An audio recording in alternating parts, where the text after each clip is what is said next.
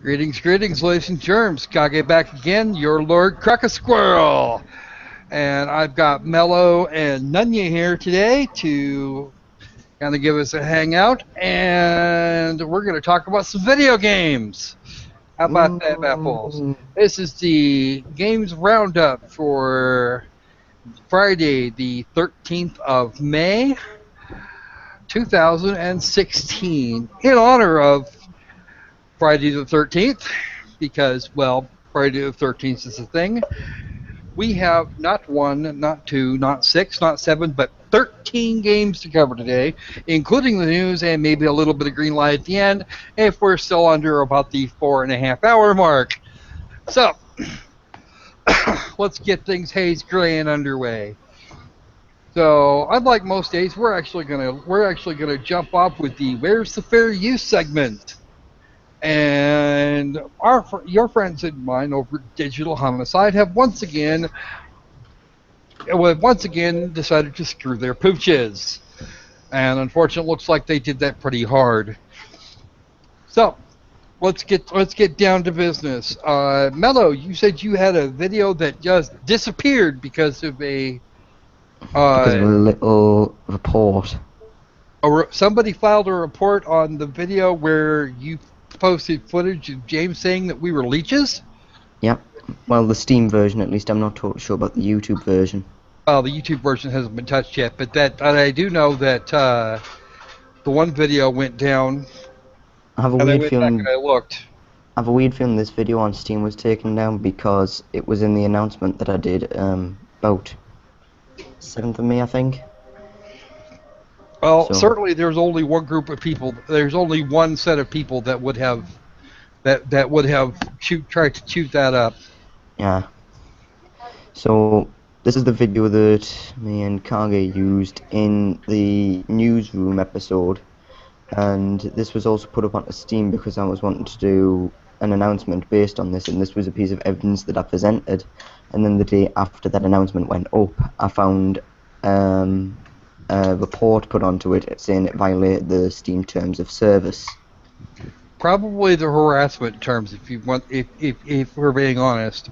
Yeah. But then James and Robert have been known to use whatever means at their disposal to do this kind of thing. I would be surprised to find out that they were not the ones that filed the report. That's my opinion. I could be wrong. Either way, it's been ditched because. Okay, looking at things, I think the YouTube version is untouched. But the Steam version is currently taken down, and I'm the only one that can view it. Oh, that is kind of unfortunate because that actually is a valid piece of that is actually valid material. Although the thing is, I think I was actually able to link the YouTube video in the announcement, so I think it's still viewable through Steam. It'll be under your name there, dude, in the group. You could. I would actually check it. Yeah, click. Yeah, go ahead. There should be. Yeah, there we are. Yeah, it's still there. Yeah, still here, viewable. It's still viewable from within the group, but it can't be viewed by anybody outside the group or anybody randomly stumbling onto Dungeons of Cragmore. What I would do personally is contact Team Support and say, hey, I'm simply reporting what they said to me. Well, I've already actually done that. I filed a counter report on them as well. Okay. Saying that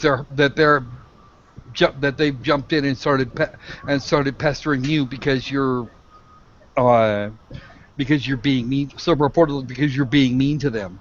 Well, the thing is, I reported a counter report on them a while ago because they banned me from the Dungeons of Cragmore discussions, which was basically what I was explaining here. So I filed a counter report where I shouldn't have been banned from the forums for criticism, and then I added onto that thread about the video being taken down a few days later. But no, this is the same shit they did to Jim Sterling, and what I find hilarious is that this is something that you undertook by yourself. You undertook this because I prompted you. Basically, yeah. I'm the one that gave you the copy of the game, or some of the games originally, to go look at. But in fact, I'm responsible for both you and Sam having some of the games that they currently have on Steam as direct parts of your libraries. Actually, well, we were responsible for Starship and Krog Wars, but I bought the DH bundle before that, so I've just about got all the games on Steam. Which ones do they have up on Steam? Are you missing? None.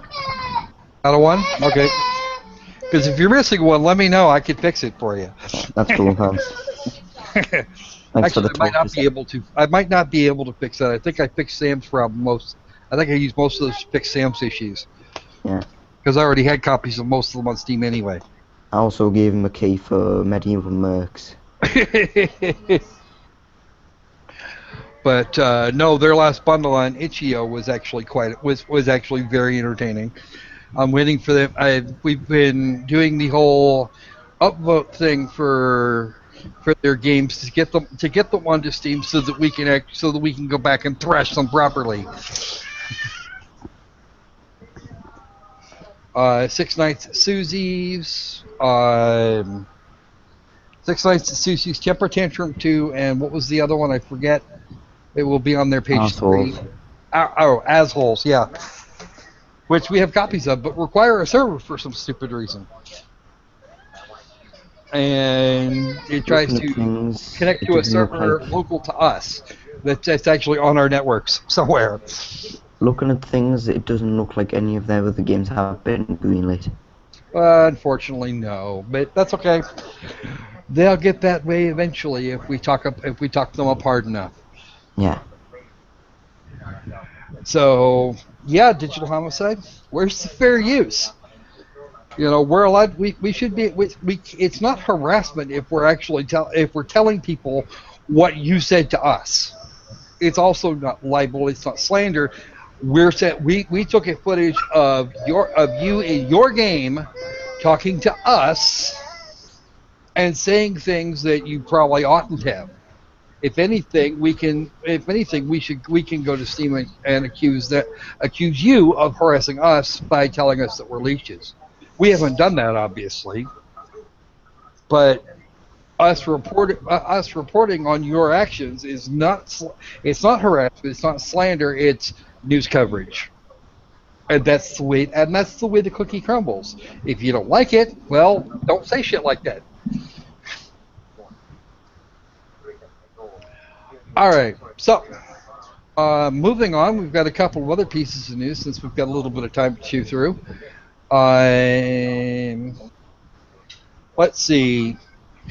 Everybody remembers, I think probably everybody that would be watching us anyway, would remember from E3 they announced a Kickstarter for Shenmue 3. Well, now it looks like Sega is going to do. It now looks like Sega is going to go about redoing Shenmue, the first two Shenmue games, in HD. This is actually a TechRaptor piece. Come on, load up. Here we go. I'll just drag this over here for right now. We have that. Okay, outstanding. Let's poke our noses into some places. Of course, the Kickstarter for Shenmue 3 was wildly successful, if I remember correctly. Yeah, it's regarded as a cult classic. Yep. Dan Sheridan, with regards to Shenmue 1 and 2 HD, of course, we would love to release these tomorrow. Sadly, it's not as simple as porting the games to the current platforms, as we need to ensure that the HD master lived up to the quality of the original titles. And with games as immersive as Shenmue 1 and 2, there are further complications with licensed products that were included in the original games. Well, okay, fair enough. There's a couple of things you could do there. One, you could slap new textures on those things. But for the king of the games that made the QuickTime event rather commonplace, I'm not really sure how you would do bad things to the games, upping new textures on the drink dispenser. So, yeah, maybe. Or you could contact, say, Coca-Cola for that particular example, and get product placement now, where you couldn't back in the 90s to early 2Ks. Um,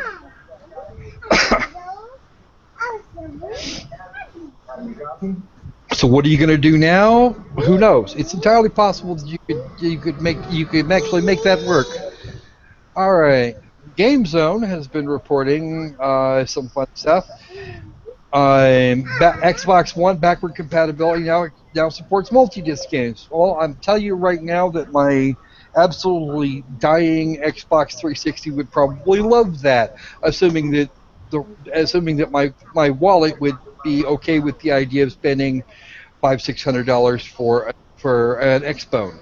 I'm not sure it would. I think it would rather see I think it would much rather see a Wii U first. Anybody else for that? Me? Because I already have my PS4. Of course, the PlayStation 4.5 is supposed to be coming up sometime late this year. Probably, it might be as early as October. And I'm Uh, totally not in favour of that.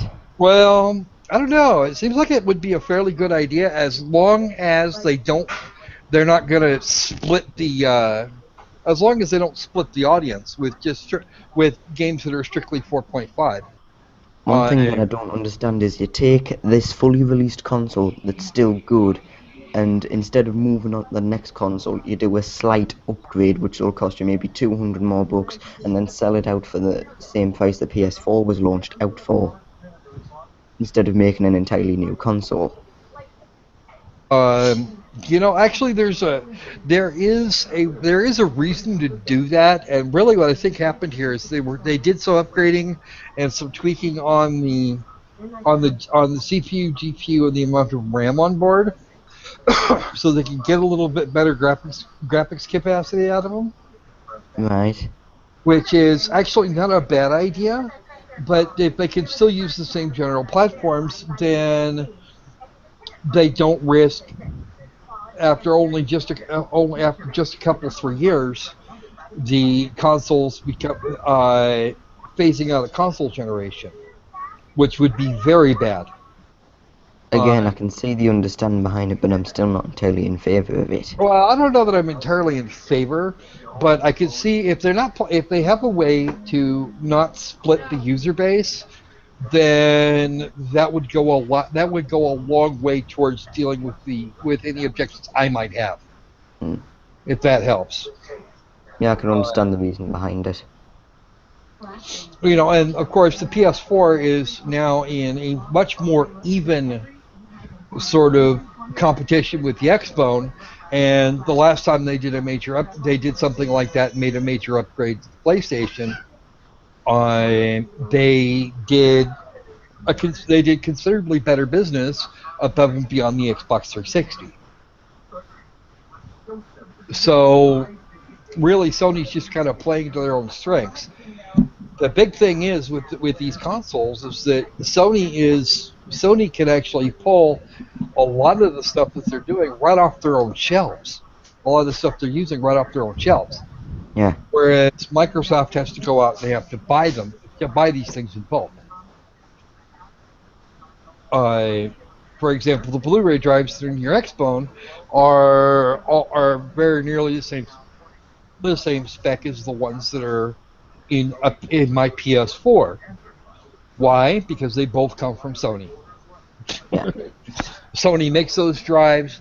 Sony makes those drives in large numbers, and they can keep making them as long as they want. So, and then Microsoft, when they went after Sony went and dove in with both feet on Blu-ray, they tried to catch up with the HD DVD thing, and it did not fly. HD DVD was just not didn't work. It turned into the whole Betamax versus VHS competition all Yeah. over again.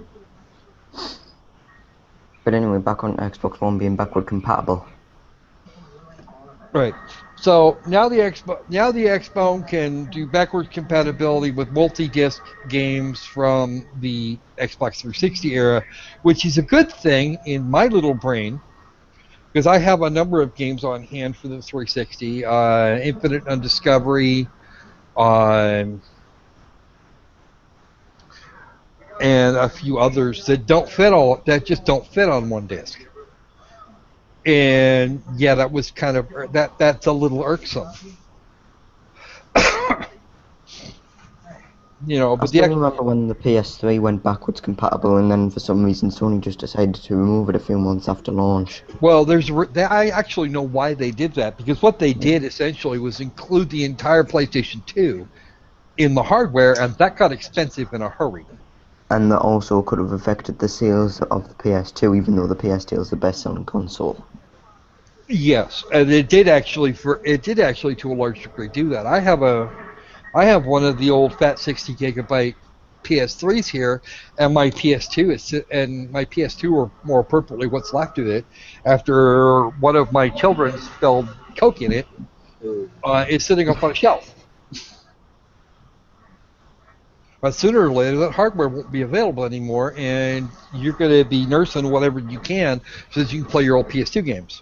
Sony's been doing a fairly good job of getting some of the older PS2 games onto PS3 and PS4, but it's a slow process, and they don't have rights for one of those games anymore. Hi there, Zax. Zax's in the chat. Hey, Zach, what's up? Long time no see, man. Yeah. Hey, and Joshua's back. Yeah, we got a huge list of games to cover tonight. That's what happens when you get three guys to do these things. I guess so.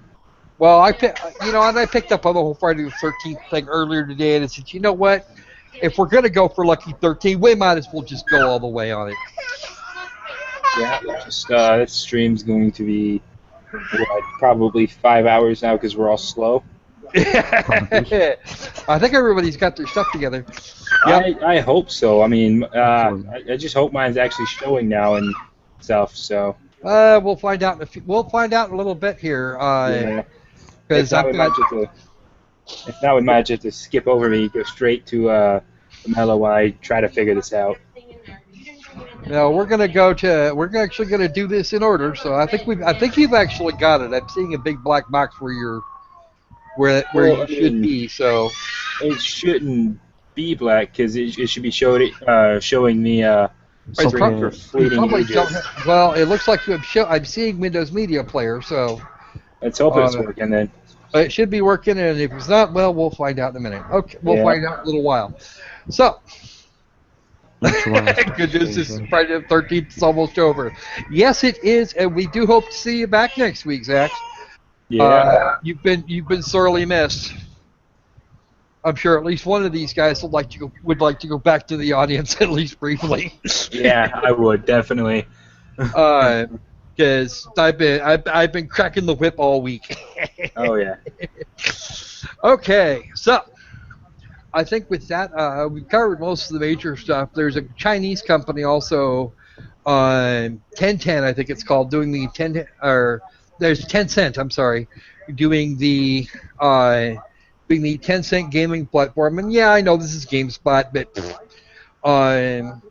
Tencent owns League of Legends developer Riot, and they've got a new console that they say can download and stream games apparently of several different varieties. League of Legends, FIFA Online 3, Monster Hunter Online, Need for Speed Hot Pursuit Tournament, etc., etc., etc. It's a Windows 10 powered gaming console with smart features designed to transcend traditional gaming. I want to see you transcend traditional gaming. Well, I don't know what you mean by transcend. That's actually just a fucking buzzword. What am I talking about? I think the only thing that's going to really transcend traditional gaming is when we actually get full dive VR equipment. Oh yeah, well that would actually make sense. China just recently lifted its ban on console gaming, so hey, at least we're getting somewhere we're actually getting somewhere. Yeah. And apparently they just got a minority stake in Epic Games, so that ought to be fun. All right, so let's move on to our next abomination. And no, this isn't actually the game we're going to cover first. The first thing we're going to see is me. Oh, you. Oh, nope, and I'm actually on the wrong piece of video. We're going to go up here. All right. This is Dark Souls 2, Scholar of the First Sin. And of course, most of us by now have seen Dark Souls, but I don't know how many of you have seen me suck at it yet. So we're going to have a look at that for a little while.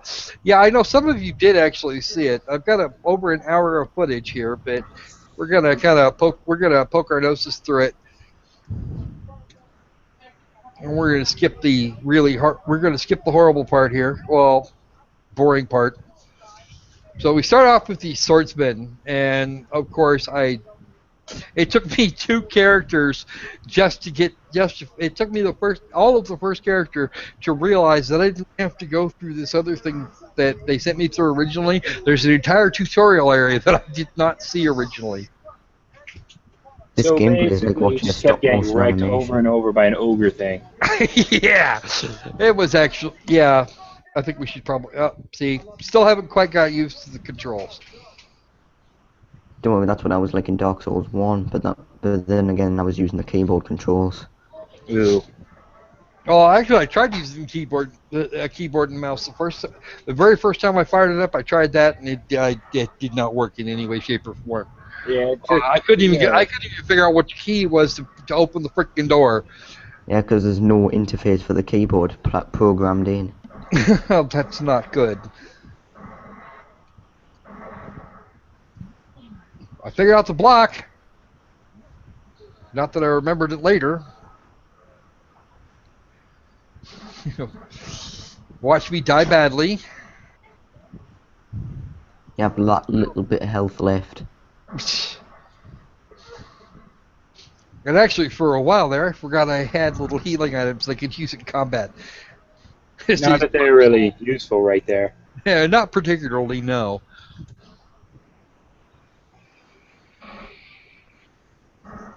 I also never figured out. I also didn't figure out for quite a while that they had a bonfire out behind their house. I didn't even know there was a behind their house until after I canned this character, because this character just, yeah, way too hammered, way too quick. Or you could have just run past him. I tried running past him, actually. I think it was the 3rd or 4th time I died. I tried running right past him, and then wound up back out in front of the house again, and I went, no, come on, really? Yeah, if you just go right past him, it ends up in a giant circle right back in front of the house. You Yeah. actually got to go back behind the house to actually get to the tutorial area. And I couldn't kill this thing anyway. I thought what I was looking for was on the other side of it, and I went, well, rar. No, it's just an optional. Yeah, I did not. You know what? I did not know that until right this moment. Nobody told me that spot was optional, and there I just walked right by my souls, or right by the little grease stain that was me. Not that you would gain too much back from it anyway, I don't think. Well, I don't gain anything back for it. I don't really gain anything back from it at that point. I don't come back to life. I'm still undead, and I still lose a good chunk of my max health. Yeah.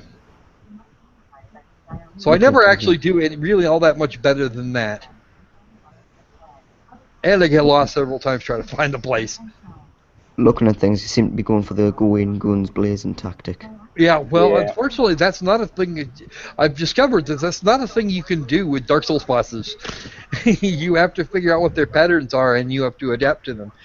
I unfortunately had no idea what the hell I was doing. It basically forces you to try and use that tactic. And I don't dodge very well, obviously. I figured out the roll briefly. Although at this point, I'm actually doing more damage to my stamina than I am the mob. Um, all in all, actually, believe it, even though I died as much as I did, I don't actually have a problem with Dark Souls. It's a little harder than I really like to deal with.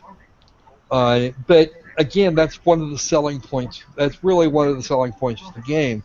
And when the suggestion came forward that Dark Souls 3 might have an easy mode, oh wow, you should have heard all the shit that flew.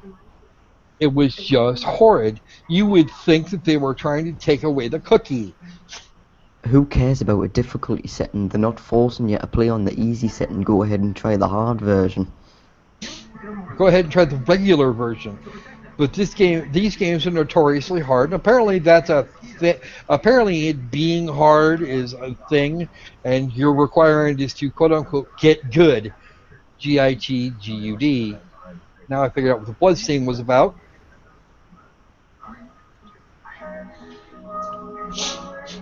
So I take this thing here gave me, what was it, 11 friggin' dirt naps?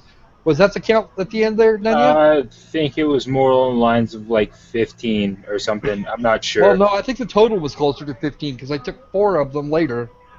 I don't know. I lost count. I think it was right along the line. I tried this damn thing 11 friggin' times and kept dying. Drinking game. Take a drink every time Kage dies. No. Alcohol toxicity bad. I don't know. I was actually kind of tempted to do that, but no. You'll be wasted in about 10 minutes. I don't know. I'm actually pretty good. And this is where it gets devoured. Period. The damn thing got hold of me and then bit my head off. I got it. Okay. What did you name your character, by the way? I don't remember. I don't think it was actually all that. I didn't think it was actually all that important. Oh, that's what happened when I tried. That's what happened when I tried to exit the game properly, and then they got mad at me. Okay, we're skipping that part. This time I decided to take the night, and so you needed to restart the whole game. I had to restart the whole game, and then I figured out that there was a back door, which was actually a good thing. Because I went from there to the tutorial area. Don't follow the ghosty thing, because it definitely it screwed me for the first character. The entire first character. I killed that character because, yeah. Because you just absolutely suck, basically, right? Yeah, it was 9 kinds of sick and wrong, and I wanted no part of it shortly thereafter. I wasn't sure what the mist. Somebody actually in chat told me what the mist was about later. Actually, it was right about now. I asked her what the mist was for and whether or not I should be terrified. The answer was to separate off the actual tutorial areas, and I went, okay, fine, I'm going. Right now they are tutorials. Later in the game they are boss fights, though. So yeah, boss fights are different areas. You should definitely stream yourself doing a boss battle. I would love to see that. Well, if you did that, I would go and get my bottle of rum and take a shot of it every time you died from alcohol poisoning by the end of the stream. No, I refuse to be. Just shit like that makes me not want to tell you when I'm going to do that, because at that point, then I might actually wind up being responsible for you dying of alcohol poisoning, and I can't have that on my conscience. If you die of alcohol poisoning, die of it on your own time, playing somebody else's drinking game. I'm telling you, man, because that's just not right. Now I'm looking down at that thing, going, I'm not going there. I don't want to face that guy down. 2 words. Fuck that. I also learned that water in this game is really bad. Yep.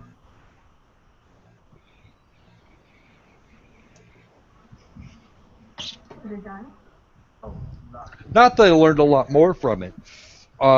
This is actually a game I'm going to do my best to play more of.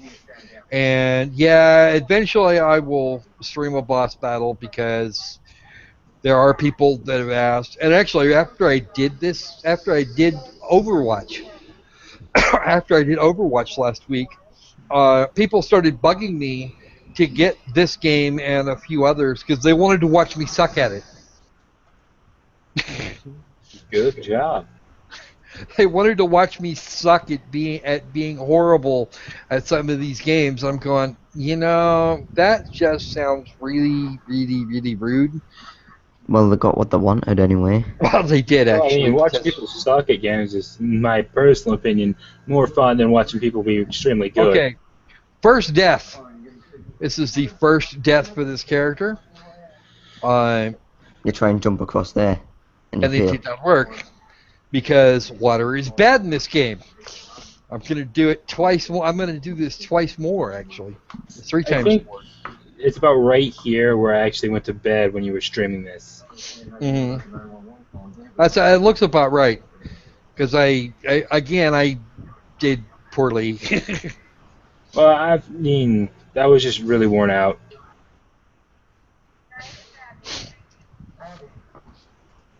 And really, all I'm going to do now, at this point, all I'm going to do is die a couple more times doing the same thing. Yeah, Mellow. I want to see you do half that well. You probably could do. You'd probably kick my ass with this game. Probably. Because I've had enough practice in Dark Souls 1. You suck. I actually should play more Dark Souls 1. I got round to the very first boss there, and then died badly 3 or 4 times. My first experience actually with the Souls game was Demon Souls on the PlayStation 3, and holy crap did I suck at that. I actually never got around to playing Demon Souls. I really wanted to, because I heard a lot of good things about it. Well, PlayStation Network had it for free a while, and I didn't. I was trying to push the magic button. I'd actually figured out which button it was at this point. I was trying to push that thumbstick in and to do the jump, and I didn't quite get there. We're going to skip this death here, I think. Okay, I still have not figured out how to get through that statue. I think it actually has to do with lighting all those sconces. Hey, Auntie, what's up? Hey, Ant-Man. All right, we missed you last night while I was streaming Doom. We actually got Doom itself running. And I'm still downloading it. It's just 55% done. I'm still waiting to have the money to buy it. So, Yeah, I guess you both are doing better than me. Well, no, actually, he's not doing better than you are, because reasons. He's actually got a share on my library, so he's actually downloading my copy at the moment. Well, at least he actually is getting to play a copy of it. So either way, he's doing better than me. It could go horribly. It could happen. The last guy here is Noneya. He's usually a chat denizen. He joined us for a little bit towards the end of the last game stream, and I figured I'd invite him back because we needed somebody else to bring some more games. I can't play 13 games all at once, so. Poor you. Come on, that's only 2 or 3 games a day. It's not that bad. It's not that hard. Well, it would be, but then I still have to prep for other streams too. None of which I did this week, and I feel kind of badly about that, but not really, because I know lovely atheist Catherine has not been at her cheerful best lately, so I didn't want to stress her. Sorry to hear that. She's started off kind of not in her happy place, and it's led to her actually being physically ill. So giving her some time to recover was a big thing on my list of shit to do for today. So I got sucked into this void of never-ending gameplay.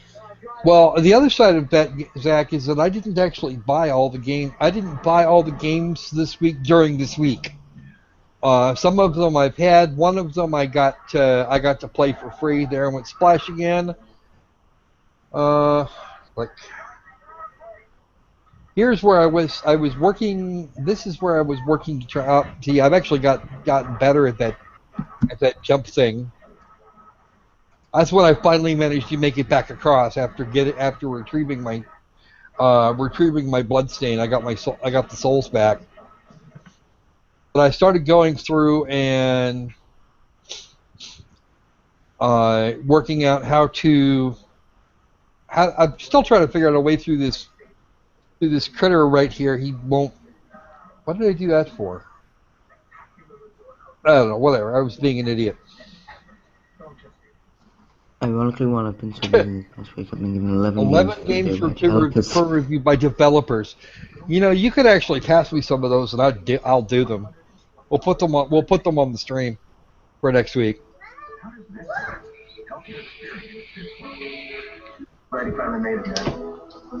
That's all right, Ant-Man. We're just watching me suck at Dark Souls for a little while. Yeah. Okay. Here was my attempt to go get all the sconces during a single torch, which actually went pretty badly since I forgot to put the damn torch away. Wait, so you know that statue back there? Yeah. And you know how you said that it was the stanzas that were stopping you? What?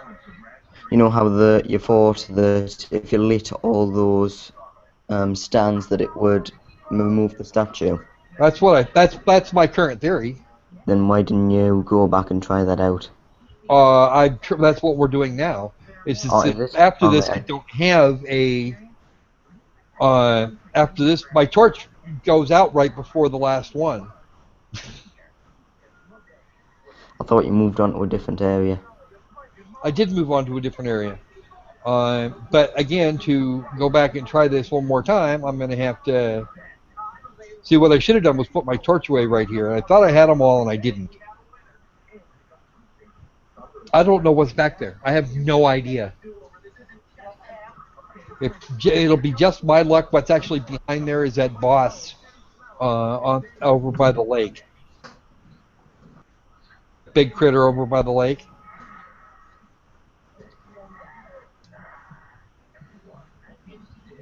Get a little further on.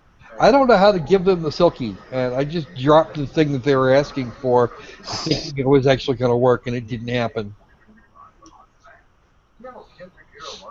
You see, I've just looked on the Steam forums to see what's behind the statue, and apparently you need an item called the Fragrant Branch of Ewww. Which is probably to do with that silky thing. Which I don't know how to get further into the game.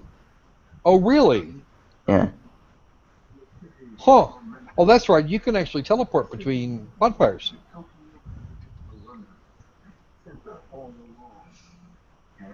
Fragments of him and Niflheim. Ooh, that should be fun. I've actually been thinking. I was actually looking at taking a look at Fragments of him. I don't know about Niflheim though.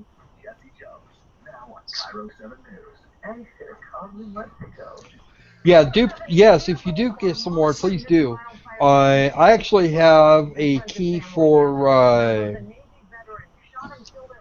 what the hell was it called? Nightmare on Azathoth that I got from the developer, and I tried playing that earlier today, and the controls.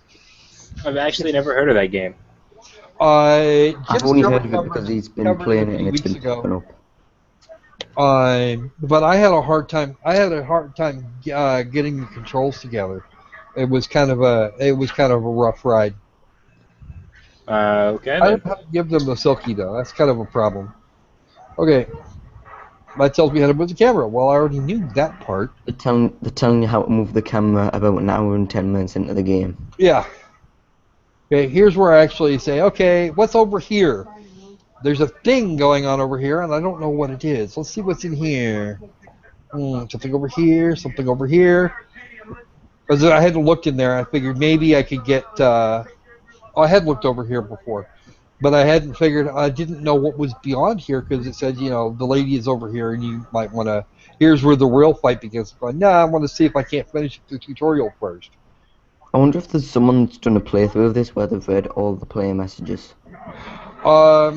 I've read most of the ones I've seen. Does that help? No, because it isn't all of them. Yeah. I don't know. I mean, Now I'm probably. out into Medulla, and watch this here just a minute, because I haven't figured out where the hell I'm at yet, and this isn't where I thought I was supposed to be.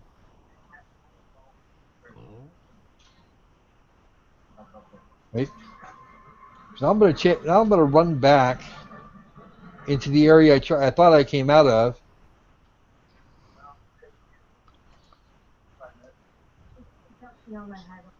Okay. Oh look, I'm still in the same. Oh look, this is different. This isn't what I signed up for. I'm still in the same neighborhood. That's not good. This is where you get wrecked, ain't it? No, actually, believe it or not, I found a bonfire. I find a bonfire a little further down. I stopped and I talked to this guy. All blocked up, you see, by this god-awful statue. Well, a god-awful statue sounds an awful lot like a boss to me, so I'm going that way.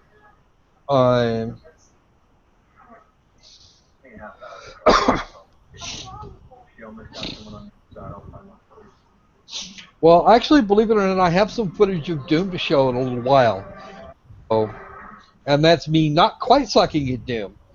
I've seen some. I actually got a chance to watch earlier. Polygon going. Arthur Giles from Polygon going over the first 2 minutes of Doom, or the first half hour of Doom, in easy mode. And man, I thought I sucked at games. All right, so I think I've chewed up just about enough of everybody's time here. I'm just gonna wander right back through there. There's the bonfire, and here in just a moment or two, I'm just gonna hire some other guy. I don't know what the ghosts are about. They're just there. Probably people from some otherwhere. And this is actually where I shut the game down. The game actually did shut down nicely on its own this time. Oh, Without that's cool. crashing. I think this is actually just where I shut the.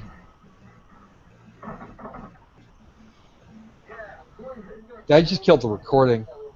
Okay. For my next game. So let's see what you got, Noneya.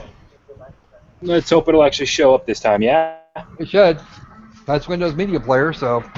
It is, but let's just hope it's actually gonna play this time, yeah? Yep. Why don't you click the play button and we'll find out. Got it. Outstanding. Say it. Fleeting Ages. So why don't you tell us what this game looks like? It's sorry, it's basically like a just stretched textures everywhere, but in any case, it's a survival game where, by the way, this loading screen takes like 2 to 3 minutes just to get into the game. Anyway, it's probably one of the worst survival games I've ever played. It's the day and night cycle is just all screwed to hell and back. You probably about two. It actually, well, the first time I played it, it took me about 5 minutes just to learn the inventory system because of how badly implemented it is, and it actually lagged out the first couple of times I tried to record it simply because of about 2 minutes into the day into the game, probably about 40 to 50 things just spawn randomly at once. So you'll have like 3 to 4 pack of wolves and 14 to 15 bears. Some boars and like sharks just spawn like crazy in the water, which is actually doesn't show in here because for some reason I couldn't get them to spawn.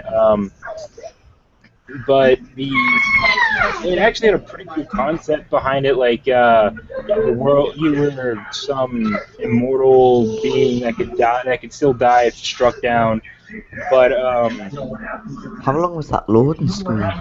like I said, it was probably about 2, 3 most. Because right now it's 5 minutes something into the or not 5 minutes, but Two probably about minutes. 2 minutes into the thing. But the I just it's I can't even talk about it really. It's just so bad.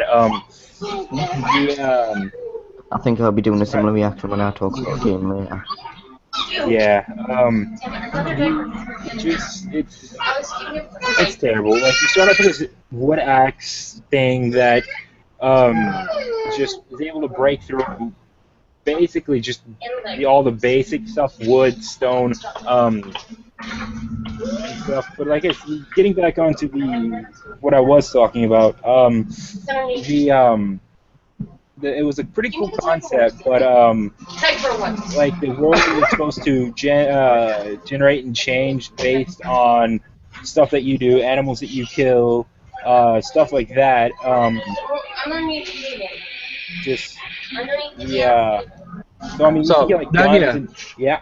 if you'll check the chat real quick, Zax is asking, is it worse than Servius? It is much. I would rather play Servius than this. Is it by Very any much. chance worse than Island Light? Island Light. I honestly have not played that game, so I could not tell you. Alright. That Sorry about game's that. terrible, I'm telling you now. I don't know. Certainly no Minecraft, that's for sure. Oh well, I mean, either way, man. Like, I mean, I think I would rather go out and play. I think I would rather play. What's that one RPG game by Digihom? Oh God. Medieval Mercs. I think I'd rather. I think I'd rather play that than this game. In all honesty, I really would. Like, it's just because I mean it's a single player. I mean you can get guns and everything else with it. Society, like over time, societies develop. You'll start seeing humans and stuff. But if you actually wait a little bit in, you can actually tell. Like the little red cursor right there will actually I'll move it from side to side along a tree, and as soon as I start chopping that tree, right if you would where I was moving that cursor side to side, where is exactly where the little chop animation happens. Because when the guy made it to where he blurred the texture of the tree right where it chops at. So what is the name of this game again, Noneya? it's called Fleeting Ages. It's like a single player survival game where the world develops around choices you make in the game or something. I think this is actually a tree. You can actually see the blurred texture right there. So, yeah, and then even with the crap recording, you can tell the blur. Oh wow! Yeah, really faceted. Yeah. I'm currently debating whether this or Forsaken Uprising is the worst survival game that I've played. I I've don't know. seen some How really much, bad survival games. Yeah, how much is Forsaken Uprising cost? Like It's 99 cents. This game is $10. Holy crap! Yep. What a stick! The game was so bad that I actually refunded the game. It's actually storming right now, and quite frankly, since there's no options for like audio, graphics, well, I mean there is, but it's just not it's very poorly implemented. Like this sound, like I had to play most of this game with my headset partially off, just so it didn't just damage your hearing. Because, yeah, the crafting it's okay. I mean, it's as simple as crafting interfaces can get. Yeah, okay, if you actually see here in a little bit, I'll start switching character views and all that, trying to figure out how I'm supposed to switch to my other weapon. It says it says that it's a scroll wheel, but I tried that and there's just no way it seems that there's no way to be able to switch to your secondary weapon or a tool. Try the numerical keys. I did try that, yeah. I basically went through almost every button on my keyboard to try to switch weapons. Even Forsaken Uprising had a quick weapon switch. Yeah. As you can see here, I can actually figure out what tool I need to mine that rock right there, which actually turns out to be coal. Here in, I think, somewhere, hold on, let me see if I can find it. Alright, well here's where I actually start using the stone pickaxe to mine that other rock. So, I mean, at least they got that right. At least. See here now. Let's see. Zach says, "Wow, and people have positive reviews on this game. Something Yeah. doesn't feel right. Came out 10 days ago, but 2 positive reviews are approaching 100 hours of game time. That tells me that these people have been playing it since before its release, at best, Yeah. and either got special keys are really fun from the developers, or money, or something, because this is absolutely freaking ridiculous." Yeah, actually, I actually had to stop playing it because as soon as night comes, because the night's so dark you can't see anything, like at all. You literally can't even see the ground underneath you. But I sat there and I actually had like a little timer on my phone, and I just sat on top of a rock, like the one over to my right that I was mining around. So, because animals just don't aggro you when you're up on a rock because the AI is terrible. And I sat there for probably about 20 minutes, and it was still dark. Like the day-night cycle just would not change. Because Here you in a had little bit. Probably because you hadn't gotten killed enough yet. I don't know. One I'm thing, trying to right now. I'm trying to actually find where I take and go out, and it's actually coming up here pretty soon. Like here, basically right here, I'm about to fight a wolf, and then right after that, I'm gonna go after what I think is an elk. Right now, I'm actually trying to get sharks to spawn, because probably about 25 sharks will just spawn in a little bitty group, and just like they just float around the water, like they have almost no movement to them at all. They just float through the water. Well, anybody who's ever seen anybody who knows anything about sharks would know that that doesn't work. Sharks have to keep moving or they drown. Yeah, I mean, sharks will just sit there and stand still too. It's bad. Here's the wolf. The animation for it's terrible. I think I get bit once by this wolf, but like I'm just it looks like I'm just kind of just flailing my arm out with like very little force to hit this wolf. It's pretty bad. This is combat, and then the looting system's right here. Like you gotta drag it over, and then you actually have to select how many you want to drag over. Even if there's only one, of Even course. Yeah, even if there's only one, you have to select it and then hit the OK button. Well, that Here, looks actually, like an elk yeah, or some this is sort of deer. yeah. Yep, that's a Well, deer. I actually start killing this, and but I find it funny how a human can outrun a deer. Yeah, that's actually not possible. You don't do that. Yeah, Why you can would you actually hunt a deer with a club? exactly. It's, I actually in get some fact, raw meat from it, so I love if you look at the human shadow, you actually get to see the running animation, and it looks terrible. yeah, well, and then everything's pretty bad. it's completely androgynous. It's got the shape like a female, but it's got a walking gait like a man.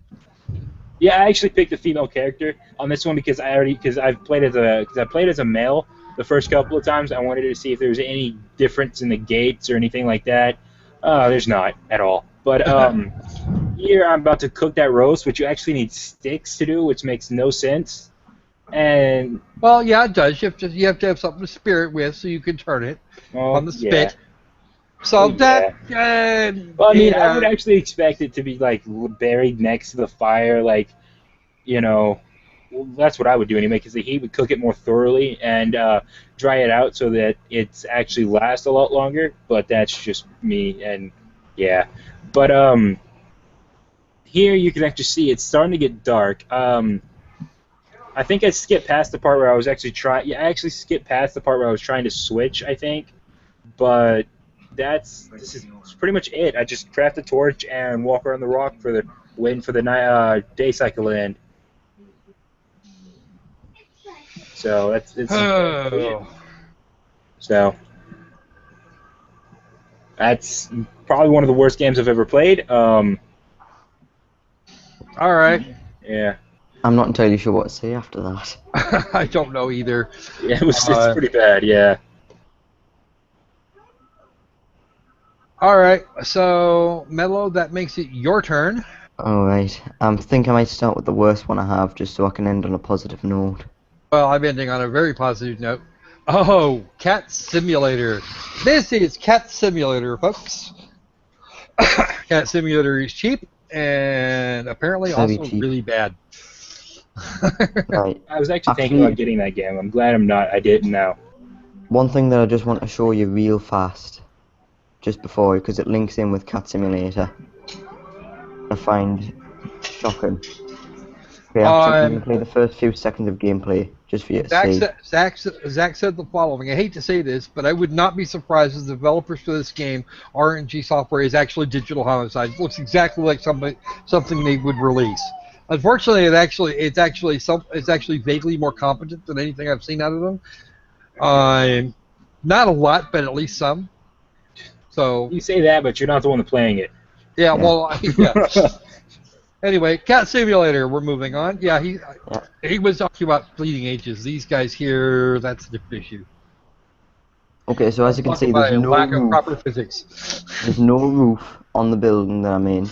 Ooh, nice skybox. And apparently the whole point of being a cat is to knock objects over. And hunt rats. I just want to ask real fast, does anyone in the chat own a cat? Yes, actually, we have a cat here. Okay, now what does your cat do? Sleep. Sleep. She sleeps. Does it knock things over, chase rats, and run around jumping on top of barrels? Actually, mine does. Yeah, mine jumps on top of everything. My cat's. I've got an old grandmother clock in my living room, and my cat's actually jumped on top of that, knocked it over, broke the glass out of it. For that, my wife's cat would probably die. The first time she knocked something out, she had a very short flying lesson, and she didn't do that after that. Oh yeah, my cat had a rather, probably slightly longer flying time, because I threw her out of the living room from the other side of the living room. But so this is basically the whole game. You just run around, knock objects off of the tables, and get points. Yep. Oh look, I have cat-like points. 655 of them at the moment. Woohoo! Yeah, oh, took up the chandelier. I'm scared. Yeah, you should be worried. That? And look at that glorious skybox. Yeah. One Too bad thing that you're I in an want to point indoor out is... environment. Did you one thing I find want any to rats point on out this trip? Pardon? Did you find any rats on this trip? Yeah, basically there's just 4 rats on the map. They don't respawn. What? There's 4 rats. There's 2 upstairs. There's 2 downstairs, and they don't respawn. How rude. So there's only a certain amount of points that you can get as your high score. I assume this is OBS. It's like interfering with your computer here. And Yeah, I'm not sure what was going on. It was fine a few minutes ago. Well, as fine as Cat Simulator can be. I don't know. I haven't actually tried Cat Simulator yet. I should do. If I don't only think I'm to wasting my time. get something a little better in terms of footage. But that's just you. This is gross. Only get it if you get it from my library and you don't buy it.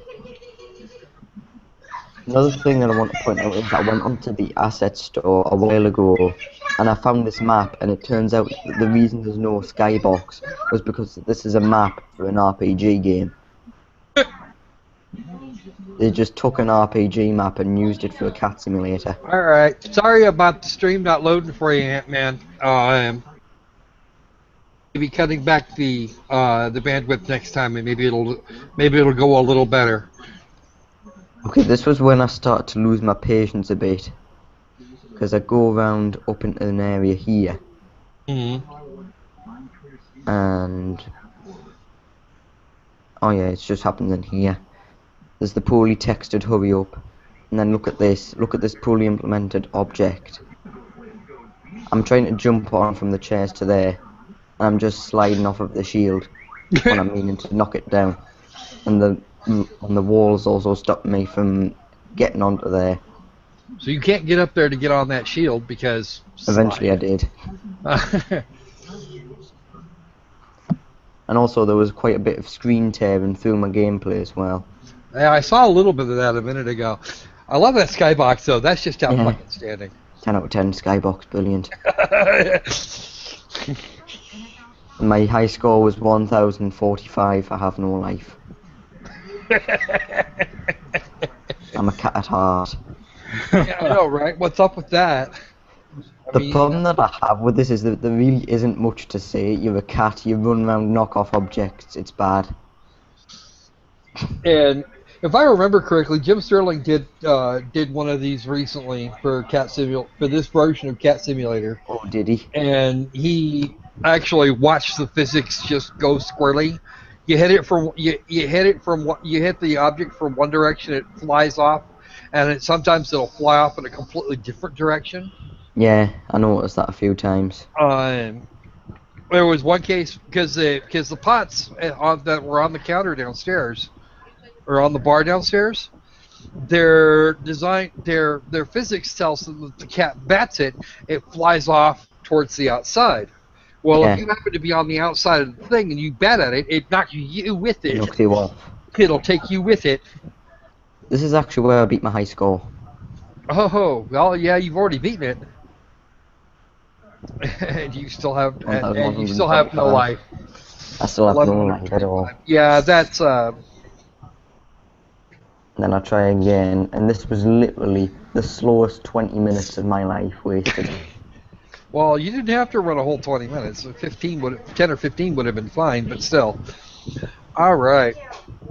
So, what do you guys think? What would you rate this if this is what you had to work from? I was gonna write a full review on it, but I couldn't really talk much about it. Well, it doesn't seem like there's a lot to say about it, to be honest. No, You're not going to shut off and building up score, and you eat a couple rats and you're done. Yeah, that's pretty much it. You know, I mean, you've got a 5 or a 10, you've got like a 5-minute timer that you have to obey. yeah. What's the chat saying about this? Ant-Man said the Steam doesn't want to load for him, so he's gonna check us out later. He's gonna check it out later. Okay. I think watching paint dry might be more entertaining than this. Well, you know, actually, there was a game for Watch Paint Dry, and it got launched on Steam for no reason whatsoever, and yeah.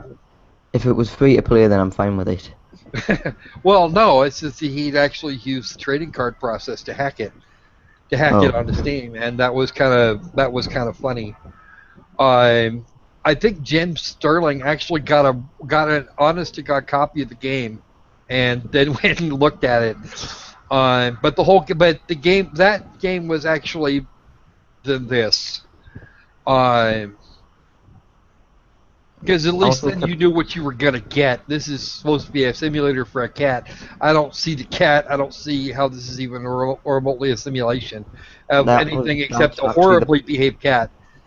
That's actually the point I was about to bring up. You can't hear it, but every so often there's a meow sound effect. Oh god. And that's the only reason which made us think that this is a cat simulator. You could literally just call this baby simulator and then just throw in Google Gaga sound effects, and it would make no difference. I don't know, if they called it temper tantrum, it would probably be a lot better. Yeah. Oh, I went there. You went there.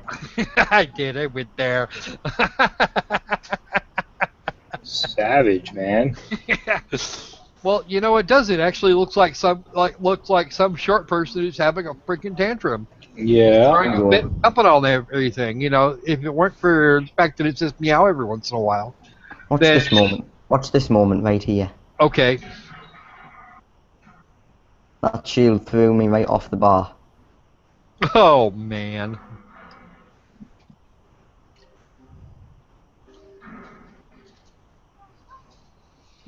And that pot just throws in the complete opposite direction.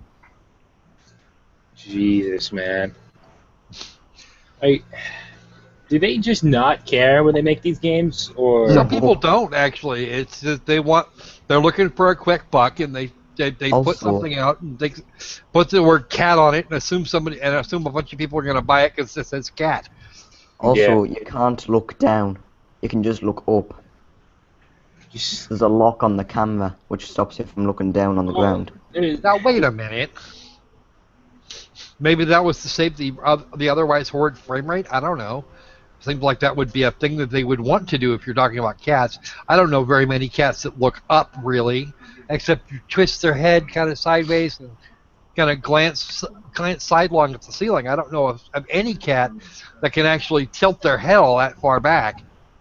Uh, Most four-legged critters can't.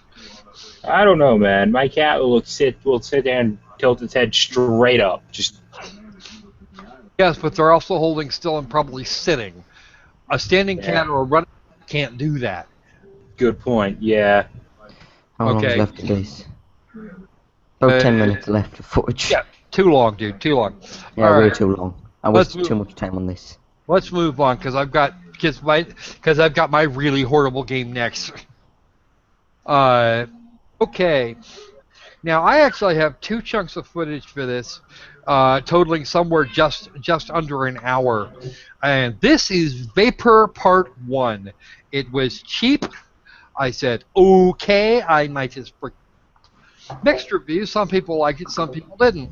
Well, I failed to see how we got mixed reviews. Let's have a look. Oh yeah, I remember this game. This is the game where you streamed not too long ago and you couldn't figure out what to do with the statue and door, right? Yeah, that actually turned out to be a whole different thing. Oh, here we go. I like this bit. Scalpova Jack Games will not be liable for any damages, injuries, or offense taken while playing this game. Play at your own risk. I will be honest with you, this is the best part of the game. Really? Watching the epilepsy The on absolute screen? best part of this game, right there. And you have to tap Y or N if you want to continue. Nudity, violence, and coarse language. Of course, they spelled coarse wrong, but yeah. Did they by any chance put that warning up on the Steam page? I don't think they did, actually. Let's have a look. Then why ask for money with warning people about epilepsy, and then people who have epilepsy load up the game and then find out, oh, can't play this because I'm epileptic and I've just wasted $7. Well, 2 actually. Let's see if their little warning is in the... No? I don't even see the description. Let's see, recent updates. Oh, it does say that. In the About This Game section, it does actually say those things, and that's a thing that I did not see in the description originally. Well, Nope, it just says it is age restricted to 18. Okay, so we'll let this run for a minute. Okay, now we're going to see something here in just a little bit, because I actually had to quit here because the original run didn't go anywhere. Oh boy.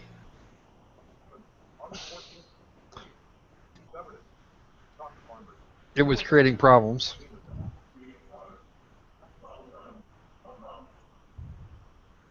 Okay, so we're looking around to see what the presets look like, and this menu system they've got here, it's really twitchy. I mean, seriously twitchy. It's got real problems. Any kind of movements in the mouse, you've really got to work around it. 1 sec, guys, and I'll be right back. I'm just gonna make some coffee. Okay, have fun making your coffee, and you've got a few minutes anyway.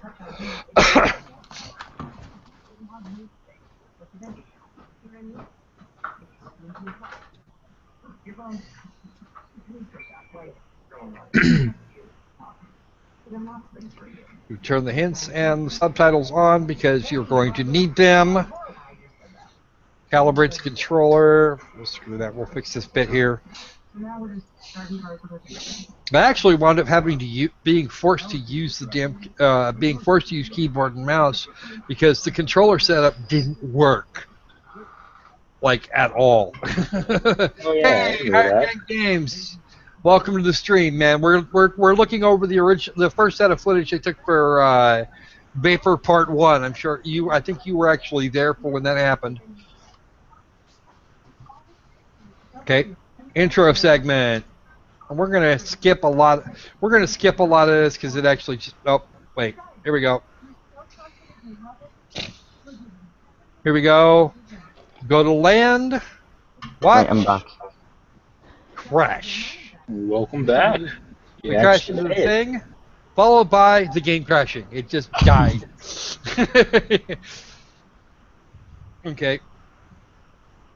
Okay, back to the best part of the game. And I'm having to readjust some things. No save on the game. I heard good. Can't get anywhere. And now it refuses to do a lot of to do its loading thing. Now, here's the part where I had the biggest problem. Feel like shit? Yeah, well, okay. You're welcome to feel like shit. Honestly, your joints look like they were rigged with a rubber mallet. Check the controls.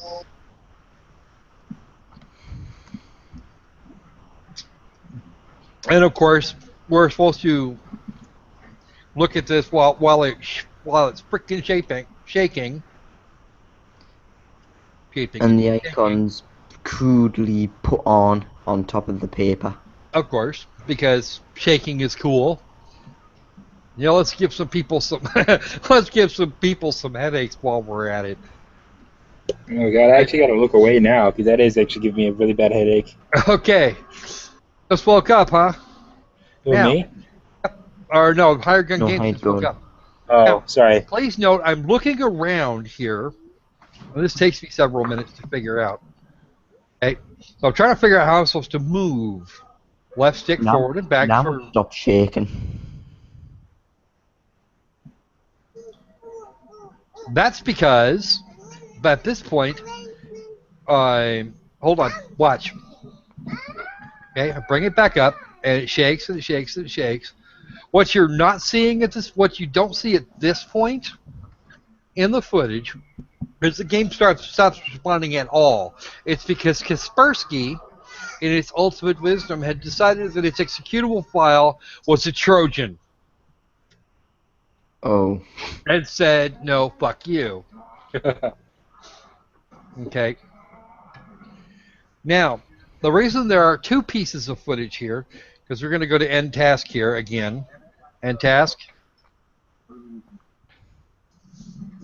And it doesn't close. It doesn't do anything. It just sits there. But I can't switch to anything that isn't running around here. Control's not working. Can't use it on... Mouse doesn't move at all. Can use it on the menus. Yeah. Awkward controller movement. Yeah, he actually had better luck with controllers than I did. This thing's supposed to have full controller support. But this game also kicked the living as bad as this looks and as bad as this plays. This game kicked the crap out of my video card. It did more damage than Doom, and that's saying something. Talk about badly optimized. Very badly optimized. Like no optimization. And this isn't an early access game. This is a full release here, people. Jesus. When was this released? See, there's the alert. See, here's the alert window right here. Kaspersky has already declared it a virus. I had to completely reboot my computer, and then shut it down. And then shut down Kaspersky the second it reloaded to get the game to work again at all. Well, that explains why there's two pieces of footage. That's why there's two pieces of footage. I had to reboot. I had to completely reboot. Oh man. And this is about the time I'm saying, you know what, screw this, I'm just going to reboot because I cannot get this out of here. This screen here is just plastered, and I can't really get behind it very well. So either I accept this as wallpaper or I reboot my computer. Okay. Now. And here's where the reboot's going to start, right there. That's when I switch it. Okay. Part 1, attempt 2. Part 1, attempt 2. Now, I finally got the game running again because I shut down Kaspersky to even get it to run. I had that problem with another game not too terribly long later. And Kaspersky tried to get this one again.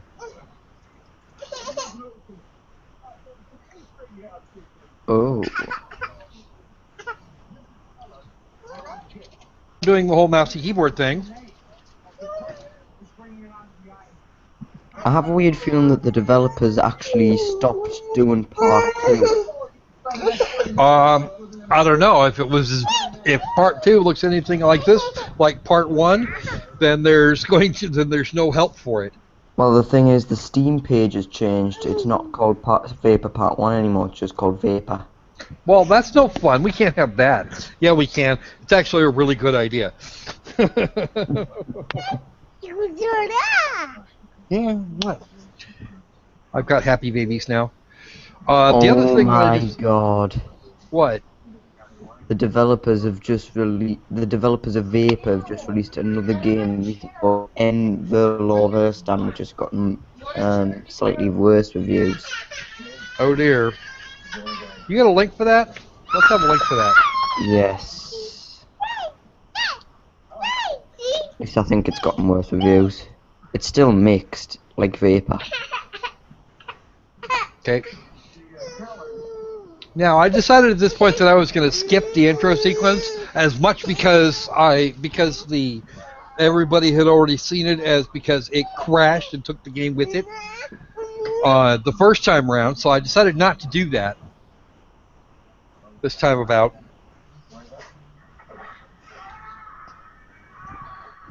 And of course, it took forever to freaking load. There we go. Now we're actually going to see what the game plays like. Okay. Still got that, because I've actually killed the Xbox controller at this point.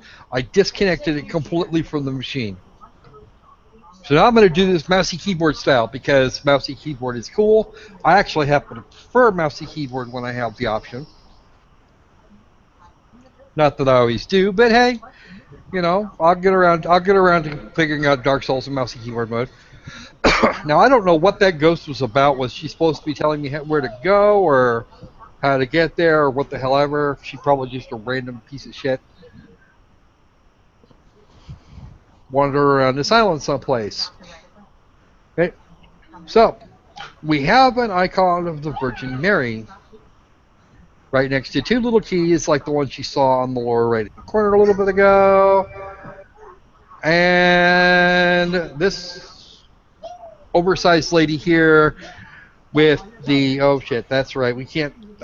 Yeah, YouTube's going to get mad at me if I show that too much. Your doctor may blood test before and during treatment to check your pulse. If you have kidney problems, a lower dose may be prescribed. Side effects may include upper respiratory... But yeah, this texturing job they've done here, it's like this everywhere.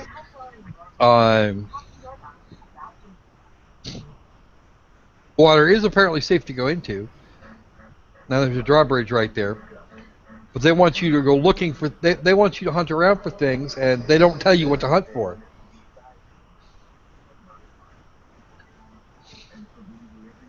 They don't tell you what you're actually looking for, or where, or whatever. As it turned out, there was a whole different area. If I went the other direction from the bridge, there was a whole different area. Oh, here's one that drove me back. Here's one that drove me bonkers.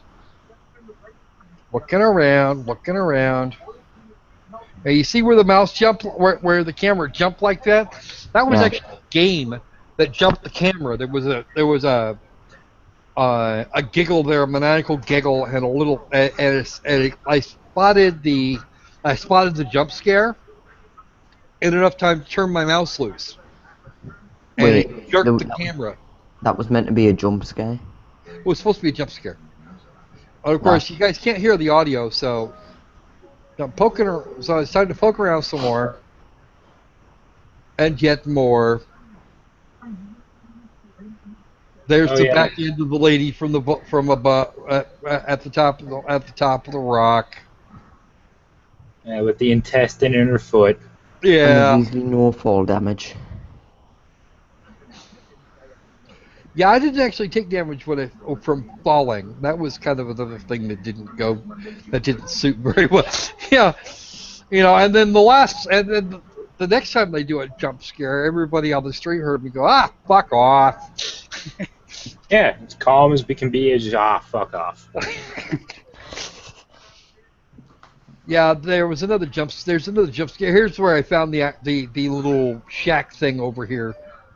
And by this time, my GPU is already running at like 95 plus degrees. Seems to be locked. Well, okay, it's locked. But there's something here that I'm supposed to get to, and you're not helping. You're doing a Santa Claus there. Yeah, I tried really hard to get in there, and I don't think I ever actually made it. Or did I actually make it at one point? No, I didn't actually get in there. You could have sworn you were inside the building at one point during the stream, though. Oh, there's the jump scare question. It's like, come on. That lightning was meant to be a jump scare. Yeah, that was actually some dude's face. What's horror come to? Huh? What's horror come to? I don't know. I don't know if any. I'm really getting the impression that nobody understands what a creepy is anymore. Yeah, I know. Like, or the all whole these horror horror genre. environments all seem to be trying I to did copy get in each there other. because I actually wound up having to kick this door in. Yeah, it just seems like the whole horror genre at this point is just failing. Well, and there are ways to do horror, and this really isn't it. Yeah. Oh, no, I just spotted it.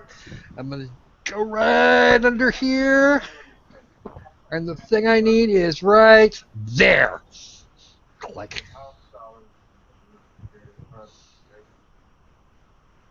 You need to get more strength. Search for another crystal in this area. So I went there and I saved. I did a manual save over the other. Oh no, I didn't. I went to slot 2, which still required 2 clicks.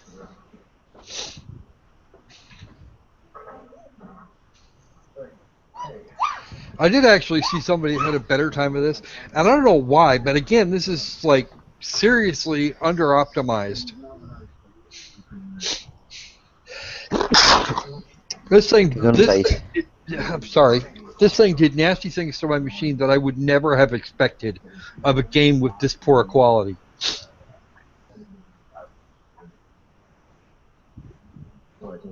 And there's the other crystal, by the way, and that chest over there. But I have to jump from here to there, and I failed to get there the first time.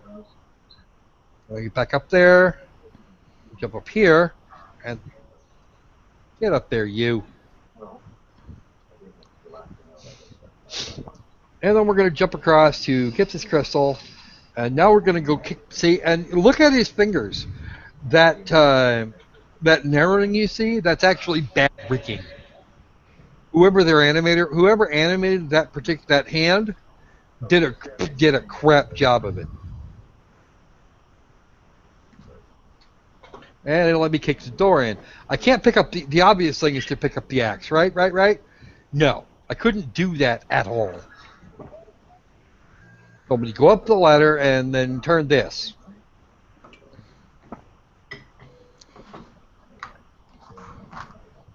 Because a beating human heart is a cool thing, and now I have to go back down because there's a book on the bed that wasn't there a minute ago, and now I have a fire spell.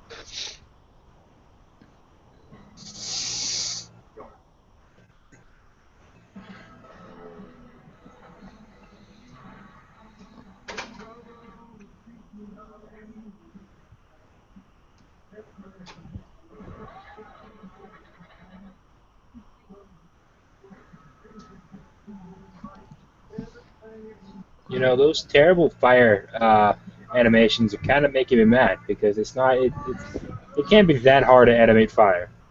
No, it's not actually all that difficult to animate fire. You just have to get it to kind of look right, and that looks like it was actually filmed. Got somebody. I think Zax's Steam logo would actually look better animated than that. Yeah. Even if he put it up there as static.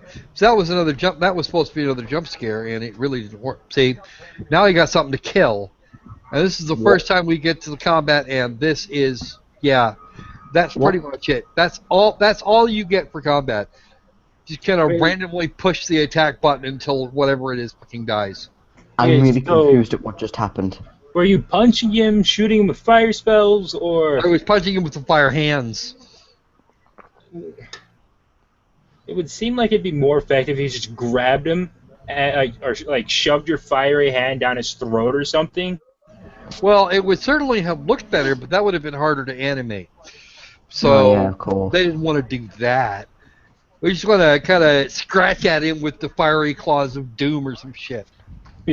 Yeah, fiery, poorly animated Oh, and the hand of booted doom. and the booted foot of mass destruction. Yeah. Well, of which I only have one because I only ever see one. Only my right foot is ever. Only the right foot of the character is ever visible. Other than these hands like this, and well, yeah. Okay, so somebody finally caught that on fire, and this is about this. Here's about the time I start really looking at my GPU meter, going, I need to do something about this. But they never did figure out exactly what to do with that statue. I did actually look it up a little later, but it was I couldn't bring myself to do it. Okay, to go back into that game and play it some more. It's 66 minutes of pure torture. 0 of 10 would return it if I thought I'd get anything out of it. Yeah. Okay. My turn, I take it. Yes, you are next up. All Okay, right. what do you got for us, Noneya? I have got Tube Tycoon, which is actually a free-to-play because I'm broke. It's You got that one off of Itch, yes? Yeah, Itch.io. It's I don't I was really know. actually debating doing this game for the roundup as well, but I Oh, I'm decided glad. against it eventually. Yeah, I'm actually kind of glad you didn't. That would have been a little awkward. No. What would have happened? You guys could have had a nice chat about it. Yeah, We would run both pieces of footage and actually chatted and had a chat. yeah. I want to say this is probably a simulator. I honestly don't know what to call it, but I mean it's basic. You basically start a or a YouTube career on here, and you've got to manage your money. You've got to upload like games or like videos and stuff like that. I think here I actually go for vlogs. I think I go for basic vlogs, and that's what I start uploading. Well, you can So do either, can't you? yeah, you can do either vlogs or games. I just decided to do vlogs. So You can also do games and vlogs at the same time. yeah, I know that. I actually do that. I think I actually start doing that after I level up. I start doing games because money was running out and I needed something else to get more views from. So it doesn't have any sound in the game at all. So you actually have to like come up with your own sound when playing it. That's always fun. But you When only I get was like playing this, I actually just got YouTube up and then just listened to music while playing yeah. it. Yeah, that's Best exactly time. what that's basically what I did too. But anyway, you can actually see further in. This is basically all it is right here. So you can actually see further in, though. I think you can actually. Let's see here now. Let's see. Bam.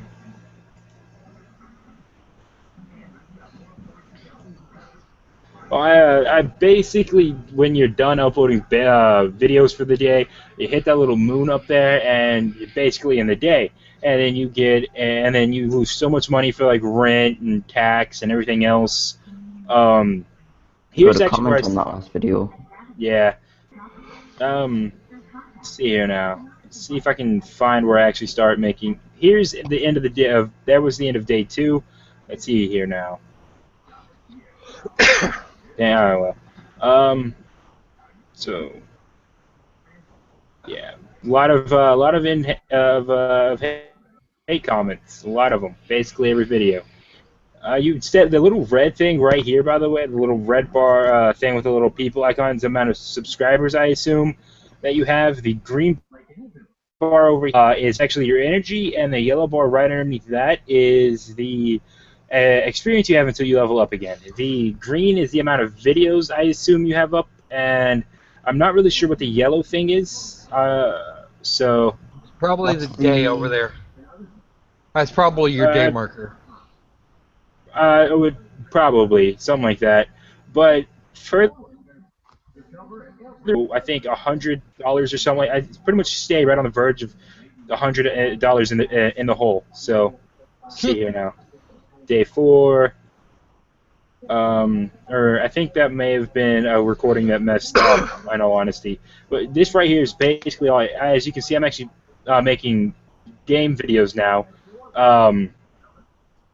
for, of course, views. It seems like whatever you start off on, though, you get more views doing that. So, Well, I don't know. apparently doing Let's Plays and React videos is big business on YouTube. Yeah. Well, I mean, for me, the vlogs actually worked out much better than games. I would always get more views on the blogs than I did the game videos. Yeah, that was the case for me as well. I'm not sure why, if it was just Yeah. programmed for that or something. Well, probably Yeah, I don't know. Like you're I not said, going to spend money on a vlog, but yeah, actually investing money into a YouTube channel does tend to yeah, net the occasional result.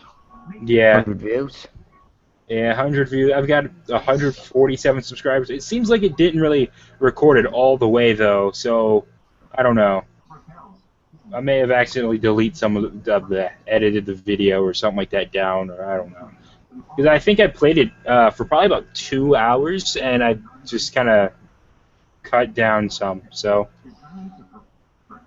To I some guess I people, this might not look fun just because it's looking at stats and menus, but trust me, it is fun. Oh yeah, I had a blast with it. It's just for me, it got boring quick. Like about this time right here where I was doing this, I was already starting to get bored with the whole game. So I mean, it's a definitely, but as you can see, it actually ended there. So, Okay. but I mean, it's a definite time killer, but only for a short time. It's still worth it because it's free to play, and it's actually Yeah. coming on to Steam next month. Oh yeah, Which will well, be I mean, which will be fun too. yeah. Um,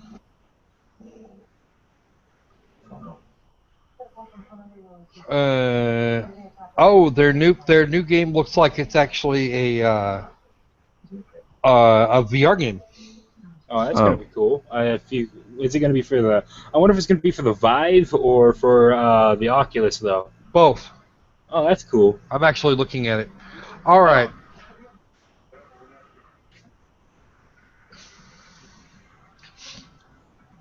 Am I the one that's up next? Actually, what's going to happen here is that I'm going to start swapping off because you guys only have a couple games left each.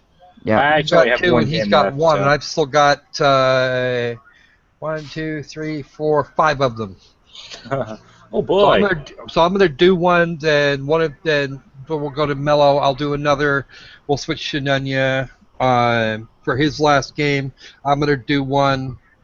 Then Mellow, you will get your last game in, and then I will finish up. Then I will finish it off. Finish up that segment. Right. So let's move on to the next. Let's move on to our next abomination. This is Corgi Warlock, and holy crap, this game is much more fun than it is than. This is more fun than a bundle of Corgi puppies. I actually enjoyed this game quite a lot. It's even got a little story that goes with it. Doesn't really interfere with anything. Real threatening king right there. Oh yeah. Well, he's not supposed to be threatening yet. He's just Threatening there. really silly. The Bunny King was killed by a powerful battle demon. The Bunny King foolishly made a deal with the demon returning from death to lead an army of evil. And I played this one with a controller too. Actually, it seemed like it was actually an easier thing to do. This game was actually I've been sitting on this game for a couple of weeks now, just because I was waiting for the right time to pull it. Okay, and of course they give you the keyboard or controller. If you keyboard or controller, it's a little platformy shooty thing. Maya the Corgi Warlock. Actually, believe it or not, Maya the Corgi Warlock is actually a real dog. It's the developer's Corgi Maya. That's cool. What was this game called again? It's called Corgi Warlock. And unlike a lot of games, it is actually 1 to 4 player co-op. You Wow. can actually plug 4 controllers into your machine, and you got all your critters down here at the bottom. That's cool. You got Maya the Corgi. You've got a pug, the pig that we just saw over there, and a fish, the fish sorcerer. Oh, I can jump up. There you go. Now I light the torch. Oh, cool. This game does not screw around with things that you don't need. It is more than happy to just go on about its business. In terms of the art style, yeah, it's consistent. I'm okay with that. I mean, it's a nice little fun, cartoony art style. I mean, there's nothing wrong with that. Please note the next time I do this. Here, watch this. See that? Corgi's head. Yeah, dude, that's cool. No, that's the whole corgi. Oh, really? All I seen was the head. That's the whole corgi. Here, I'll give you another look at it.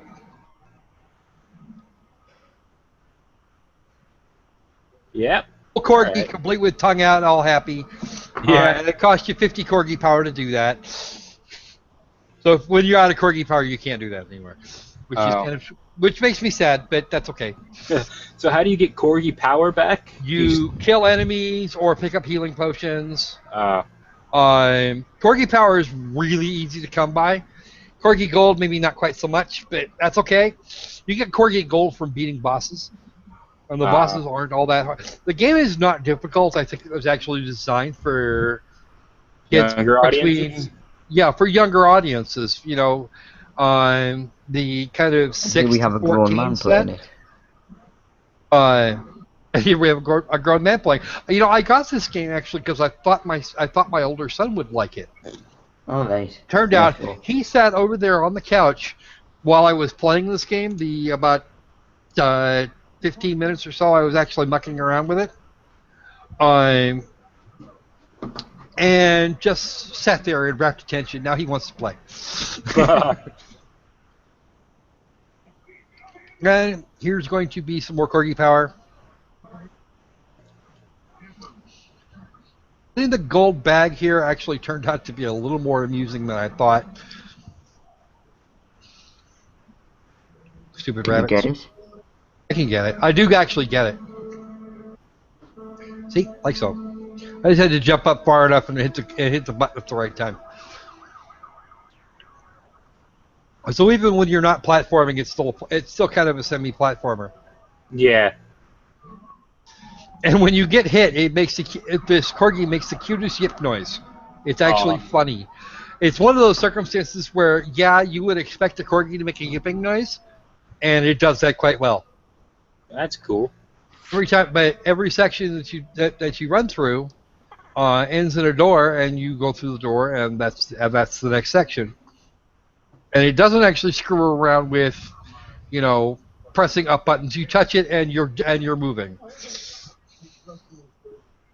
Okay, I'm actually gonna buy a couple things here. The bat queen never told her to keep attacking our village. It kind of sucks. Well, I can imagine why that would be. These strange floating potion bottles heal you and also give you corgi power. My mom told me that. Okay. The little pig seems so excited. I know, and it's, you know, and I don't actually object to cute games. I never have. And this game not only has competent jumping and shooting, some halfway decent platforming. It's not, you know, not totally brilliant, but it does actually fly.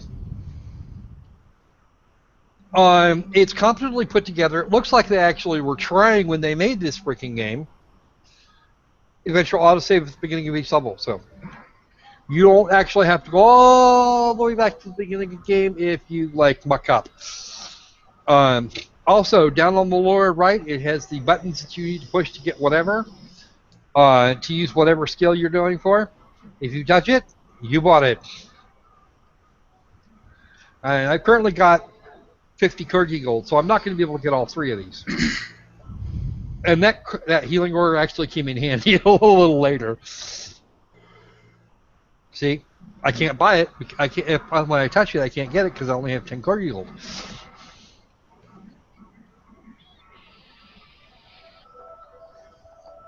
And it tells you exactly how. This guy here, I think he's actually used to a PlayStation, but he had to program for an Xbox 360 controller. So he does occasionally make that mistake there. But as errors go, that's so minor as to be irrelevant. Oh yeah. Oh, Chapter 1, The Cave of the Bat Queen. The prologue is now over, and so is the honeymoon. Lightning is usually more effective against groups than Corgi power. Check it out. Wow.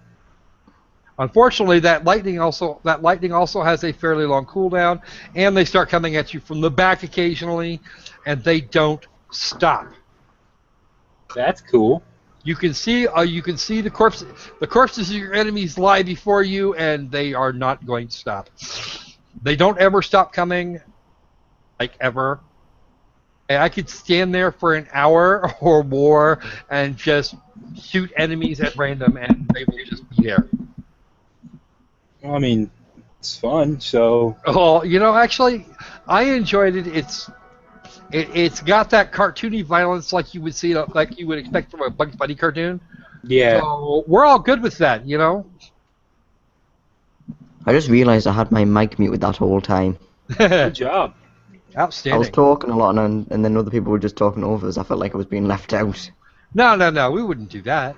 Oh, good. I haven't heard a peep out of you in a while. So Yeah. Well, it's because my mic's been muted.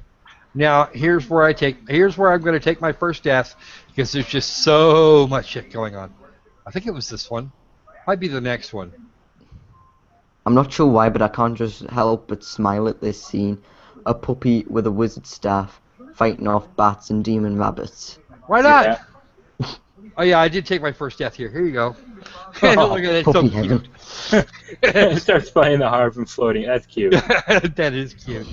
But again, this is the developer's dog Maya, and you actually get a chance if you go looking through the discussion, you actually see it. You get to see the dog, and if memory serves, this game was like a whole $3 or $4. It wasn't an expensive game. Let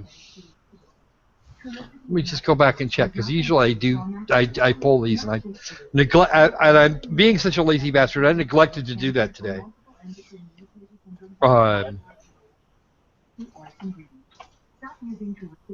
There we go.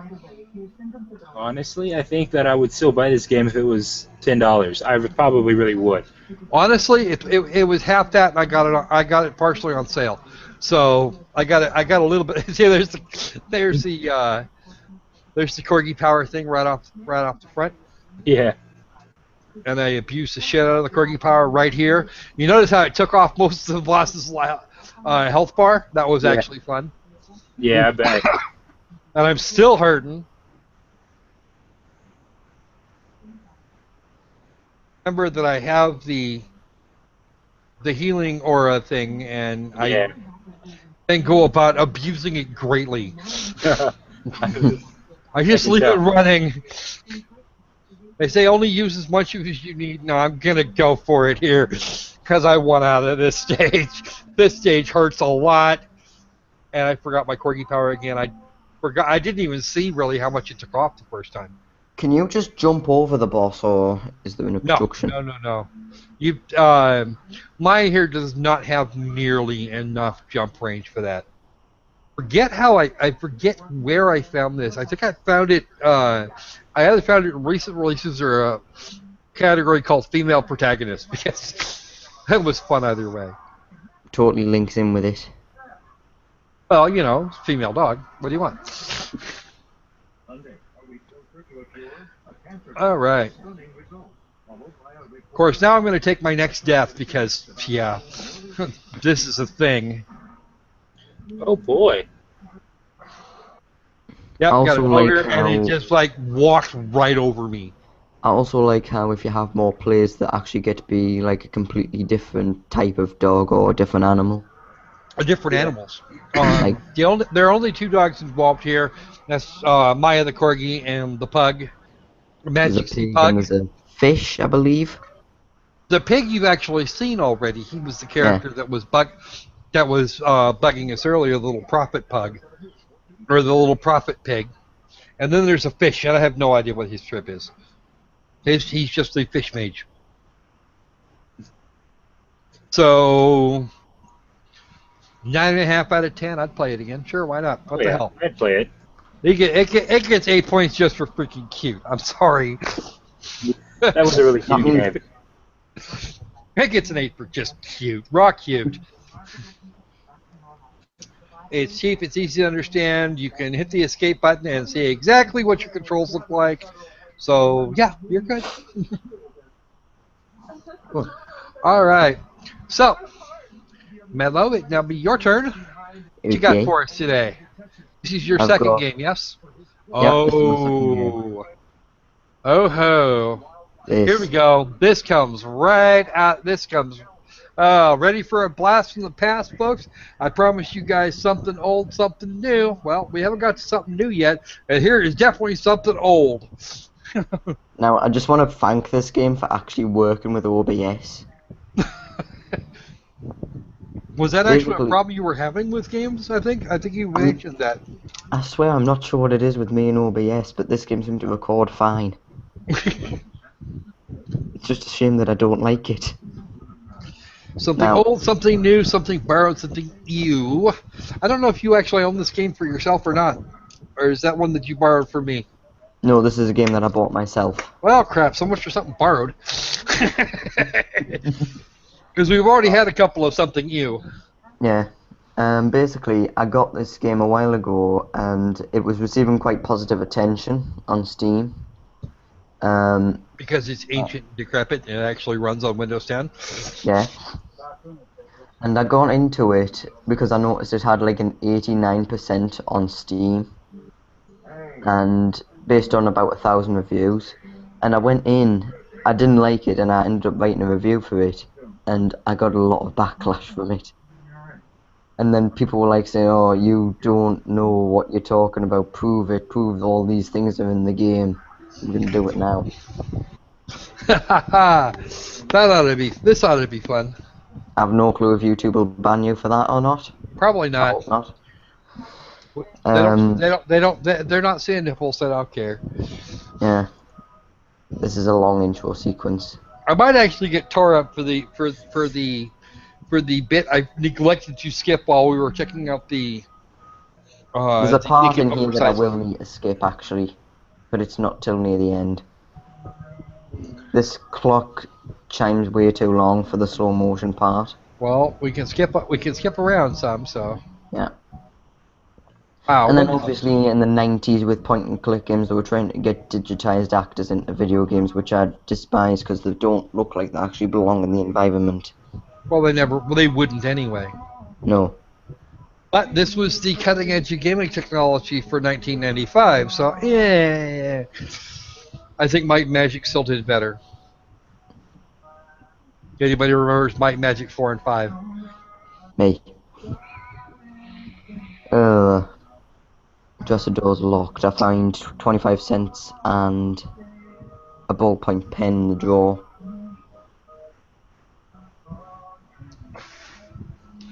I Now suppose that animation for him walking looks really disjointed. I'm actually just going to play it back a bit.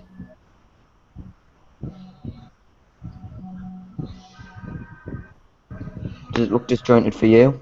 a little bit. Later, I might actually try and take my headphones out and see if I can play audio from this because the voice acting is terrible. Yeah, let's not say we did. Pardon? We can always put the individual footage up later if we really want to. Yeah. After I cut the chunk out that you're gonna have to skip. Yeah. It's basically just this long conversation with the boy. Basically, the main character here is called Steve. He's got amnesia. He has no clue where he's at. And he's basically just trying to find out who he is, what is the place he's in. Then you meet a really colourful cast of characters. Sarcasm. Oh. conversation goes on for way too long. Then we have a talk with the mother, or at least he thinks it's his mother.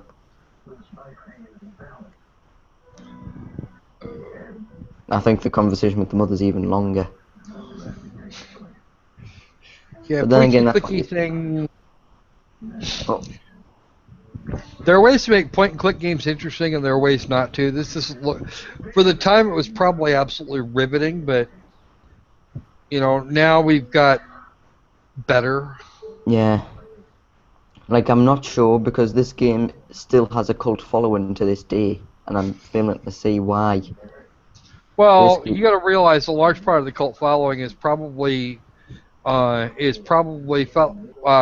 folks like us who have like serious nostalgia for the 1990s. probably, but apparently this was even bad for the 1990s, because it didn't receive that well reviews from the critics either. Well, no, it didn't, but that's beside the point. Yeah. This is in the of course the era of the Sega CD and that sort of thing, where it just you had Night Trap and Sewer Shark, and you had a serious problem with people being easily offended by the idea of skin. Yeah. I didn't catch any of the puzzles in this footage, but the puzzles are really easy to solve because it's basically just simple mundane tasks that you do.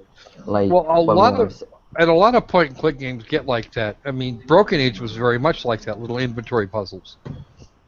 I'm not saying like simply mundane tasks, because they're actually just crimes that you commit. Like, just dint a car with a crowbar that you just found in the street. That was easy.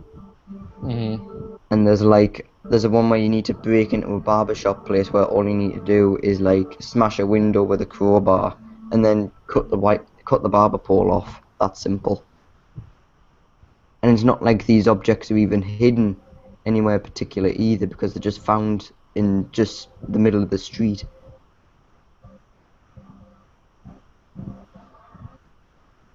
Yeah. I really wish I could show the audio for this guy, because this guy's the worst voice actor in the game. Also, the main character, apparently they didn't really record all of the dialogue that was required for this game, because if you notice here, there's a keyword selection, and I click aluminum siding, and the main character didn't start talking about the subject, he just went on to saying about it. Where in previous dialogues, the main character said something which led into the topic, and then the other character responded. Mm-hmm. And that's the case for a few other characters in the game. And I talked to this nut job. Aliens, huh? Aliens. Oh dear. There's like so many weird, bizarre characters, and so many, like, they bring up these topics that are really unnecessary and don't lead into any sort of idea of what you're meant to do. Like, There's not even really yeah, there's not really grammar anything going on. There's nothing really going on. Like, there's that guy talking about a plumbing job, that guy's talking about aliens, my mother was talking about getting into the lodge, my little brother was talking about a cowboy show. Like, I have no clue what to focus on. And the postmaster was talking about the lodge as well.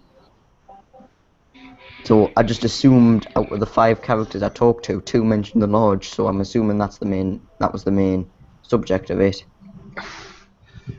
So what kind of model? Okay, our God. What kind of characters you're modeling while he skips around scenes here? One just suggested a sharp blow to the head is a cure for amnesia. Yeah. Like, that guy lying on the sofa, does he look like he actually belongs there? No, but then he's a photograph over a photograph. Yeah. And also, I don't know anyone that would hang a piece of meat in the middle of his living room. He's a really big steak man. I mean, look the size of him. Yeah, look at the size of him. Was there anything else? I have another long conversation. Can you at I'm least just. skip through the conversations? And I'm sorry for interrupting. It's like I'm going through all of these conversations and I'm getting very little information out of it. They all seem to be saying the same little to no basic information, but they're saying a lot, but without saying much, if you know what I'm meaning. They're rambling, then, They're basically. rambling. Oh yeah, and there was this moment here. Near the end of the conversation with the man on the couch, he's saying that this guy, Steve's supposed to be getting married, but he's obviously got amnesia, and his wife is upstairs grounded. Well, no, his fiancée is His upstairs fiance grounded. is upstairs grounded. Yeah. And he's saying that I need to get permission from the wife to go up and see her. And I was thinking, oh, a puzzle. Something to do. And then I just literally go in, ask if I can see her, and she says yes. That's the whole puzzle. You just literally ask if you can go in and see her. Probably until the wedding. Holy crap. And this dialogue's also really badly done and badly voice acted. Oh god, and it's going to be going on at a funeral parlor. Yeah. What the unholy fuck? I didn't even understand what was going on half the time. I'm just kind of wandering through here, looking at various bits. It seems like all these things have something in common. I just can't, for the life of me, figure out what. And also, even though I got the permission from the mother to go up and see her. One sec. I'm still blocked from going up. Mm-hmm. So I went back through, tried talking to her again. She brings up the topic.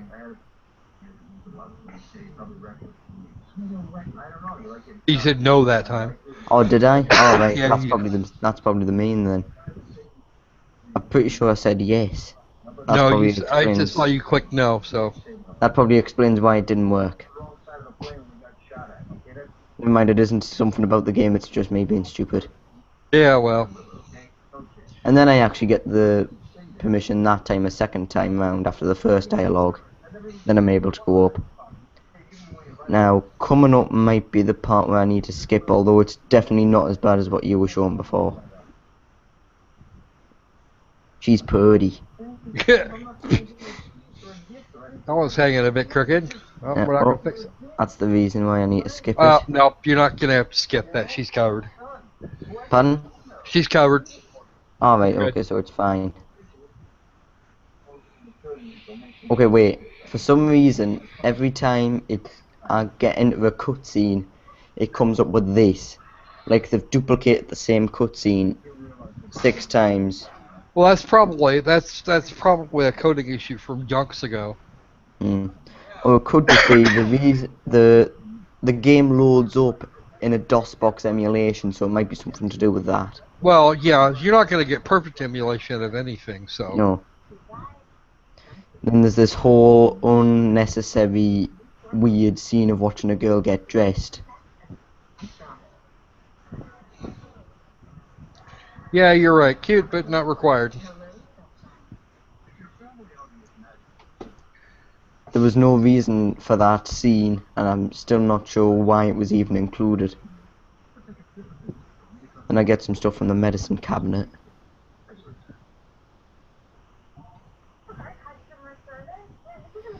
Now this is actually where I actually get a bit of information of what's going on.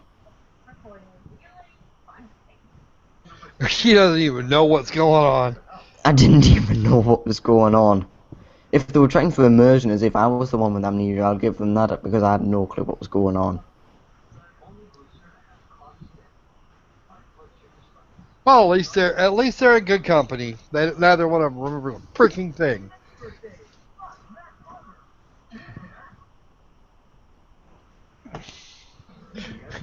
Those people downstairs. Those people. Yeah, you don't know who they are. Yeah. She's also got amnesia as well, by the way. I've noticed. She mentions this. Well,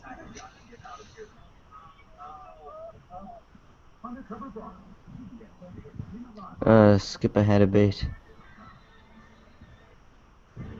well, yeah, they could both be crazy. They could both be crazy.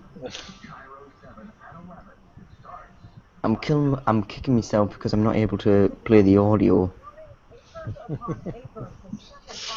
No, we can do this. We can actually finish this up in a different type of live stream another time. Hmm. Do a whole Let's Play Harvester thing. Oh god. Yeah. I would not be tuning into that, and if I did, it'd be something to make me go to sleep. Or laugh. And people on Probably the just Steam sleep. forum why I hate this game. No, it just, well, given the time period that it was released, I can see a lot of nostalgia driving this. Yeah. But it's still, a huge pain in the backside. I mean, I get nostalgia from seeing Broken Sword, and that was released in the 90s.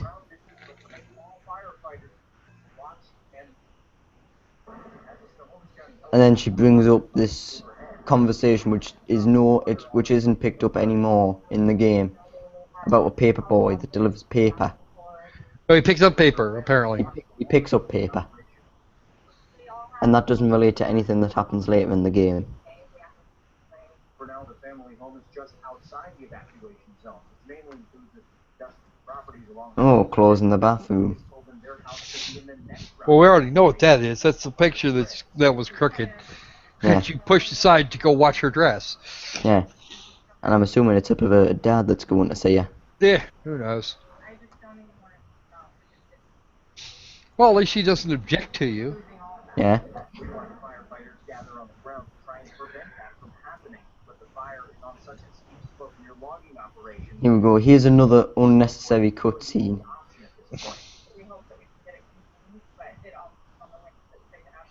Out of a round window. I have yet to see a window like that in a proper house. Okay, did you see any reason for that cutscene to be there? No, not that I know of. Just her looking out of a circular window. Honestly, I've already gave up You already trying gave up on to Harvester. figure out anything. Yeah, even I'm tuning out at this point. Oh, and also Yeah, I'm the same barely paying cutscene attention. is reused seconds later. Oh. And I didn't repeat the same dialogue. Oh.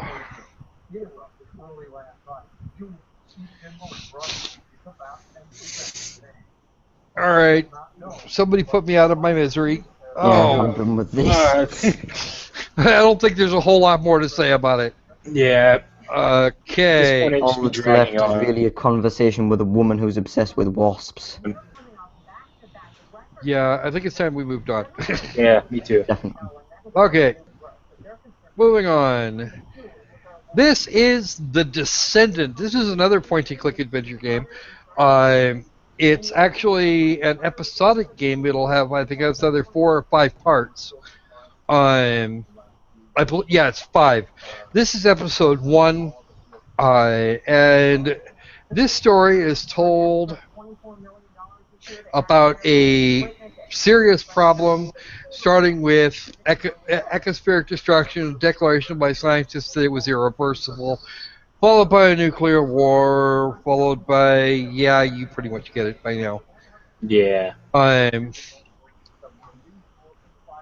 You'll get some of it here in a minute. This is actually the lead-in. You get to see some news stories and some footage of what is probably real-world writing over the next while and a half. Oh, how about I push the play button?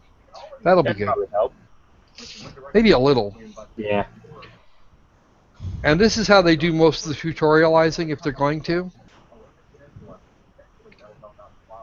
This already looks like a much more better point-and-click game than what I've just shown. Okay. Yeah. Now, this guy here, he's an ass. That is one of 2 protagonists. We have 2, and we're actually doing this we're actually doing this from both sides.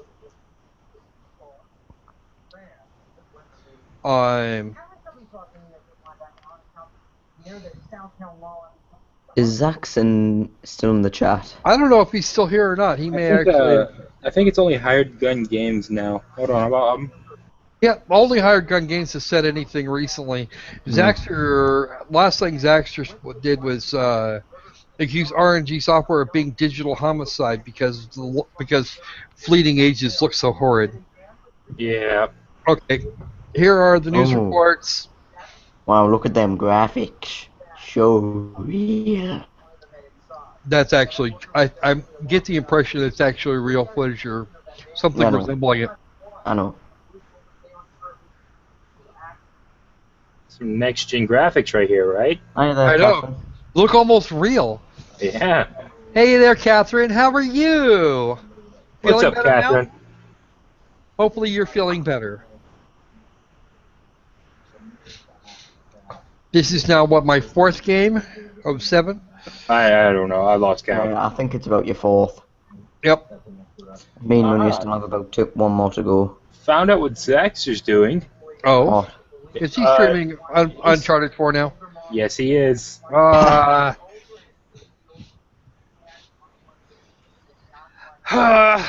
gonna miss it. That's okay. He'll probably still be going by the time we get done here. Probably. Well, we're actually making pretty good time on these games. Okay. Now we're gonna see Gaming Core Presents. They want $15 for all of it, but this episode was $3, and you can buy the rest of it for like $12. If you buy this part and you want to see the rest of it, you can buy the rest of it for $12. So that's kind of a nifty thing. Yeah.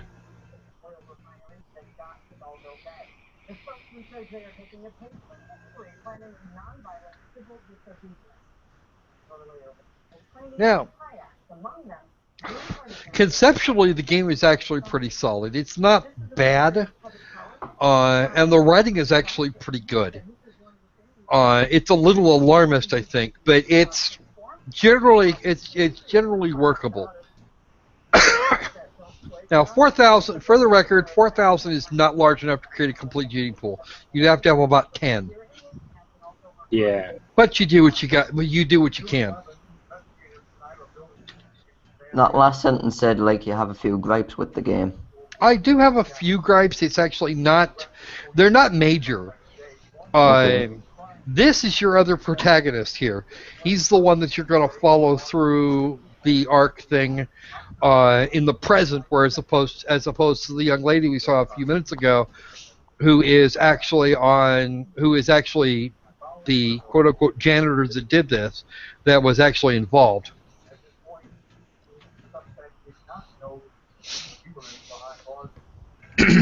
Yeah. The other guy here is actually he was a senator before the bombs, and now he's, well, a survivor. Humanity's finest, right? Yeah. A lot of this game actually involves being able to walk to some areas. And unfortunately, the only real gripe I have with this is you must do things in order. Even if you know what's going on next, where the next bit is, what you're going to need next, you can't pick it up until you've actually diagnosed a problem. So it's basically just a linear story. It is more or less a linear story. You do have some choices, and they do make a difference. Yeah. Okay. Why was there a QuickTime event there? Because that's the way this was done. It's actually done more or less in the Walking Dead kind of style that they did. None of the QuickTime events are quite as ugly as some of the larger Telltale Games versions. At least not that I've seen. I have a dislike for QuickTime events to begin with, but there are some cases where you get away with it just because. Yeah. If you hate QuickTime events, you're gonna despise Gary's incident. Yeah, well, I don't know. I don't really have a anything against quick time events. You know, if my thinking is if they're used sparingly, I'll get over it. If they're used as if they are used as a primary game mechanic, then maybe I'll just avoid the game or I'll get over it. But if you're doing quick time events just to be doing quick time events, then you're got a problem. Yeah. Because quick time events are popular things. I don't care. Well, I mean, quick time events are fun when used in moderation, but if it's if there's a quick time event every time you turn around, it just kind of ruins the entire thing for me. Well, yeah, and that was the thing they started doing in the Final Fantasy games. Yeah. Just wanted me to. Final Fantasy 13 2 was really horrible about those. I hated it. But it was the only way to take down some bosses. And if you did it wrong, you were screwed. I'm not going to run. As it happens, this first episode, $3 and all, is actually quite short. So the footage I have here is actually most of the first act. Yeah. Which is, well, not really great. I'm not going to show it all. So you get us past this. Well, this is actually the first puzzle, and it is a multi-step puzzle. It actually does work, and it makes sense within its own context. And Right. for games that have puzzles, I absolutely insist that this is the case. What company made this, by the way? This is Gaming Core. Gaming Core. I don't think I've ever played a game by them. I don't know. Probably because this is the only one I think this is the only one they have on Steam. Makes sense. Okay, the access, and I'd actually already been most of the way through this by the time I started this playthrough.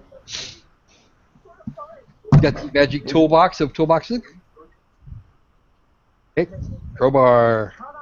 And it doesn't make you guess where you have to click. That was a thing that I liked. So it was pretty straightforward with the whole click thing. If you're going to do the clicky thing, it's actually really straightforward. That's cool. And that was the thing I liked in Juliet too. It would tell you where you could click if you asked it nicely. Yeah.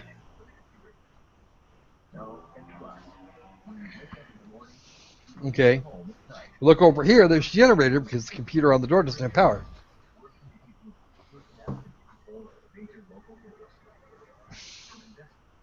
Oh, holy crap, HGG! What's up with that shit?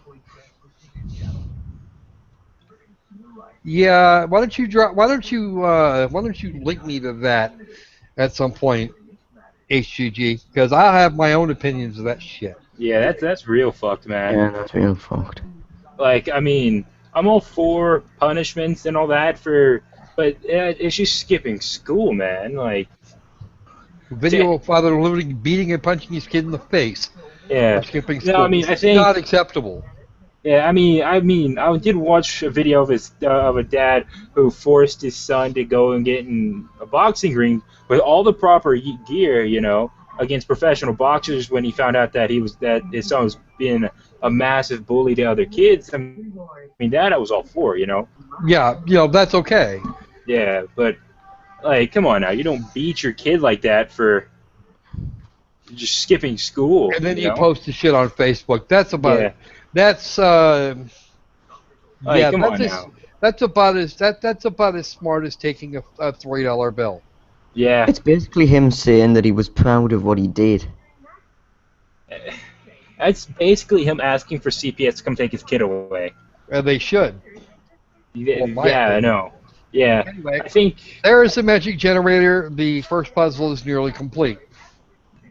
Okay. we have power. We'll see you later, Catherine. Thanks for dropping in. See you, Catherine. You enjoy your company. All right. So, you ready for a written invitation? Oh, yeah, there's a reason.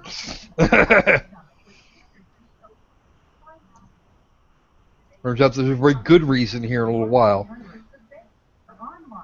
So he's going to go walk in here, but first we're going to go talk.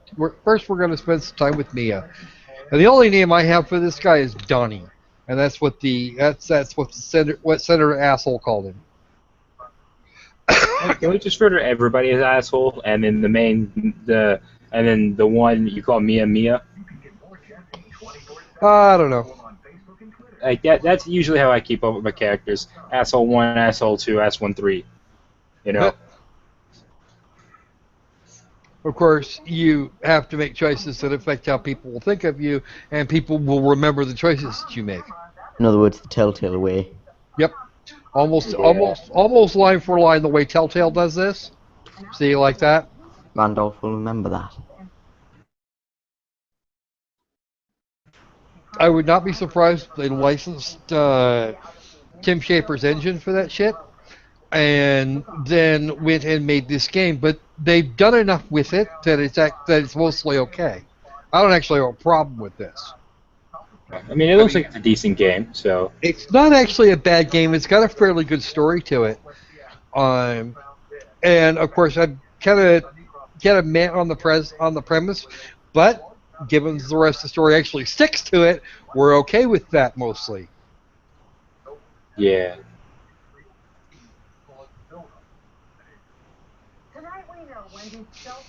Okay, so who's watching the news, man? Hired Gun Games... Oh, I'm sorry. That's actually be my wife. I should probably turn that down a little, just a touch. I'm like... You're basically getting Just free gotta- audio television, Yeah, honestly, now I'm gonna get copyright marked. It's okay. I'm I'll get actually over it. paying more attention to the news playing in the background than I am the actual footage of the game. It's just kind of sad. Yay, ADHD. Okay, here's some footage of Mia actually being silly. Honestly, if I played a point-and-click game like this, I would just go through the entire game being a complete asshole. Yeah, Yeah, I can't believe that hired gun. here is right. They're actually supposed to. They're actually supposed to be getting. They're supposed to be this arc of theirs is still under construction. Watch this next thing. Okay.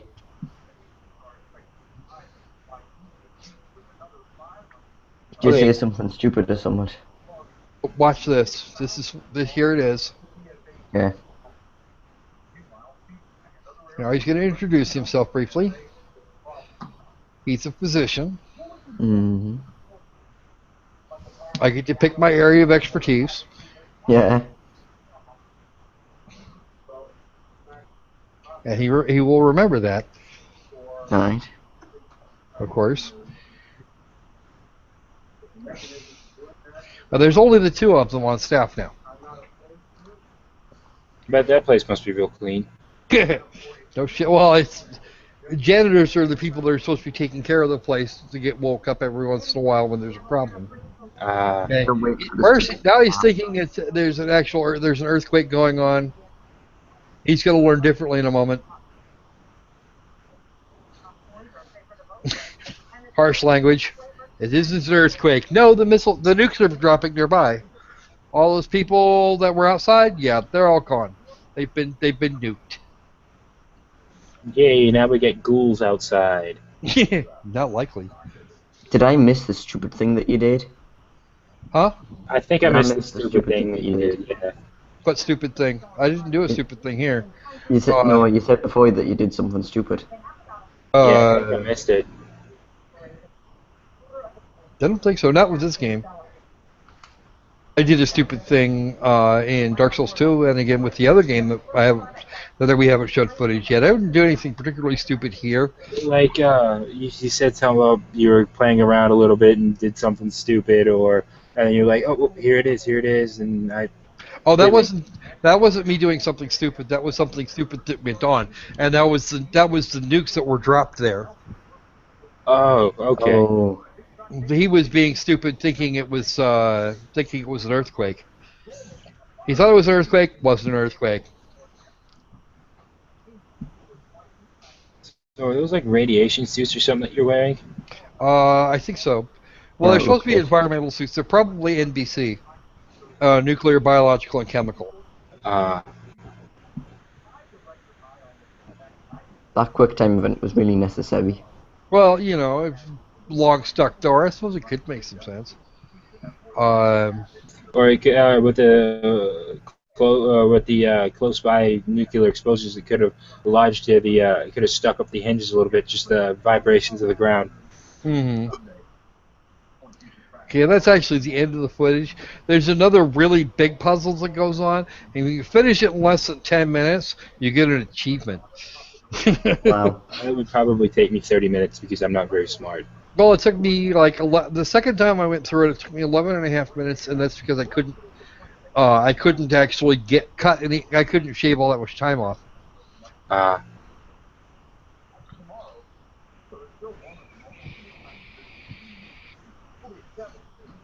That's pretty much it for this one.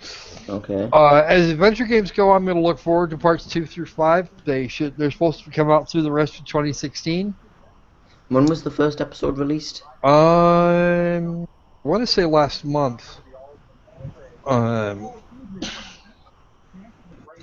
me just check it real quick. There's Godforsaken Harvester. Uh-huh.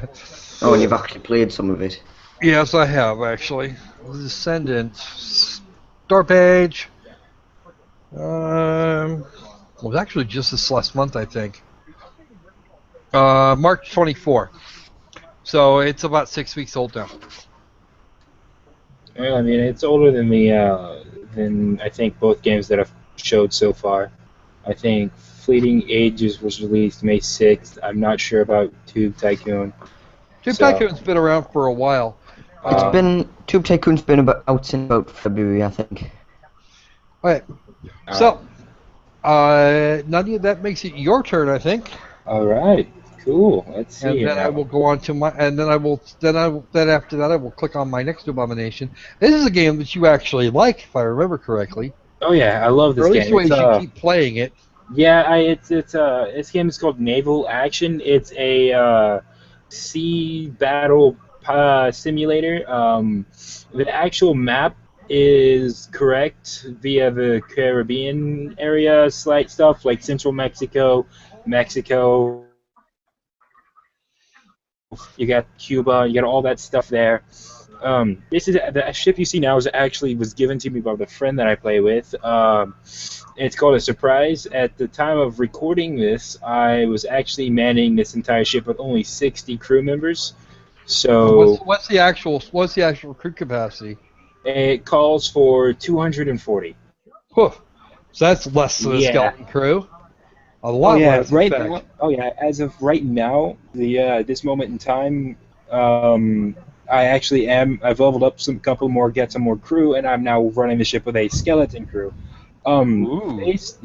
Basically what's going on in here in this recording is I'm basically trying to get from Port, I think Moreton or Port Antonio, back to the capital for Great Britain, which is who I chose to be for, which is called Port Royal. I was actually hoping to sail past a couple of French trader ships to get some battle in. Unfortunately, I couldn't find any, so there is no actual battle in here, sadly, and even if I did get some, battle takes so long to actually happen, because and I probably would have lost my ship if I would have went into battle simply because of how many crew I'm running it with, which is I wouldn't have been able to reload my guns fast enough to actually go in. Even against a small ship, I would have gotten wrecked. And as you can see right now, I'm actually clicking on different ships, trying to figure out if there's any of them I can attack. You can get fleets in here, which is really good if you're sailing solo. Basically, you get fleets is when you're in port, you go to it pulls up a little menu. This is, right now I'm in the open world, and then there's like a battle world, and then there's, of course, the menu when you go into any port. Kind of like pirates. Well, there's if I remember correctly, there's French, there's pirate, there's Great Britain, there's the French, or I've already said French. I don't know, if I pull the map up... it should have been the Dutch, the Spanish, the French, the English, as primary powers, Yeah, Uh, all those are in there. I think there's free towns, and I think that's it. Pirates. Yeah. Um, but anyway, as far as my ship goes, this is only a sixth class ship. It goes all the way up to first class. First class being like the Santa Maria. Here's actually the map. As you can see, it's actually pretty accurate. It's I'm fairly well detailed too. Yeah. As of right now, there are no real ways to navigate. You just gotta go by the map and your last known location, really. So that's pretty cool. It's easy to get lost. In the open world, you can actually go completely against the wind, though it'll be really slow. But in battle, if you take and try to sail against the wind, your ship just completely stops, and you can't turn out of the wind until the wind starts moving your ship backwards enough for you to actually be able to turn. Well, that would be accurate enough. Yeah. I actually think it's quite good if you can get lost in an open world. Oh yeah, it's extremely easy to get lost. As a matter of fact, if you remember, oh, let me get back to the map real quick. Where was that at? Let's see. Yeah, oh, is this before the map? Yeah, it's just before the map came up at about 318. I'm sorry, I wasn't paying attention. Let's see here now. All right, so this right here, this little dot with mouse on, is that's Port Royal, that's Port Carlisle, and that's Pedro Bay. I had a mission right about here, um, and I had to go out from Carlisle pretty much straight out here, and I somehow ended up way out here. Yeah, that's how easy it is to get lost. And I was with my friend. I actually had to take a picture of the map with the little battle symbol because it'll show you where the battle is on the map with like two little cross swords, so that you know exactly, basically where you need to go via the map. And so, as you can see, there's Spanish, Great Britain, Denmark, United States. We got all kinds of stuff over here. Sadly, you can't see the ones at the top, but I think I'm not sure what that one is. I think that one's pirate, and I'm not sure what that one is. Well, I know the blue ones are Swedish. Yeah. Um, Denmark, Great Britain, Spain, the United States. So this is actually something this is from what, the 1800s or so? I want to say so. Something right about there. Uh, cool thing is though is that this just came out January of this year. So and they're already talking about adding like in star maps and everything else. And just all kinds of really cool stuff to help navigate and that they would actually use. They're trying to go for like an MMO simulator action, something like that. They're trying to go for the perfect blend of an MMO, a simulator, and all that. So that's That really sounds like cool. it'll be quite good. Yeah. So far, I'm quite enjoying this game. The only thing I don't like about it is if personally, and it might just be my own opinion, because if you're playing alone, it's not really that fun. It's a lot funner when you actually have a group to play with and all that, because it makes it to where you actually have people to talk to during the boring parts of sailing. And excuse me, this basically the entire time this whole video, I'm basically sailing almost completely against the wind onto the other side of the island, and that's basically the entire video. That's just how long it took just to get there. So it probably took me, I want to say, right at 20 minutes, something like that, just to sail right up the coast against the Huh. wind. So they implemented like the wind and all that. There's different wind speeds, so that depending on the speed of the wind is actually how fast your boat will move. I think with this one that I'm currently with, I've gotten up to 25 knots with it. So Which is still really quick for a ship that size. yeah, and well, I mean, in open world, they're a lot more giving, or a lot more giving with that speed. While in the battle, I think I can only reach up to about 10 knots with this boat. All right. I shall return momentarily. You guys keep talking here for a minute. All right. Right. I must take care of a thing. No Okay. problem. The day-night cycle is actually pretty cool. As you can see, I have like a little teleport to capital button right here. You Yeah. can use that every 3 hours. You can tell, and it takes, and it does not an instant teleportation. You actually have to wait, I think, 2 minutes before you actually teleport. Do they Oh, like trying to explain that teleportation to capital in like real in-game, like do they explain like you have some sort of machine to do it or something, or is it just a game mechanic? I think it's just a game mechanic, in all honesty, Okay. because like there's like you can see like a little timer down, and it goes by by like real time, so it's not in-game hours, thankfully. Oh, it goes in real time. Yeah, like I kind of wish that whole day-night cycle was real time, but over here you have the days of the sea. You've got the time in game. Over here at the bottom right, you have the basically just your ship UI. You got your speed. It tells you what direction the wind's going. You got your compass, all that. You got the report bug thing because I think it's still in alpha or beta, something like that. What's it called again? It's called naval action. But if you can, okay, never mind. That's actually a star. Whoops. I think at some point at some point during sailing, you can actually see a battle symbol, which I think that is right over there. It looks like a star that's not moving.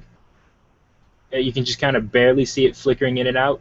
Oh yeah, yeah. That it's as I get closer, you can actually see it's just two crossed swords, and that's basically battle info. By the way, I've just checked and this game is in early access. I mean, I knew it was. I just couldn't remember if it was in alpha or beta stage yet.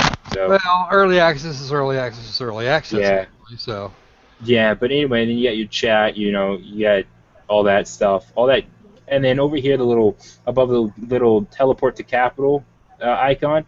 If you actually click on that, it brings out like the ship menu where you can see all the different boat health, because your boat or your ship kind of has like you see your mast health, your every just health for every different part of your boat, really.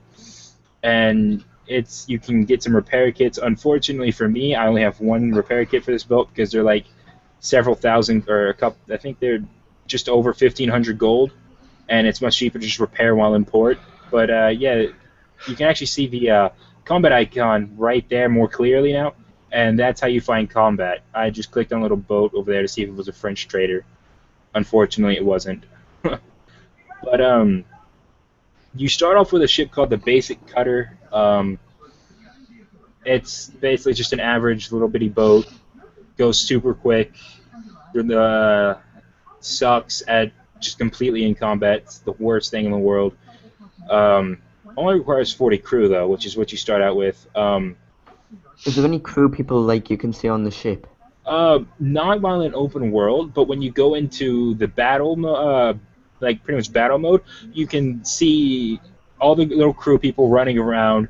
You can actually see your ship's mast slowly moving for the wind.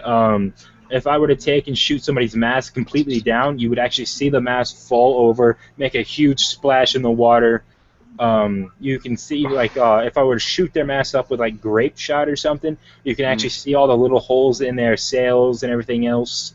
I mean, I wish I would have got some battle caught on camera, but battle mode basically has every little detail in it. Like this ship, if you see right here where my bottom line of my cannons are on my lower deck, if you were to take and roll up next to a ship and broadside the ship and aim directly underneath those, and you hit the right spot, you can actually hit their powder room.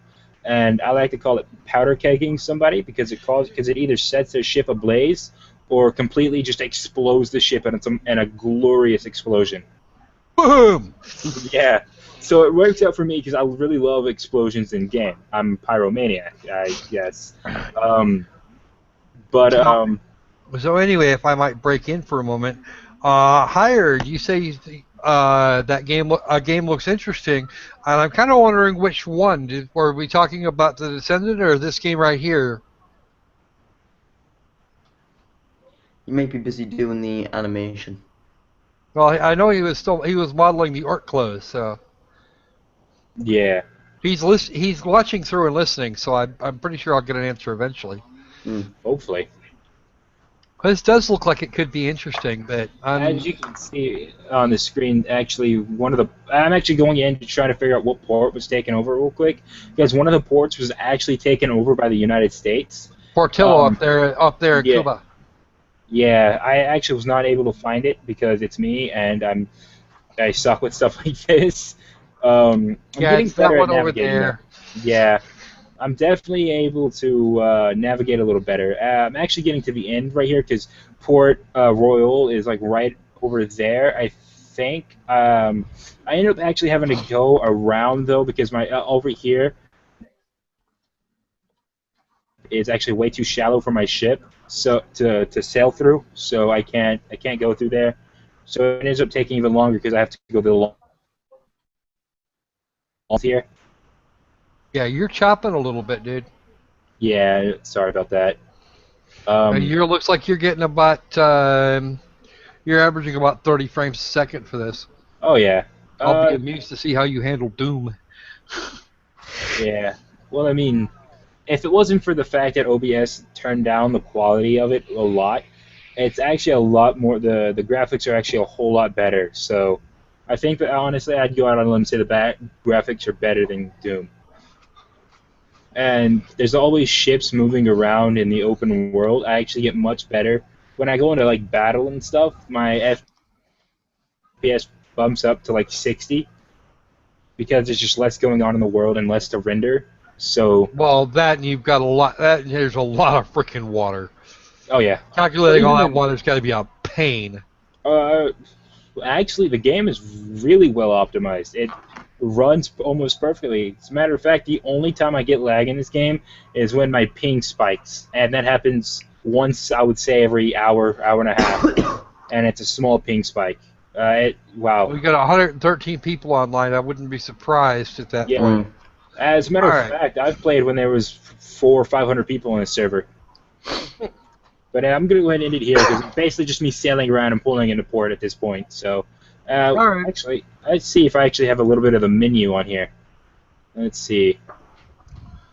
Well, I can't see how far into your video you are, so. Oh, yeah, here we go.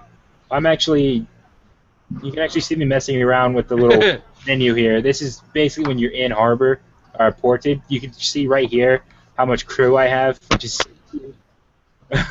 running the surprise, and right now I'm just trying to get some stuff and some buildings built. So. Hired Gun Games is definitely doing the ADHD thing tonight. He's watching Zach he's watching Zach on his phone and us on the second computer. That's always fun. Plus he's got his primary computer working on the org. So I wish I had a second computer right about now. I'd probably be poking fun at Zach too. Which game were you talking about the game looking decent, but it seemed like it was not kind of your style of game. Were we talking about the Descendant that I was reading before, or this thing he's doing now? By the way, I'm pretty much done. I mean, that was pretty much all. Just a bunch of boring footage of me sailing. Yeah, I used to have that many computers that actually worked. I still do, I think, but it's been a long time since I've been able to run them. I've got about 3. I've got one down here and I've got 2 upstairs. Well, I've got one back. I've got one back in the back bedroom. My wife's got one. We've got one for the 6-year-old. I've got this one here I'm using. The one I've got in the bedroom is actually it's a tower machine, but it's so freaking old it wouldn't touch anything. Oh, you're talking about the Descendant then? Okay, cool. All right then. So I think I'm gonna switch over here because I've actually got 3 games left as compared to I think Mellow's 1. So yeah, I have 1 left. I didn't space these things out correctly originally. I have 1 more game than both of them. Yes, you can call me silly for that. All right. So this is CastleMiner Z. Ugh. And I'm not sure how I got my hands on this one. Oh wait, somebody on the Dataway it was Happy Duckface sent me a copy of this. And as we all know, if somebody sends me a game, I am honor bound to at least look at it. Yeah. Can I just say something about this game real quick? Huh? This game actually came out on Xbox for a little game build-off competition they had, Uh-huh. and it sold well, I guess. I'm not really sure, but to get, I guess the guys wanted more money, so they ported it over to computer with and uploaded it to Steam, but did not. But as far as I know, they never added it like any computer support in there, so you still have to use a controller. Um, Actually, I think I wound up. No, I didn't. I used mouse and keyboard for this. Yeah, I used mouse and keyboard for this.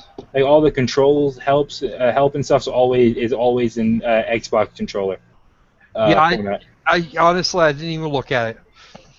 And This is actually the bare exploration mode. I didn't go in for the survival mode because I didn't feel like I was going to be quite up for it. I was just So trying to what's get a few the... minutes of footage. This is more or less this is Minecraft with Oh, guns. with guns and some simpler crafting controls. I mean, there's really not much more to say about it. I mean, your arm looks better than it does on Minecraft, but that's probably about it. Um, a lot of the a lot of the stuff here, it actually acts and reacts a lot like Minecraft. I don't know. I found that this compared to Minecraft runs much better. Well, that's because Minecraft is a very light Java applet as opposed to this here, which is a much heavier sort of build. I might actually try this game out after the stream because Stuckface also sent me a copy. I know he sent pretty much every. Sam got a copy, and he said, "Oh my God, Minecraft clone." Yeah, No, it's fun. I'd expect him to say that. Well, he would because it operates very much that way. Once you've actually got one of a, in the mode that I'm using here, once you've got one of a resource, you have an unlimited number of that resource. So you don't actually have to keep going going after things. Once you've got one of something, you can just. I'm assuming that's only in the creative mode. Oh yeah, that's the creative exploration mode. This one here, the objective is to get as far away from your starting point as possible. I probably just play Minecraft. This isn't bad. As Minecraft clones go, it's unashamed. It's completely unashamed at being a Minecraft clone, and it's actually fairly competent doing it. So, yeah, kind of a 6-1 happens to the other thing. If you're too broke to get Minecraft, then get this. It's pretty much all I can really think to say about it, honestly. Some of the crafty bits later. There's a few extra things. You don't actually have direct access to your inventory, for example. That was kind of annoying. I had actually made a few things at this point. It's just really pretty much just clicky, like most. It's clicky crafting rather than having to like put things in certain orders to make it all work. Unlike say Minecraft, which did that a little differently. Apparently this game is in beta. Well, it does. I think it did actually come with an early access tag, and if I remember correctly, I went and I looked at the store page for it, and it was 4 copies for like $5 or $10 or something. It wasn't expensive. So he bought so Happy Duck Face bought a 4-pack and said, "Here, you guys have some," which I don't actually object to. I was just kind of wondering what the hell he was thinking when he did it. No. Oh, here's one there. This was a thing that I found amusing. I'm going to show you. You're going to get a. Maybe I have to go forward another few seconds or something. Yep. No, there we go. These here are really hard to dig out. It takes a lot to do, but these things you don't know what you're actually going to get until you get it. Block. That one there, I got a shovel, for example. Oh boy, a shovel. And I think that was actually copper. There's some coal. It actually looks a lot like Minecraft anyway. Did this perform well on your computer? Like, did you have any frame drops? Or You know, anything? it actually did. It did okay. There's no real frame drops, and I didn't actually have any major issues running it, which was kind of surprising actually, because I do have the occasional issue with Minecraft. But there's that other Minecrafty thing. There's that other Minecraft trick. You can actually get shit that, random shit that just starts happening. Trying to pick at things that are, several blocks away. And I forget what that was. I don't remember what that was. It was something spiffy. Yeah, but it's more. It's pretty much just Minecraft. How far away can you get? How far away can you get? I think I actually see. There's like 3 blocks away, and you can still pick the hell out of it. That was actually a thing that I thought was particularly unrealistic, amusing but unrealistic. There was a gun that dropped out of there. I saw it, and I never did find it. It got dropped way down to the bottom there somewhere. And can you fly around in creative mode like you could in Minecraft? No, that was the thing I couldn't seem to do. And some places are actually darker than others, so. Well, I mean, you get torches, so. Well, I do have a torch, and I never thought. I never actually considered the idea of breaking out the torch, like at all. Good job. I was looking for the question mark blocks to see what I could actually find. How many of these loot blocks are there? Oh, they're actually not particularly common. They're just more common. They just seem to be more common in some places. Right. You get way underground, and they tend to be more common. At this point, I'm actually way down underground.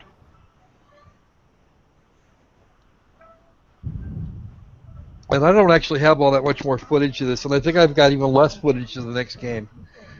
I'm almost certain I have less footage of the next game. Let me just check that here real quick. All right, well, Yeah. I will be right back in just a moment, all right? Outstanding. You're not going to miss very much. I know. You're just So, gonna miss 52 seconds of I more will footage give of this. this, 2 Minecrafts out of 3. It's a Minecraft clone, sure, but it does its job okay. I'm So not it's awesome. horrifyingly impressed. It's not great by any stretch of the imagination, but then that was my opinion of Minecraft as well. So it was cheap. It was on Steam. Somebody gave it to me. I'm okay with that, really. Yep. And while he's off doing his thing, I'm just gonna sneaky in the next game real quick because I don't even have 10. I have just a little over 10 minutes of footage of it. Are we going to be doing my last game after the second one And you've after done? this next one, we'll do yours, and then we're going to have a look at some real fun. Okay. Because it's actually going to take me a couple minutes to set up. This is Empyrean Galactic Survival, and This you looks can- terrible already. Well, actually, believe it or not, it's in a lot of ways it's quite pretty. This is the only time you're actually going to see your personal character. That And you that kinda awfully textured character. Well, yeah, but again, this is actually an early access game. It's been fairly inexpensive so far. Right now, you can pick it up on Steam for just shy of $11. It is a Unity game, so it's really not very well optimized right now. I only got about 11 minutes worth of footage of it, and there is a reason. The game is actually temporarily free to play today. It is, and that's how I actually have access to it. That's how I got that footage. Is that I actually had access to it. This is their alpha version 1.5.4. But I had access to it today, so I said, you know what? I need another game. Let's do this because I wanted to look at it any damn way. I've been thinking about picking it up because it's a nice sci-fi thing. I wanted to see. I almost got this game as well. This is a game that I'd actually really like to. This is something I'd like to see. It took me a minute to finally come up with a name for this.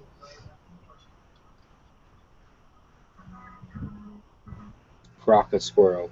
Of course, I am the Dread Lord Crocosquirrel. You should have put Dreadlord in front of it. Nah. So is this game like multiplayer, or This actually does have a multiplayer to it. but it's single Uh, player as well? I worked this out in single player, and it went pretty well. You can actually do a multiplayer, if I That's cool. remember correctly. Um, Certainly, if I remember correctly, it's actually set up for it. And there's a couple different worlds you can start on. That's cool. You could actually go out there in orbit and head around. I was actually extremely hell-bent on getting this game when I seen it, simply because it was really cool. But I had already bought Fleeting Ages and just didn't have, and was still waiting Well, on the you wasted your money refund. on that. Yeah, I mean I refunded it, so I get it all back, which is okay. But I've already Well, kind of anyway, Zach, if as far as CastleMiner Z being worth a $2 price tag, I'd say yeah. If you want to play Minecraft but don't want to pay, but don't want to give Microsoft slash Mojang $25, then sure, go get that one for the $2 price tag. I will openly encourage that.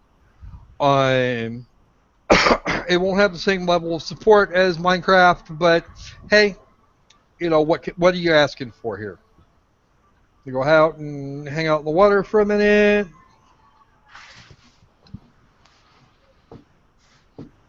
And actually, what I did was I spent the entire time I was doing this kind of wandering around and poking my nose in the various bits that they gave me when it originally set up. You could actually build all of this, and I'm kind of in an exploration mode.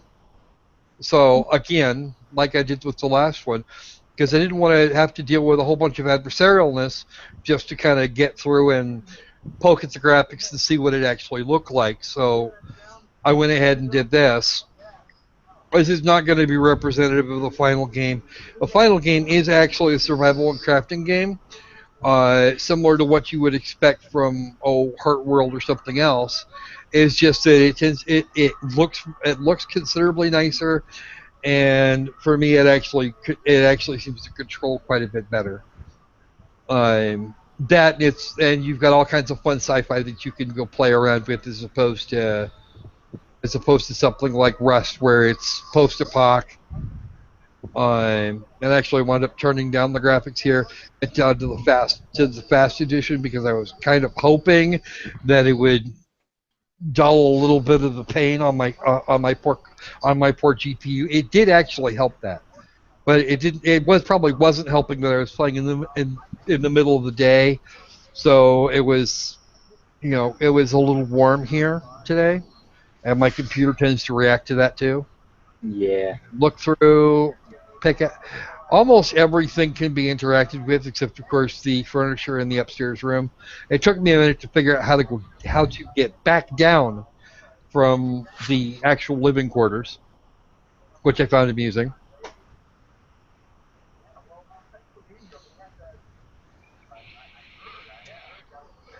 Crafty workbenchy thing. There's the fridge. You can actually craft your own food. All the lovely, brilliant things in life. There's a garden. Grow your own little plants.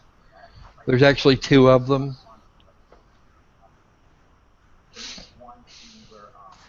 And yeah, this here, the base price is $18, and here I'm actually in the little ship there, and I didn't figure out how this worked, and I really kind of would have liked to, but I didn't quite get there from here. So at some point, I just pop back out, and it's actually the same button to go on board as it was to get off. So That's cool. get back out of it. So it was pretty much just a use thing. Wander through, and here's another chunk of the garden. Some aloe vera, some beans. And here we're back to the place we were in originally. There's everywhere. You can go wander around the countryside if you want to. I actually did a little bit after I went back to this game for a little bit afterwards to kind of pick up and help to kind of look around the rest of the environment, and did actually find some fun stuff. There's a huge O2 tank right there that you can abuse. I never did figure out how to crouch so that I could get down into the water under here, but you have direct access to the ocean from below. Yeah, Zach, it's Empyrean. Hmm? I'm talking to Zach in the chat. Oh, yes, this is Empyrean. This is a game that you said would probably suck a lot compared to the Water World thing with the vehicles and racing for a survival game, and I thought this one would probably look better. And you can actually go play it now if you want to. It's free until sometime Sunday or Monday morning, and then it's on sale for $11. Now, I don't see a way out of this room for the first moment or so, and I know there's got to be a reason for it because it's. Oh, yep. See, there it goes. And then I realized that I'm at 0.84 gravity here. Let's have a look and see if I can just jump right up here and head up. Speaking of which, I've just gotten a friend that's gone on Empyrean. Well, I expect to see a lot of people playing it over the next several hours. I would love to get a copy of this game, not because it's gonna run real well, not because it runs real well on my computer, but because at some point I will have a computer that will be able to kick its ass, and we'll be good with that. Currently, the gameplay is like watching a stop-motion animation. Well, that's because the gameplay is actually really smooth, and I'm getting and even with the amount of pain that was inflicted on my graphics chip, I was still getting 50, 60 frames a second. Must just be OBS then. Actually, it's the translation between. It's actually the translation between here and Google Plus. The stream. If you look at the stream later, it will be at full speed. And in fact, if I ask Zach and Hired Gun over there how it looks, they'll probably tell me it's actually really clean. So. Actually, I'm watching the stream right now. It's the same either way. Really? Yeah. Because I'm showing it as really nice and clean. I don't know. But then you're looking at I'm watching my the stream VLC now, and player. It's not smooth, but it is smoother than the Google Hangout. Yeah. That doesn't surprise me. Because I actually didn't. My control over this game was not perfect, and that's actually something I might dig it for. It's in an alpha state, and it's really not very well optimized yet. So that's kind of where I'm at with that. If it was better optimized now, I'd probably get a better rating from me. Pending some more content, that silly ship working in some way that's predictable, and some really heavy optimization, I'd be inclined to give this one about a 7 right now, because it is really gorgeous. Yeah. And as survival games go, I'm not as some of you may know, I'm not a huge survival fan. This actually looks like it could be a lot of fun. Whoops, we're not doing that one yet. Nope. Okay. All right, Mellow, you're last. Stop watching my stream. Okay. I'm watching my screen here. Okay, your turn. Okay. The Deed. Now, Zaxtor will remember this game quite well. He actually did a video on it, and so did Jim Sterling. Did he? I believe Zaxtor did this one. I know he bought it. So this caught my eye mainly because I'm a bit hard off and I needed a cheap game to play, and this was currently the cheapest game on Steam. So this is made in the RPG Maker engine. I wasn't really expecting much from it, but it was actually quite half decent, so I was basically leaving the best game till last. So I'm basically just going to explain the intro in a nutshell. Its sequel has actually been released now. Oh, has it? Right. It basically is Aaron Bruce. He's the son of a rich family, but he hasn't been getting along with his family over the years because he was abused as a child by a few of them, and he's never really been treated well by any of them or the staff. Well, just because the staff hates him doesn't mean anything. Well, yeah, and there's also a new staff, so she doesn't really know, member of the staff, so she doesn't really know him that well. So basically what he's going to do is he's going to try and kill his sister, and that's when the player comes in. It's basically like you need to scout out the place, you need to find weapons that might be useful, and you also, if you want, you can either find a second weapon or you can find evidence in order to plant the evidence near the crime. But the thing is, you can only carry 2 weapons, and you're also limited to what you can carry depending on what the clothing you're wearing is. Yeah, that first answer about only if you can take her dress. Yeah, that's actually going to throw suspicion on you. Oh yeah, I realised that afterwards. I was just doing it as a joke, just saying, oh, I wonder what will happen if I choose this.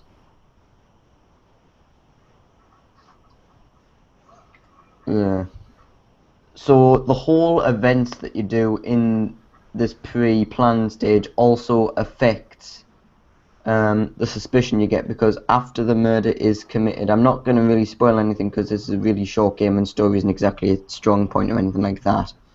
But basically a police officer comes in after the murder is committed, and you need to try and frame someone from it by planting the evidence and using an appropriate weapon. But the police interrogate you, and the actions that you do before dinner is served affects what the questions the police officer asks you, which I think is a really cool gameplay mechanic.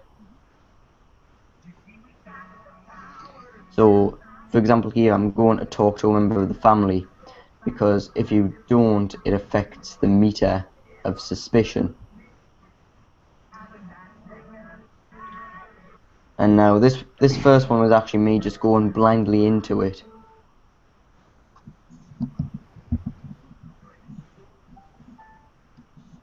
Yeah, so this was a piece of evidence that I could have taken, but I decided to walk around the house a bit more to see if I could find anything better.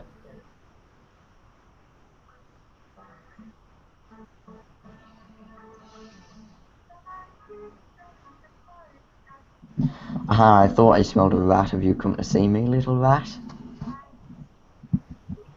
Takes one to know one. Takes one to know one.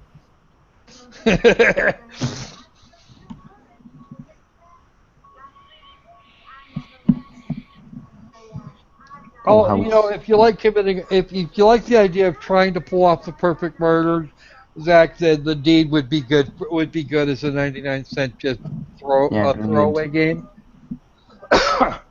Although the thing is, if it was over £1 or $1 or anything like that, I'd say I wouldn't get it, because there isn't really much here for over $1 or £1 or anything like that.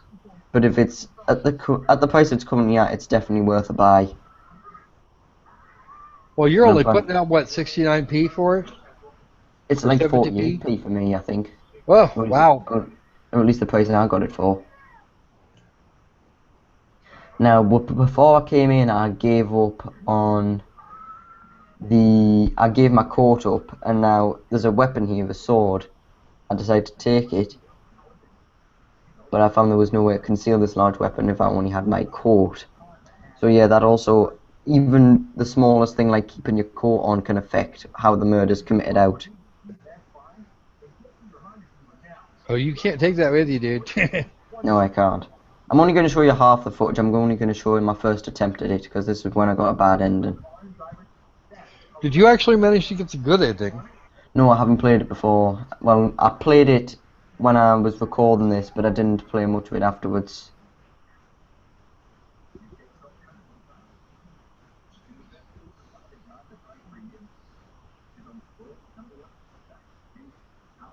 And then I decided to do this, because I was really curious of what certain dialogues lead to different events.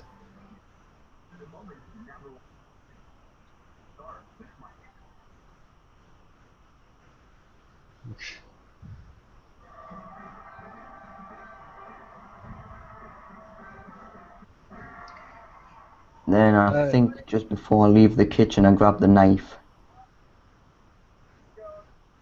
Did I? Huh. Yeah, I Yes, did. you did. So you have a knife and a pair of panties.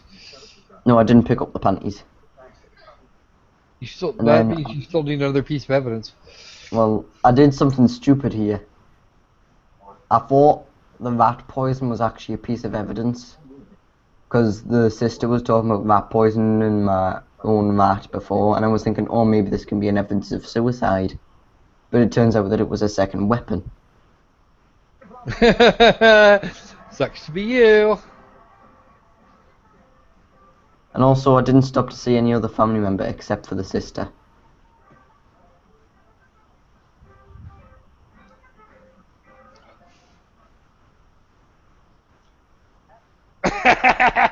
Zach said he would have taken the panties and put them over his head.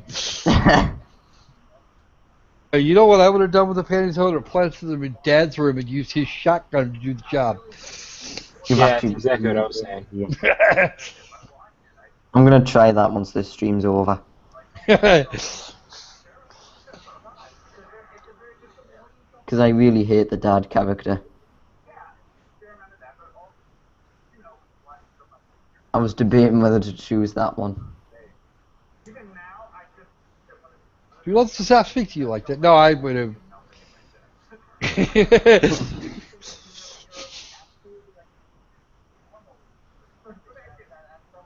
That guy doesn't exactly look like a father that's older than him, does it? No, not really. Like, all of these people, except for the mother, seem to be looking about the same age. He might be slightly older. Well, I know exactly where he got those pictures from. So, Really? yeah, that's Google actually images? those are actually the men are all variations on the Des 3D Michael character, and the female servant that I saw of this one here, like this one. That is Yeah. actually, I know where that hairstyle came from. It can all be picked up on Des 3D. Including that character face and shape. That's actually a stock Victoria. I want to say that's Victoria 6. Okay. Then of what I know of, this dinner scene is basically to try and stir up an argument at dinner, to try and make other people be a bit suspective of when the policeman comes around.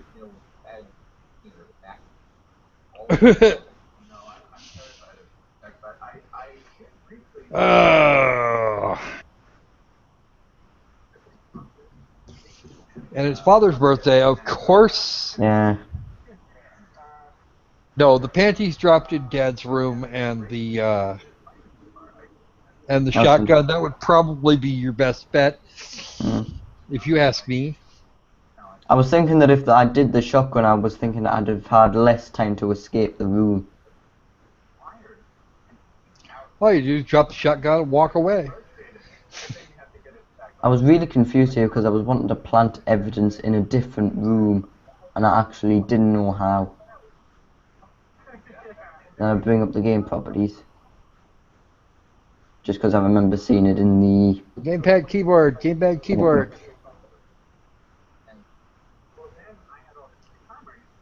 I'm basically just exploring more of the house now, even though I didn't do it the first time round.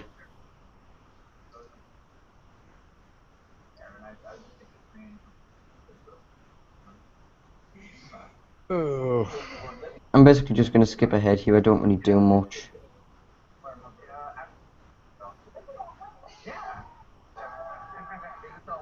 I'm not sure why I just stopped there for some reason. I must have just stepped up and walked away a bit. I don't know. Then I decided to carry out the deed.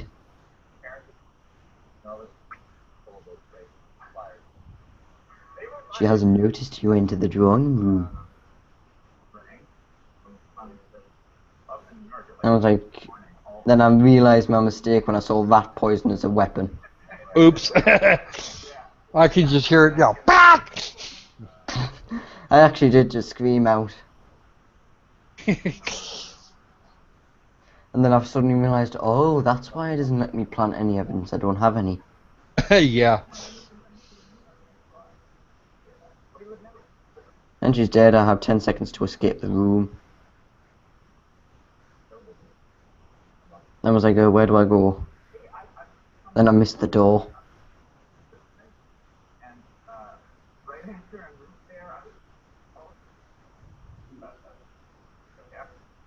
Now a glitch actually happened there. He said he figured out his deed must have been discovered, and apparently there was supposed to be a screaming sound effect occur there. It didn't happen for me for some reason. Yeah, that happens. This is when the detective comes in. Sexy bass slash disguise. Damn, Zach, you're just all over it today. Okay, this is the interview. This is basically the core event of the game.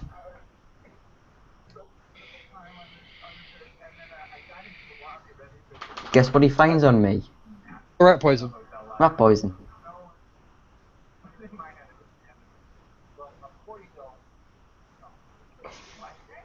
I used my deviousness to pick out which would be the best excuse. Because I wasn't going to tell a police officer I committed the murder, and I was thinking the rat poison would be evidence, but it was actually a weapon. Hey, you were the last person he talked to. Yeah.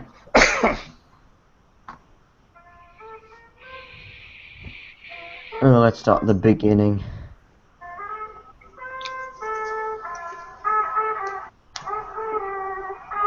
Who's playing the music?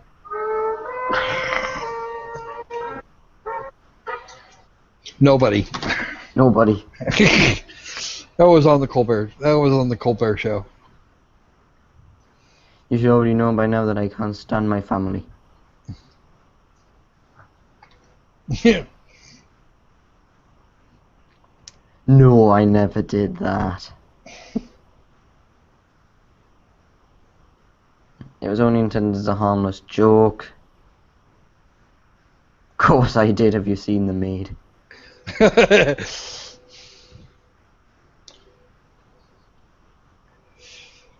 I'm not sure how long this interview goes on for. It's several minutes if I remember correctly. Right. You want to speak to the teammate again?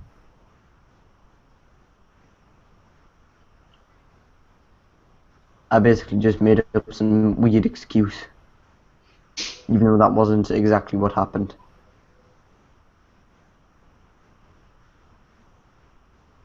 Yes, I realized that it was inappropriate. Yeah, guess what I go for. And a 13-hour single-player campaign for Uncharted 4, and he likes the online multiplayer. He's going to call Uncharted 4 Game of the Year already. I beg to differ, sir. Which you will find out when this slow interview is done. Yeah. Did I speak to my sister before dinner?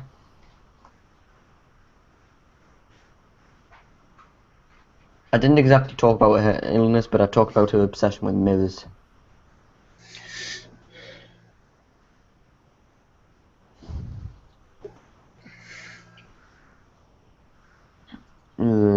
My family treats them like dirt. Talking about the servants.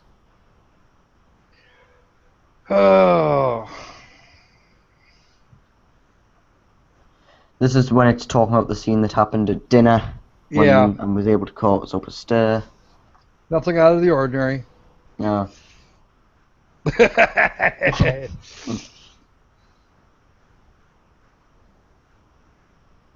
Probably made a rather Light-hearted comment. Yeah, light-hearted comment. My brain was running a bit too fast for us. I couldn't even think of the word that I was about to say.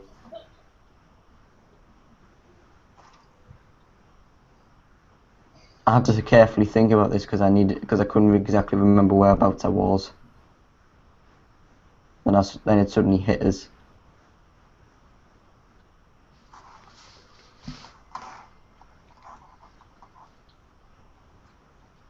Search did not turn up any items which gave me cause to suspect anyone in particular.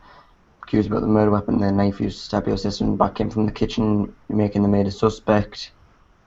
How we have established that you're also in the kitchen. It is also very interesting. I will be completely honest with you. Your behaviour this evening has given me cause. While there is some suspicion regarding your father, I don't currently regard him as a serious suspect.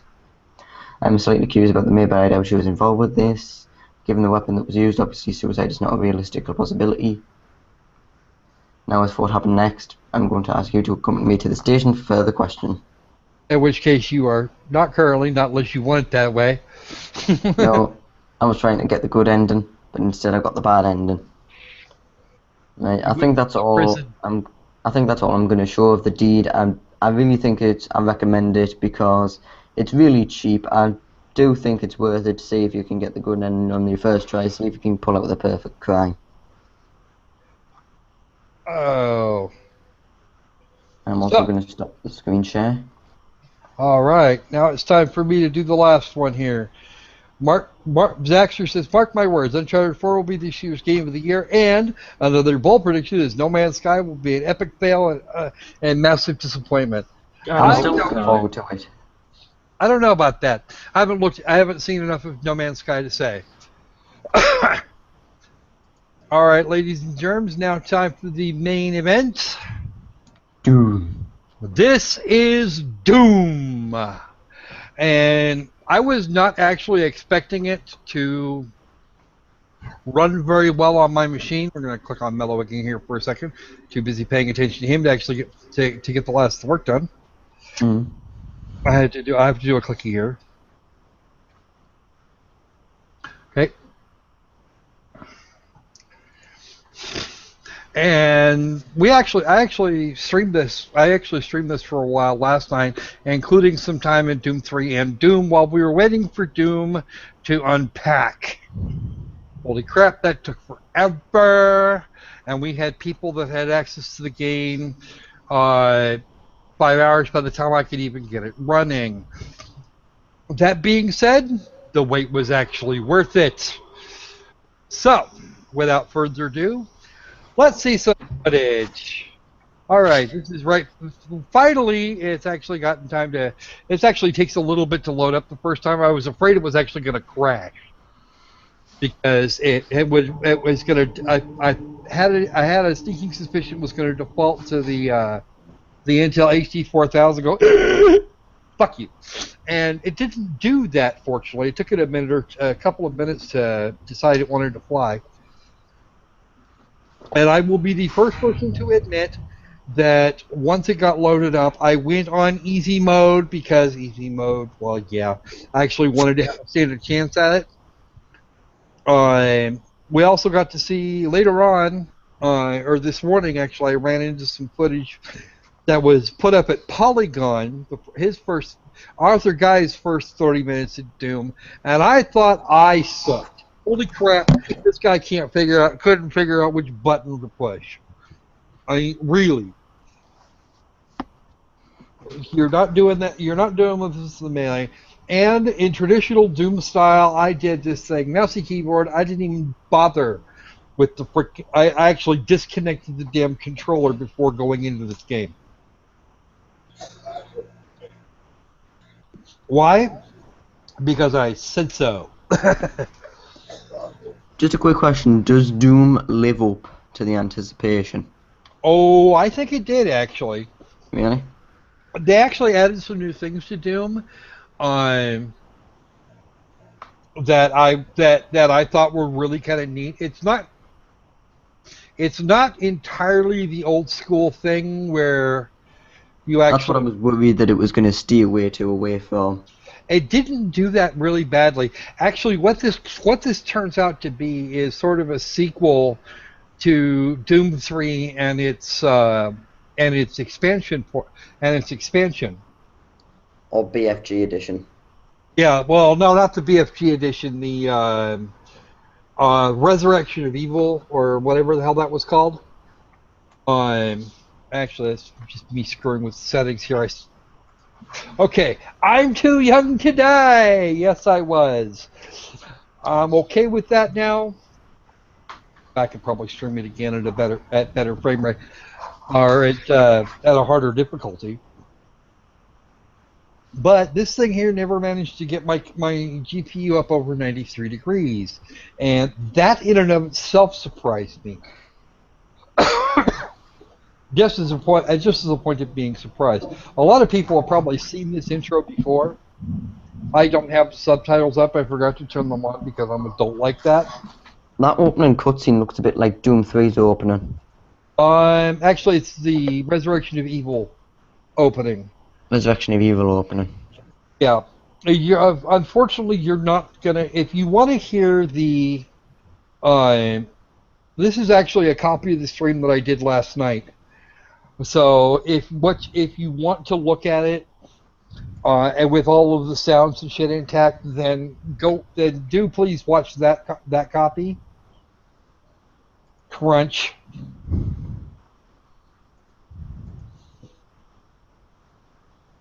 Up. Grab the pea shooter. And now I have to shoot my way out.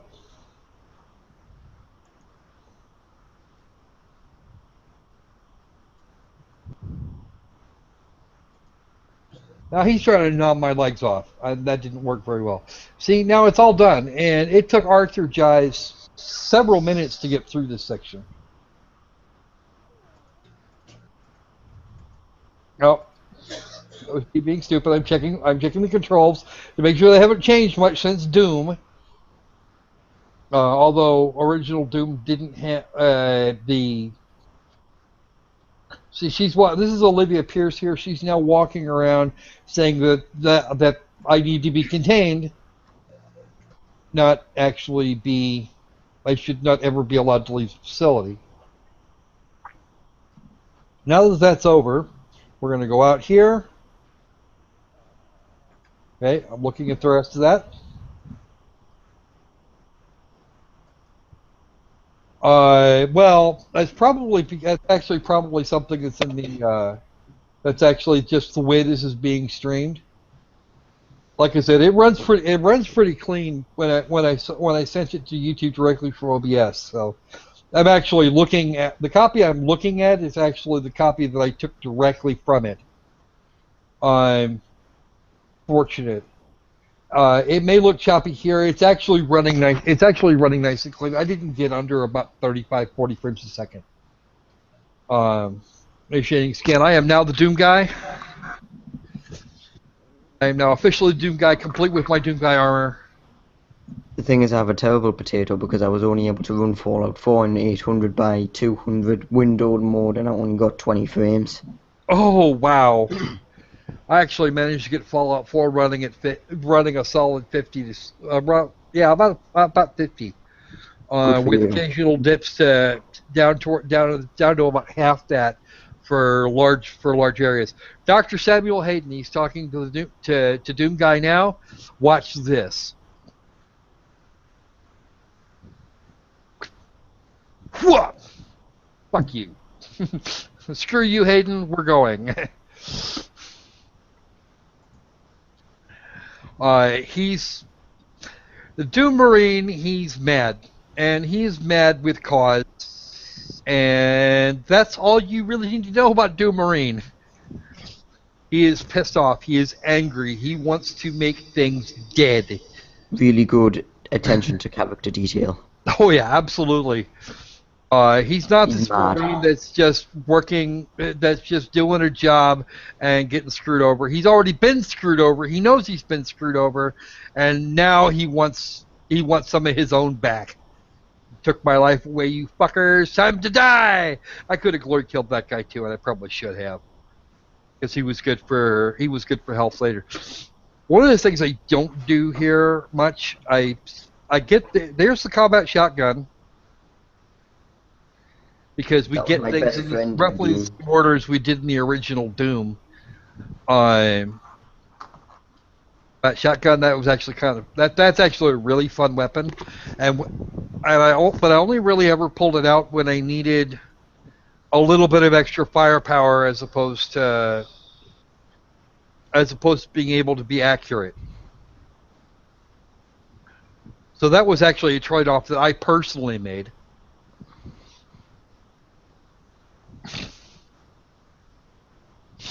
Like I said, it's really too bad I'm not getting the audio off of this because it's actually really spiffy.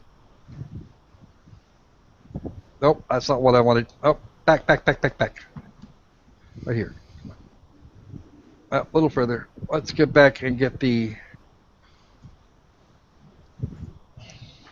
There we go. Turn my volume up a little bit. Bring it up. There's your first imp. It is, and I was just remarking here that it is actually really pretty, and it's absolutely gorgeous. Yeah, you're back just in time to see the opening scenes of Doom. Doom. Welcome back, Joshua.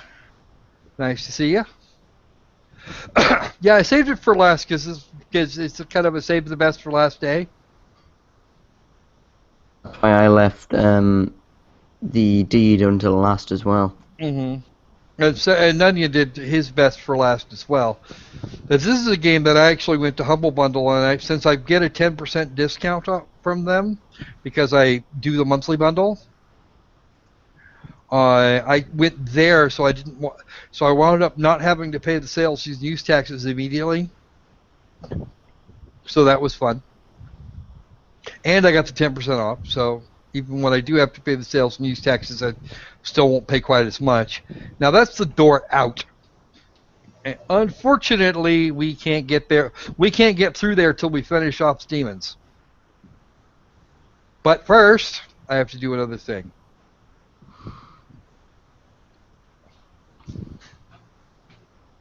Now comes the shitstorm. This is actually going to take me several minutes to do. Because it's just like that. Imps that come running out and give us a nice kiss, and yeah, that didn't go very well for them eventually. Now note I'm still using my pistol because I actually have to. I was still using my pistol because some of this I have to do at range, whereas the shotgun will just blow them right the fuck out of the water, and I don't know how much. And ammo is not as common as is more common than I thought it was going to be. I will say that now. I am used to, in these games, not being able to come up with enough ammo to do what I need to do. And that's one of the things that Doom is not stingy about at the moment, is ammunition, especially in easy mode. In harder modes, it's still not horribly stingy with ammo, but it's a lot closer to what I would expect from a game of this nature. But then Doom has never been particularly stingy about ammo. And if I need accuracy, I switch over to my handgun rather than keep using this thing. Oh, there I go. Drop myself off the side. See, here's the thing. Arthur, when he did his playthrough, he rather liked to sit still and shoot at things. Whereas I will at least try and move. I'm not going to get completely into turret mode here. Just blew that guy in half because that was fun. More health. The big health packs are worth 20, and I think the smaller ones are worth like 5 or 10. 5. By the way, Kage, just to let you know, the cat simulator and which one was it? The cat simulator and vapor links in the description are incorrect. Are they? Oh yeah. Shit! I gotta fix those. You've linked the Doom link on Vapor, and you've linked the Dark Souls link on Cat Simulator. Well, okay. Well, either way, they're both infinitely... The two games I linked instead are infinitely better games, so... Yeah. Yes, I will get in there, and I will fix that later, because, well, I did review their games. They should at least get a link. Even if I think Cat Simulator doesn't deserve it. Well, probably not, but we're still going to do it. Yeah. And Zach says that Kingwin has Doom now for $38, so I'm personally quite all right with the amount I paid for it. It was probably a little more than I should have, but yeah. Why am I shooting the rail? I don't remember shooting that rail. What did that rail ever do to me? It stopped you from going down. Well, at least I'm killing the imps. It was better than Arthur did. Yeah. And you know, Arthur actually gets paid real money to play games for Polygon, whereas I get whatever I can get in donations and ad revenue from this place. So, which one of us is going to have the better? Which one of us is going to be more skilled and have the better review? Which one of us should be more skilled?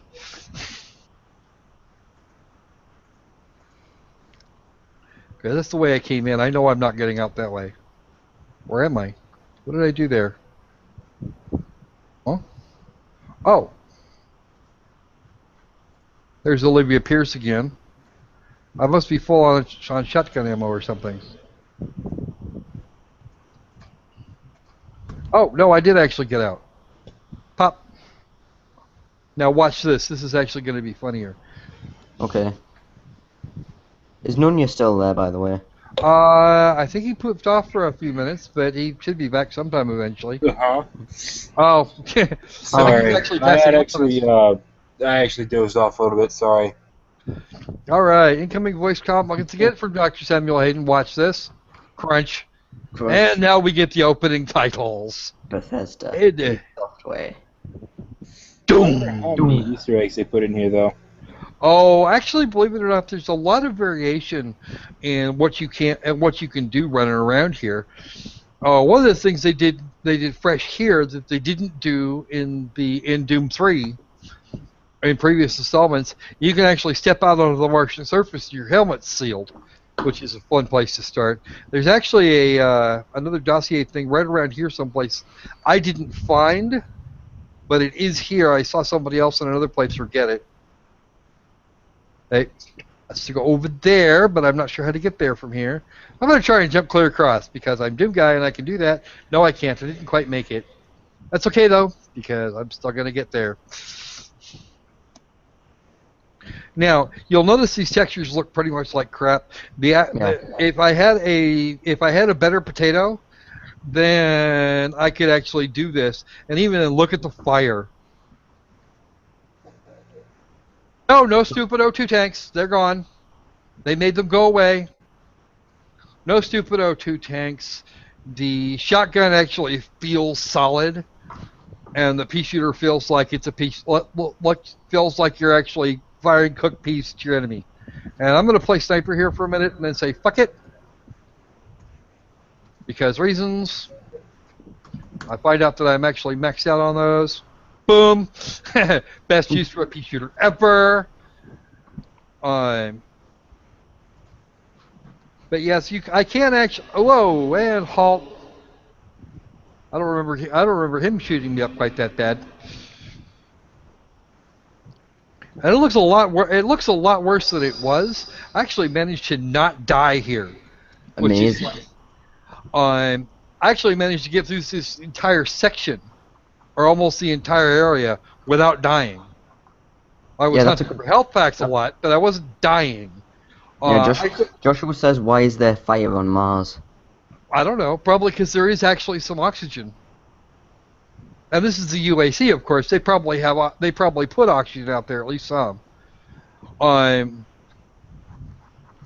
That never gets freaking old. If you've got an enemy that's staggered,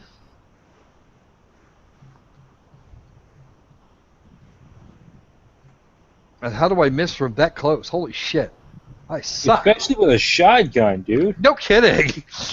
I suck at this game, but you know what? There's a Polygon editor that I don't like anyway that sucks worse at this game, so fuck him. Yeah. Compared to that guy, I'm good. Yeah. I mean, come on now. All you gotta do is point in that general direction with a shotty and you're gonna hit.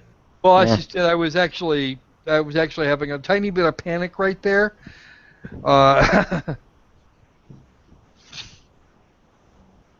was having a little touch of panic right there. That guy's up my nose, and I'm trying to get to the armor, and he wasn't really helping. Yeah. Okay. Once they stagger, because these glory kills, they just don't get old. I bet. They don't. They don't even remotely get old.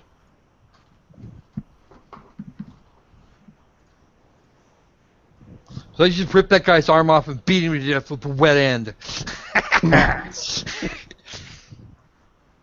Now, Doom Guy actually has a significant amount of jump. Later on, you get a double jump for your armor, and that's actually kind of that will actually be kind of a neat add-on when I get to it. Medium and large health packs. Nice red blood slick there. That actually looked pretty good. I don't remember noticing it the first time I went through though. Got full health, and it's time to blow up some more bad guys. Die.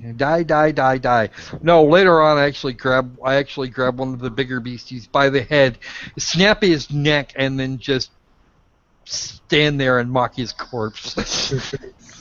I like how we've gotten more people into the chat now that we're talking about Doom. Of course.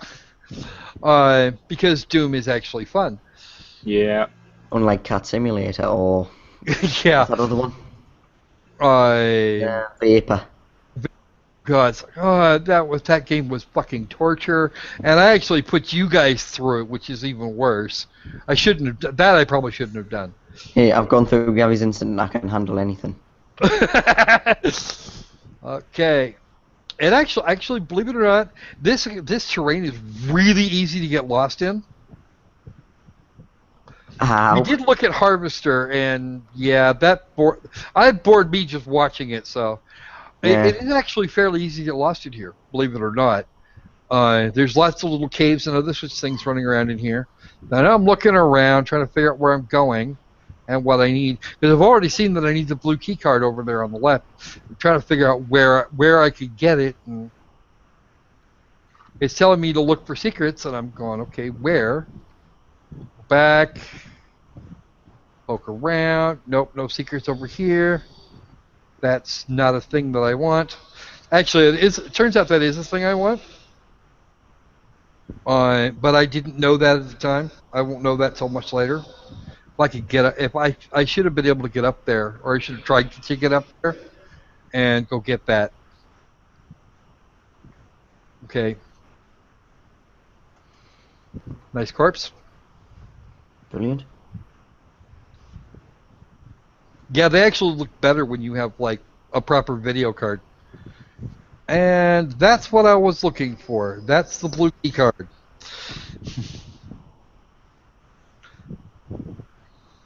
And of course they have the red, the yellow, and the blue key cards the same way as they did in the original Doom.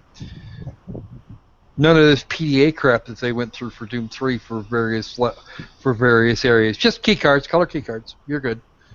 Access granted. Whoop. Zoom. Now it's time to really get lost. Oh, grenade. Yeah, unlike some people, I didn't actually use that grenade for quite a while.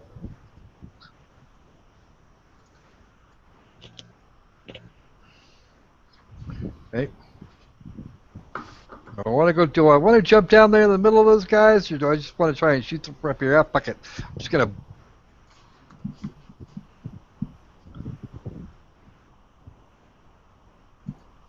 Kick that guy in the. Just beat that guy in the head. That guy can die. We'll just kill him too. And I think I actually glory killed that one. Hit him first. Hit him to the melee attack first, then glory killed him. Glory kill actually is an automatic kill. They just die.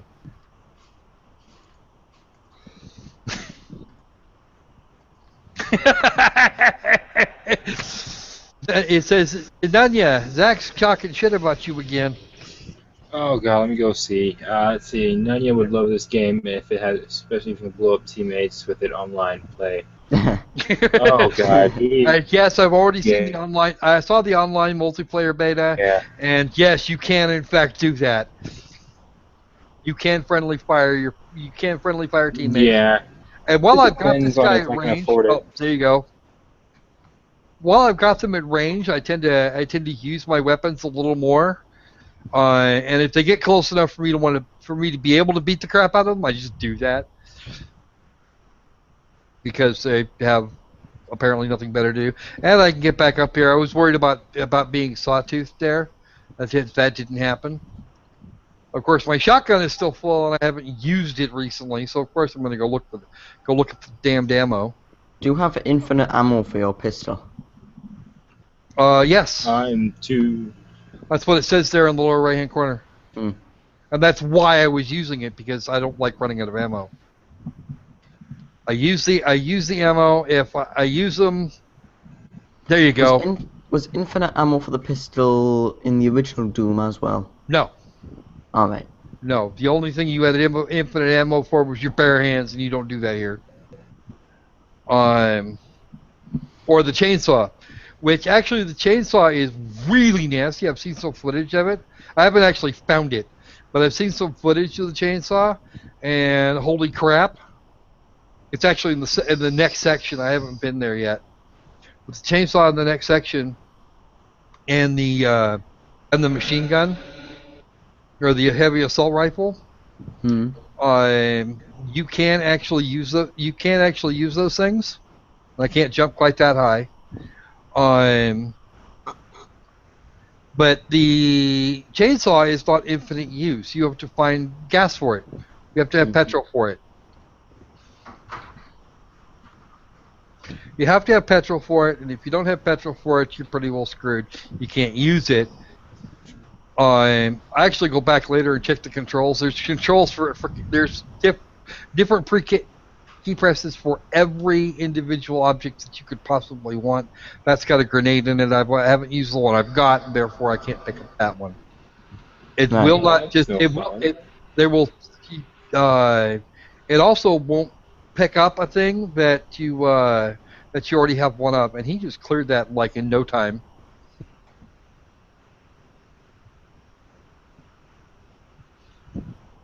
Okay. Yeah, we're gonna wander around here because there's a big area right here that ooh, wow. Kick the crap out of that. Here in a couple of minutes, here in a few minutes, I'm actually gonna find the bot to help me upgrade my weapon. We're actually gonna skip ahead a little bit here in the interest of time. Right. I think we have to go ahead and peace out, guys. All right, you have fun, Noneya. Right. I'll catch you. We'll catch you up in a little while. All I'll be right, here cool. for I another got while. work and Yeah. no. Oh man, seriously, go ahead. All right, talk to you guys later. All right, have fun, man. Don't Alright, hurt I'm yourself. done. I'll try. And actually, for all of this mess, I think I may have actually skipped over my one and only death Really? in this game. I think I skipped over it. Now you don't have to experience the humiliation. No. I'm going to show you because I died exactly once here. Right. Couldn't find my way back round to. Maybe it was a little later. I don't know. It seems like right after I died, I actually worked out what the hell I was supposed to be doing.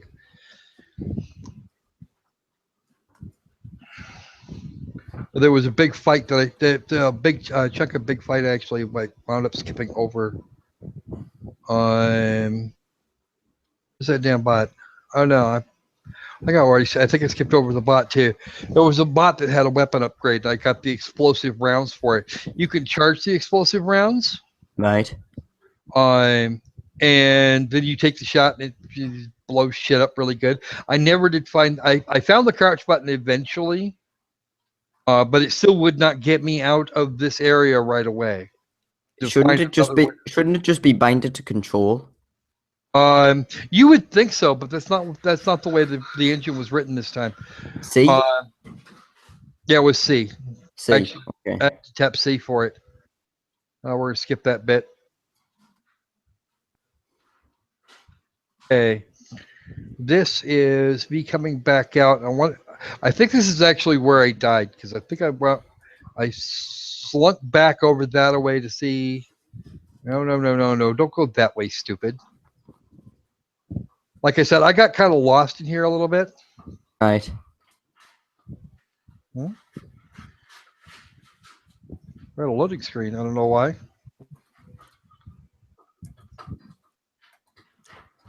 Oh, right. I think I've actually found my way out here. I'll find my way out here in the next minute or so.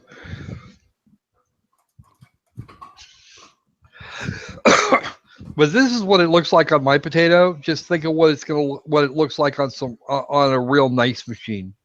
Total Biscuit was one of those people that got review codes early enough that they could actually download them Right. and have a few hours to play before the game itself unlocked.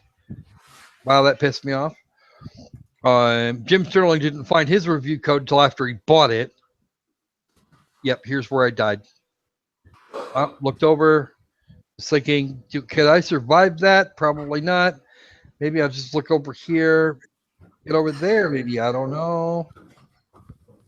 Because believe it or not, if you see something now, you will probably be seeing it again later. It's kind of Dark Souls-y like that.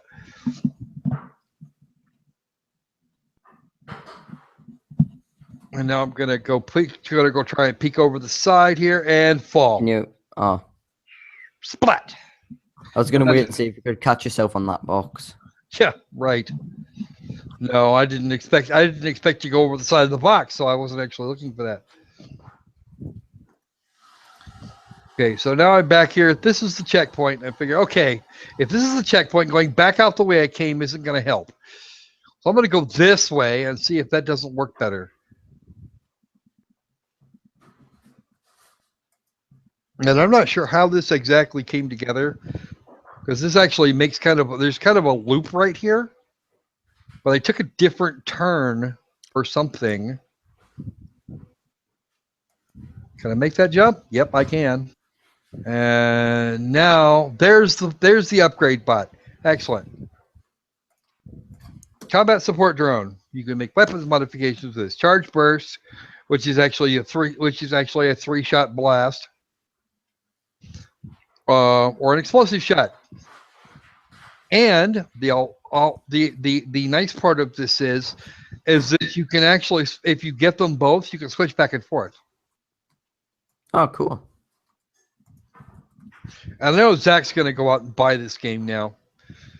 Yeah, I can tell. For good reasons. Okay. But saying he isn't. Well, he actually went to Kingwin to see what price they wanted for it. So I'm guessing it's because he's actually intending to do that. All right. The explosive shot is actually quite nice. I'm not going to use it here because, well, I don't.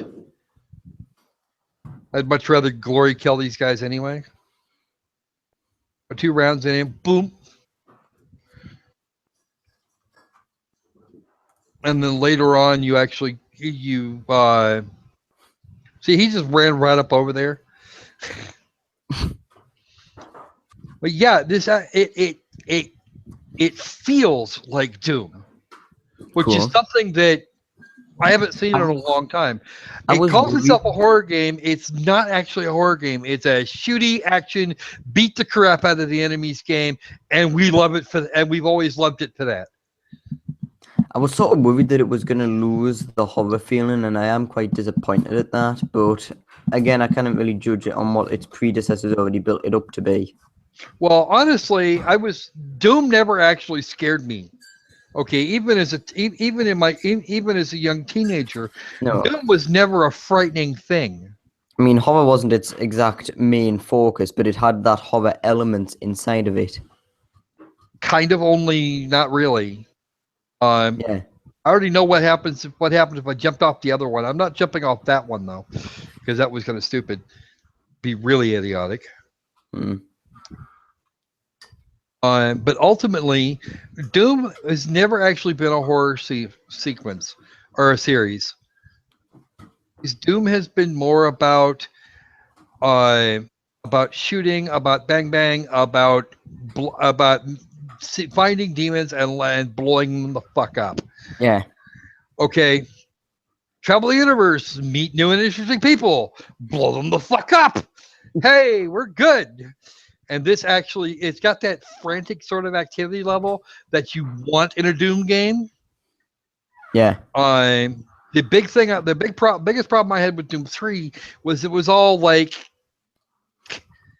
or really icky brown. I actually missed a bunch of enemies right in here. I just didn't bother with them. Okay. Not because I didn't want to kill them, because killing them would have been fun. But more because I really needed to get through this level, so I could shut the poor game down. I can shut this game down and give my poor computer a break. It finally got up into the mid 90s, and I'm going, no, I can't do this. I don't need this shutting down now. Please, no, please, no. Just hold up a little bit longer. And it held out for another... almost another 10 minutes after this. Cool. And by this time, actually, I've already been this is almost an hour's worth of footage here. 51 minutes of footage just of this game. Jesus. So I can play it an hour at a time. If I'm not even with OBS running, I can still play it for an hour at a freaking time. And that means you can probably get about 2 hours or 3 hours without OBS recording it. Well, without all the other shit that I usually run. I mean, I've got, you don't even want to see the other side, the other screen. It's packed full of shit. All I get is I've the got game. the Steam overlay. I've got a Firefox window for chat. I've got OBS. Actually, I think OBS is shut down right now. VLC media player. All Skype, I've got a whole is bunch of stuff. All I've got Steam, the Hangout, and the chat open. And I'm not even. I didn't even consider the chat or the Hangout. So Pornhub. Yeah, I don't know what it is. You know, I've never actually understood the attraction of these sports games, the annual sports games. It's just like the Call of Duty series, a one slight improvement over the last. Well, and then you have all the kerfuffle over Infinite War. Infinite War, honestly, actually looks like it might be halfway interesting as long as they get the campaign a little bit more than 6 hours for $60 freaking. Okay, Doom Guy also doesn't regenerate his own health. most of your health upgrades are going to come from glory kills and other such things.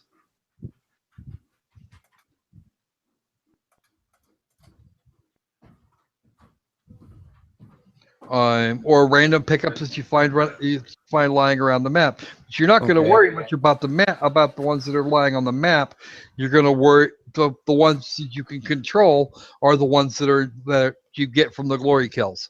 And it actually gives you a kind of an almost reason to play with your food. Yeah. If that makes sense to anybody. Makes plenty of sense to me.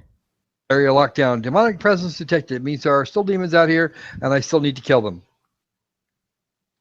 Yeah, they do have the occasional like combat set piece that is actually quite fun. And apparently we've lost a couple of our viewers. Oh, shame. I think we've lost. Well, we lost 2 or 4 of them watching when I started this out. So apparently somebody got tired of watching me suck at this, so they're not doing that anymore. I think Noneya was probably one of them. So I'm not sure if Josh is here or not. That was the other door leading outside, and I don't want to go that way now. Oh, still in there, Mellow. And looks like Zach is going. In case I didn't know. So that makes 2 of you. We're good. This guy here talks about it's been 221 days since the last accident. How many days until the last accident, blank? Since the last accident. Oh. And there were 3 secrets I didn't even get. There was 2 field drones out there. There's a field drone I didn't get, and an elite guard that should have been running around there someplace I didn't find. So at this point, I talked to the folks a couple of minutes, and then I clicked the save and exit button and shut the game down. That was pretty much the end of the stream anyway. And from the looks of things, I don't think we're going to get to the green light section tonight, folks. That's a shame. Much as I'd love to. Right now we're running up on 1 o'clock in the morning for me. Makes it 2 o'clock for Zach, and I'm pretty sure he's got to work someday soon. I could probably just keep going the stream myself. It's still just 9 in the morning. Yeah, that's because you're in that other time zone. Yeah. At 9 in the morning. I mean, who does that? Well, I got up at 5 in the morning just to make this. Okay, so that's it actually for Doom, and it took us 13 February, Friday, May the 13th, 2016. 13 games, of which we had lots and lots and lots of stuff to go over and annoy ourselves with. Some of it was really crap. My opinion, I'm gonna go for Doom, but then that's just my personal opinion. How about you, Mellow? What's the best game tonight? For the best game of the night, well, again, there isn't really much competition. I'm still gonna go with Doom, I think, because you have Doom versus CastleMiner Z versus Vapor. What's Yeah. gonna win? Yeah, I know, right? What's up with that? Oh, so who's up for some green light? Anybody? Nobody? They actually care? All right. Yeah, we probably could do one or Yeah. two. Let's at least do the perfunctory and go for a couple that. Oh, Harry Hired's back! Yay! Good. All right, so let's go for the stock here. A friend of mine was actually saying that there's a green light game that he likes the looks of called Detention. I'm talking best of the stream, Zach. We're looking at best of the. Well, you're the one that asked about that. Okay, Mellow, you want an RPG? Who else? Okay, somebody else. Somebody that isn't Mellow. Okay. Give me a. We're gonna look at an RPG too. Give me a genre. If no one does it, I'll just get my Steam green light hat out. All right, there's a bunch of you. There's a bunch of you in chat. Come on. Come on, or do I need to get my hat out? Anime, he says. Let's. Oh, nope. We don't seem to have those. They actually Anime. don't work. They apparently don't work that way. Arcade/action. Let's go for. Is visual novels an option then if he's wanting anime? I'd have to figure out what they have, what it would be in one of these genres. Okay.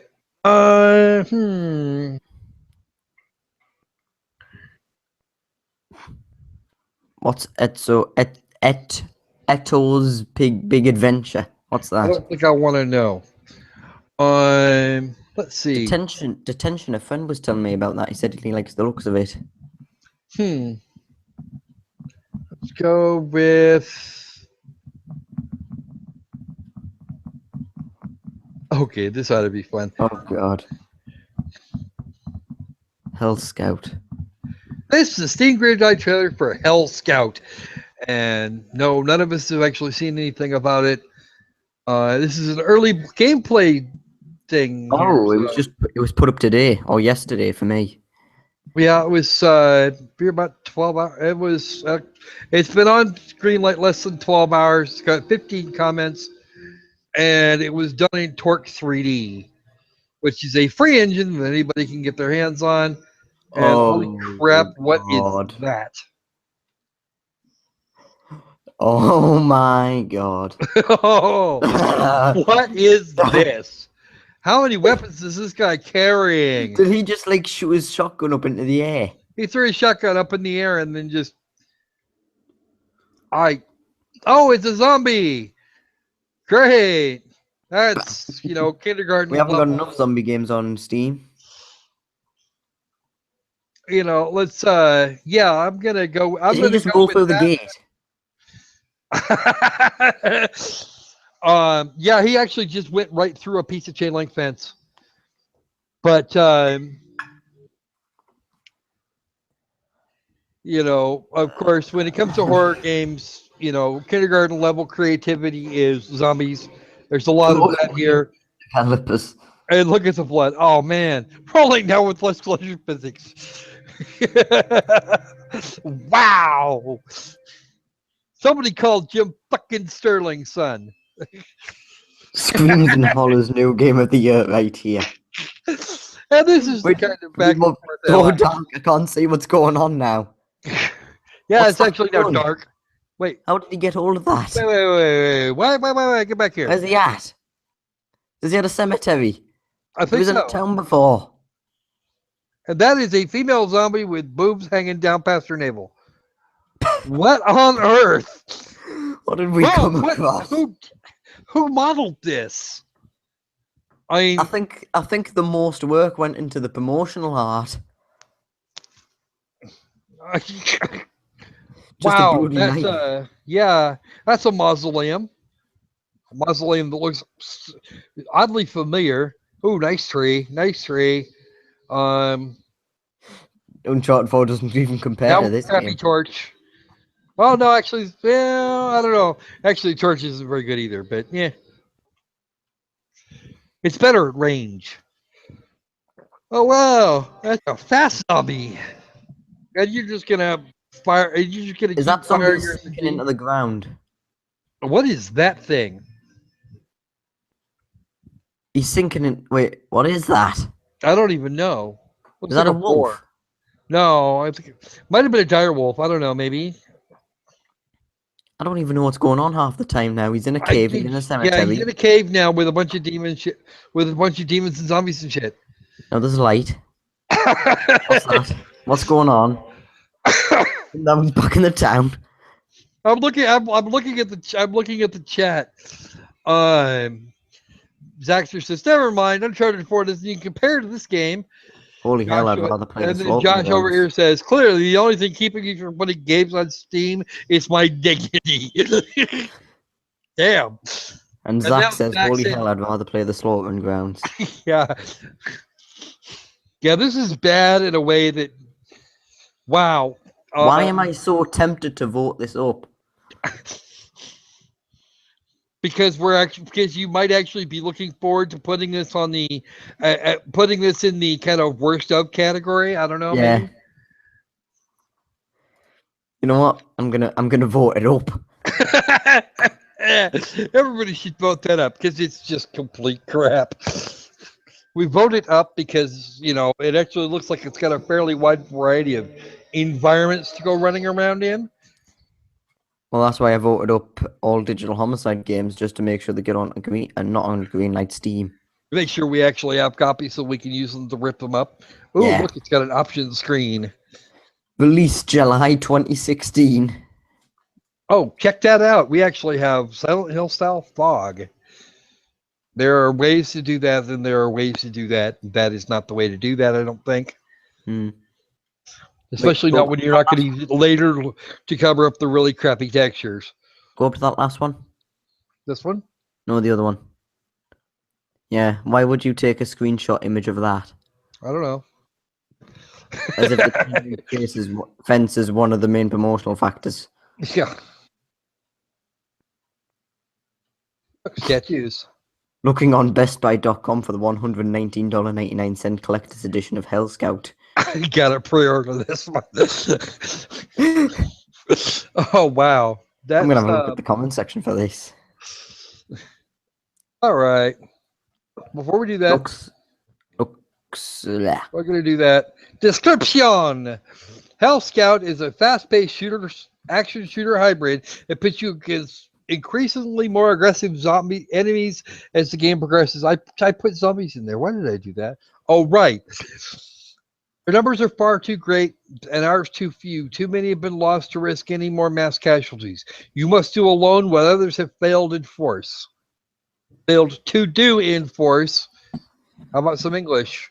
You will need to find new weapons and unlock powerful upgrades to help you survive long enough to complete your objectives in each mission. Hi, I'm a gangster with a hoodie. I'm gonna succeed where the United States military has failed. You break out NATO and everybody dies, but I'm the gangster in the hoodie. You expect me to get there? I don't fucking think so. Actually, I was thinking that the render distance is more measured in millimeters, micrometers. Actually, probably more likely. Microns. English is hard. Editors are expensive. Use your speed and agility to complete various mission objectives as quickly as possible. The longer it takes to complete a mission, the more aggressive the enemies become. Wow, really? Just because they can just because you're making enough noise to wake the fucking dead. zombies can be easily outran, easily enough, but things can go downhill as you begin to attract the attention of unique enemy types. Yeah, I'm sorry. Yeah, I'm gonna go with Zaxtor here. This is this is what digital homicide has done to people. Oh no. The game really hinges on the unique movement and playstyle. No, I saw a generic third-person shooter with really in a really craptastic engine with an even more craptastic set of textures. No excuse for those. Really, you could do something other than just kind of slap basic materials on. I mean, honest.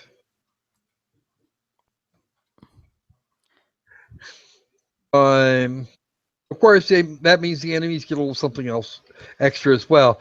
These are a little smarter than your average zombies, and they love trying to head you off. I'm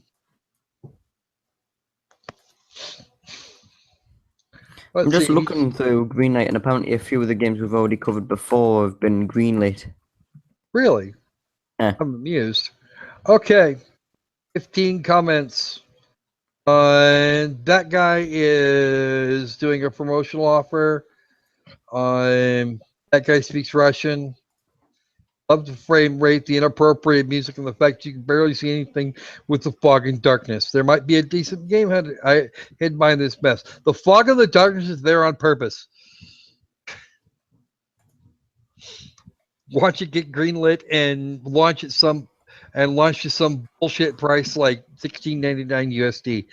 Yeah, I don't think we're good. I don't think we're that good, Zach.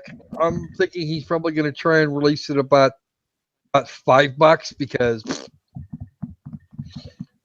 he could just do a Romaine Brothers trick and launch it at $10 and then drop it down to $2. Let's see.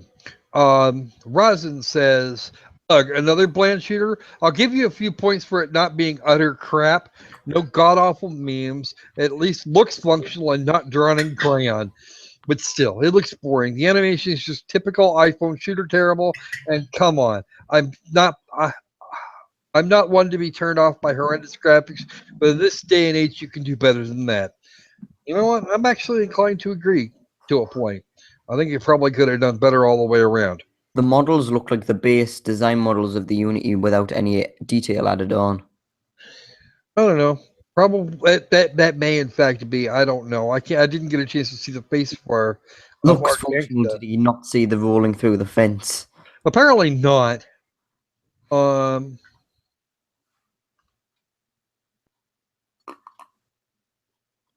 Rain says, if I were you, Deb, I would have waited till this was a lot more presentable before putting it on Greenlight. You know what the sad part of it is? It's probably as presentable as it's going to get.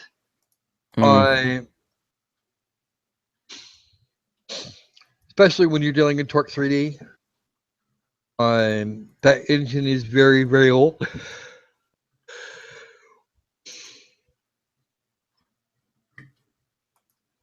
Zombies, yep, that is a no. All right. So, who wants to give me the next one? Well, I need a genre, folks. Let's have a genre. Come on, or do you want me to pick one out my hat? Why is Hell's Scout on the front page of Greenlight? Oh wait, it's just most recent, never mind. Okay. How about you, Josh? What do you want to see? Action, adventure, strategy, RPGs, massively multiplayer, Joel Sims, free. What do you like? Hit me.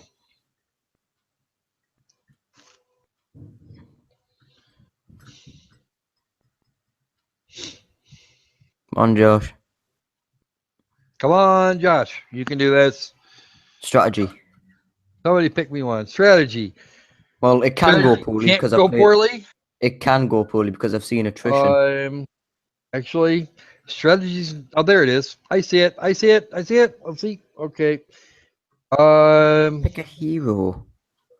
How the hell can that work? I don't know.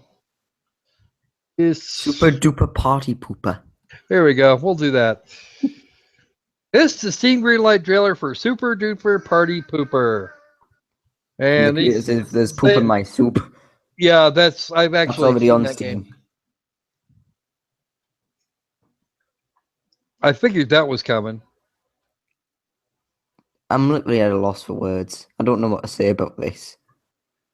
I don't even know what's going we on doing? here. I don't know. Looks like a rhythm game, actually. Poop instead of dance. Poop on people.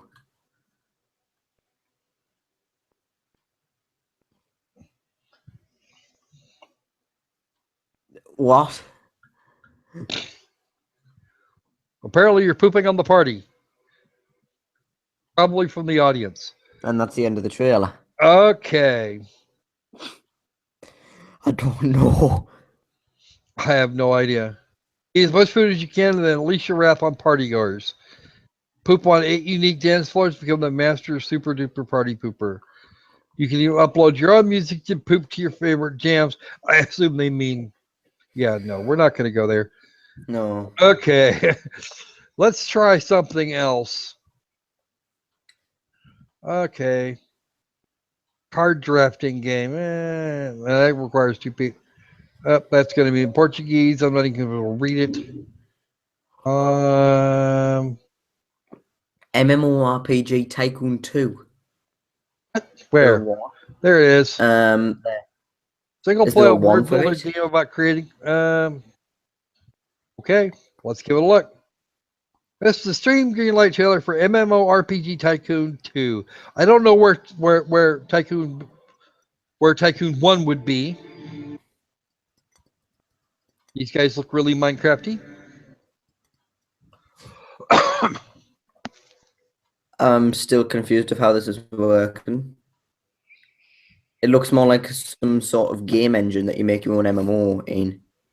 Well, no, But they it's decided actually to stick. you design it and then it turns into a fantastic little simulator that people well, maybe it is. I don't know. Yeah, it literally does look like your own MMORPG maker, like a game engine.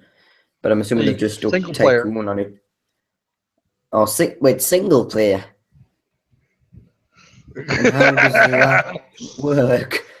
An MMORPG Tycoon where you do single player and you kind of share your ideas with other people, and it isn't exactly an engine where you create stuff.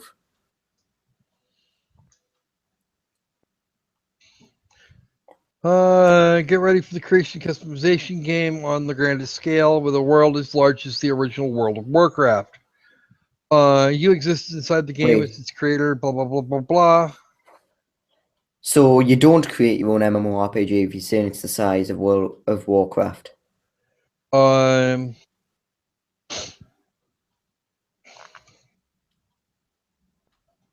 apparently once you open it, it's here.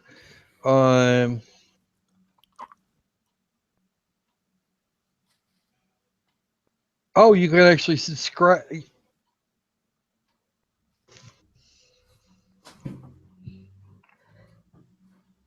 I have no idea. I've no clue about this. Oh, the players are AIs. The player base are AIs. You're trying to get. Oh, okay. So you make your own MMORPG for other computer/players to play in. Right, and you're trying to get the largest number of subscribers. Okay. So that makes actually sense. makes okay. Now we're making sense. Okay. You know what? I could actually probably live with that. Yeah, sounds like quite a decent idea, even though it was a bit confusing to get around the head at first. Well, once you get your head wrapped around it, it actually doesn't look like it could be all that bad. Yeah, it does sound like a surprising idea for a game, Josh. It's a thought that I've had a couple of times, and I hadn't really any idea of how I would actually do it.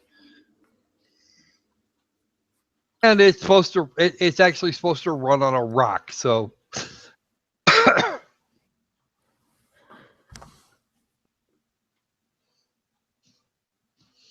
He says he's got a anything that can work on DirectX 10 would probably be okay. Okay. So Now- it'll run pretty much on a rock. Even my older son would be able to run that. So I'll go ahead and vote that I'm up. going to vote that up. Yeah, because it actually looks like it might be something neat to try. Who's left? How about you, Hired? You got anything for me? I think he left a while ago, but I'm not sure. Yeah. Okay, so let's get your RPG out of the way there, Mellow. Yeah. Oh, RPG Escape Room.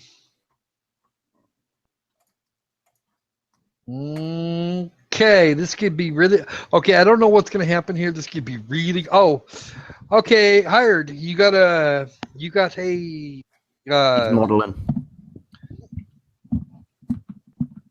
Give me a genre. Because I know we're already gonna get a vote for RPG. We will just need a genre for our green for the last part for the last little bit of the green light segment here.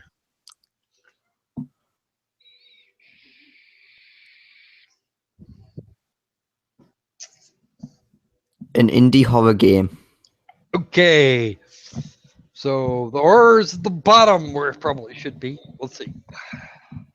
A lot of people are let's see.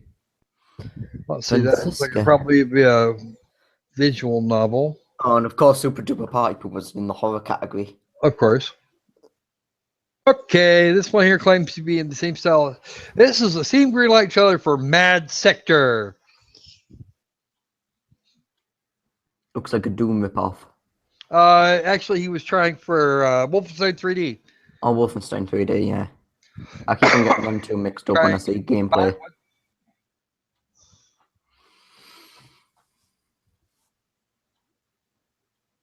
Well, if he was trying to rip off Wolfenstein 3D, I think he actually managed it. Oh, he thinks Hired was making an indie horror game for Steam.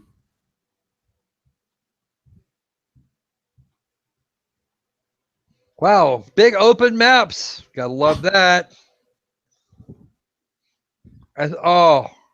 Be thankful you guys can't hear the sound because this is really bad. I'm actually going to go on there and listen to the sound myself. It might be yeah. Oh, hell no. This looks like it was actually done in Game Maker. Because you can actually do something like this in Game Maker. It's easy to do. And you just got splatted. You just got pictures that are very vaguely animated. Oh, God. Oh. I'm listening to the sound now. Yeah. On the plus side, it's got that whole pew pew pew thing, but it can't. But it does actually seem to have some sort of. It has differences in sound based on what the material behind your target is actually made of. It sounds like everything he hits is like clunking with metal, even when he's hitting humans. It depends on what's behind them. All right. In this case, we have a bit of metal here. Chunk, chunk, chunk, chunk, chunk. Hey, can it be worse than Super 3D Noah's Ark? Okay. Somebody owes me the last 2 minutes of my life back. Seriously. Just ask unpronounceable name to get your life back. I know, right? What's up with that? Description! Mad Sector's retro FPS in the same vein as Wolf 3D. Explore the justice of insane AI's mind and thwart his minions.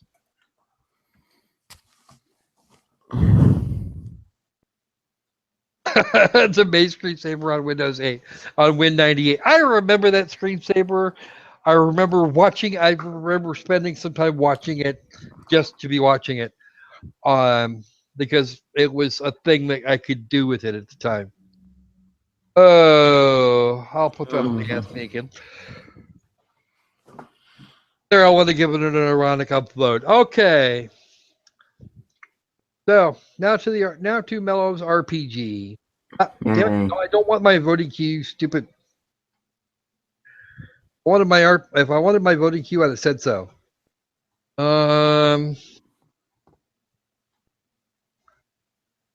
Well, the thing is, there's a game on Steam, Zach, called Super 3D Noah's Ark, which is almost a direct rip-off, but it's a Bible usage of it. Yep. Actually, Marathon's also a much older game. It had an excuse. RPG Escape Room. All contents in this game is based on fiction. It's based on fiction. And you have 40 minutes to figure something out. And somebody's kids giggling in the background. Not my kids, but somebody's. My kids are both sleeping. That gate is locked, okay?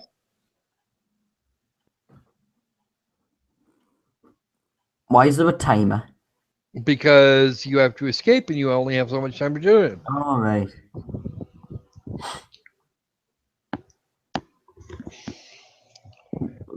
That it? Really descriptive trailer. No shit. That's not the way you sell a game. Maybe the description can fix things. RPG Escape Room is a unique indie RPG game mixed with an escape room style of game to give players a different experience from any other games. Players will be forced to use their brains, logics, creativity to the limit without having time to relax along the game. Your skill and ability of solving riddles and puzzles will be tested in this game. And it won't be easy. Just, my eyes. What happened?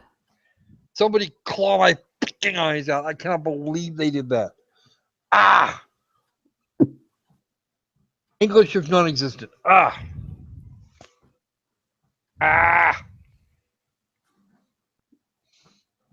You know what? Actually, I want them to accept one more RPG Maker game, and that's the one That's the one I'm working on. If I can ever get the $100 together to actually get green light approval. Have you got any of it yet? Huh? What? I don't think so. No. All right. That's supposed to go. That was stated to go to PayPal, and nobody's bothered. So, really, it's not the last time I checked PayPal. PayPal, Patreon, anything they want to do. I realize that Game Maker does require. Well, it depends on what you're doing with RPG Maker. There are some cases where you can do quite a lot with very little in RPG Maker.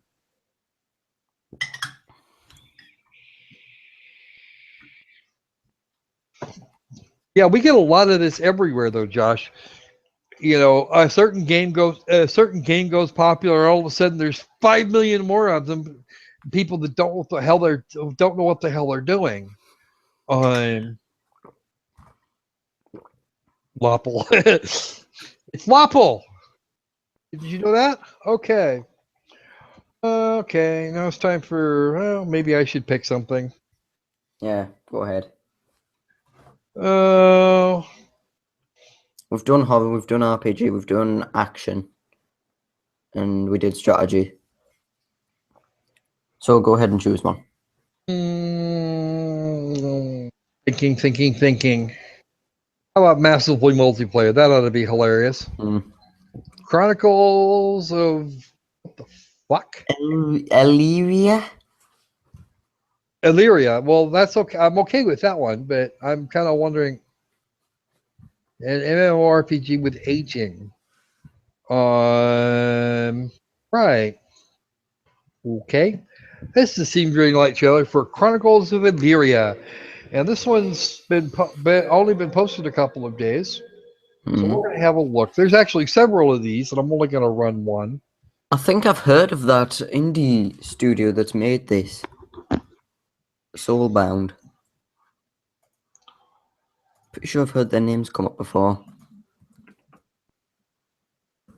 Okay, we have a generic fantasy MMO. I wonder what they're going to charge for that. This looks quite decent. I even made flat.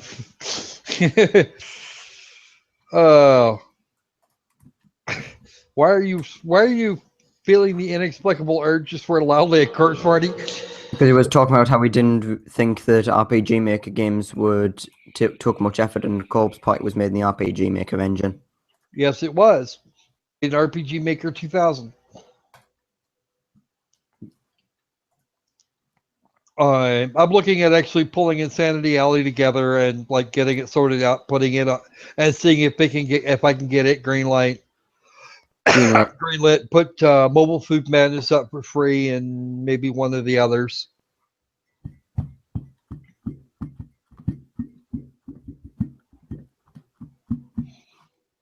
Lame indie Kickstarter games. You know what? I've actually considered it.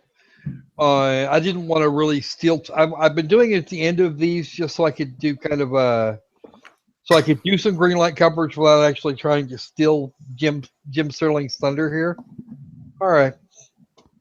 Aging and Body Dynamics Tech Preview.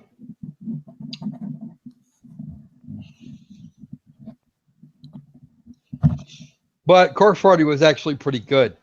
Yeah, Corpse Party was good. I played the remake Blood Covered Repeated Fear on the PSP. Yeah.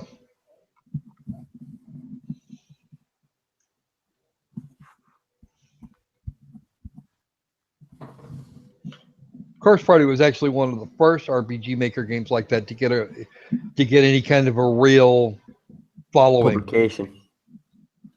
Um, What company actually made Corpse Party? I forget actually. No, the version of Corpse Party I played was the one after they updated it. That was Corpse Party Blood Covered for the PC then. No, actually, I think I got the PSP version first. Let's see. Team Gris or Team Gris. Team Gris, and the Kickstarter project is still going.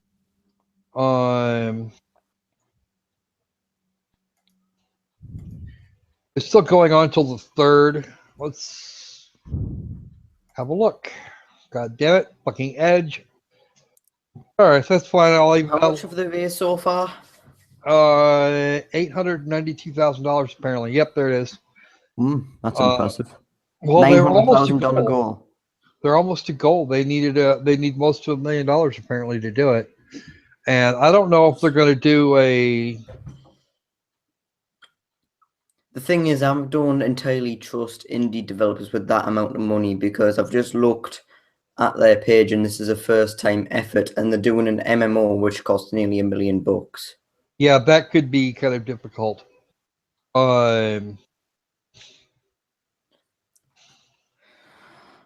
What do they say they'll give you if you pledge like the highest amount? Plus 5 extra sparks of life and a digital copy of the game. Yeah, I'm. You already get one in the game.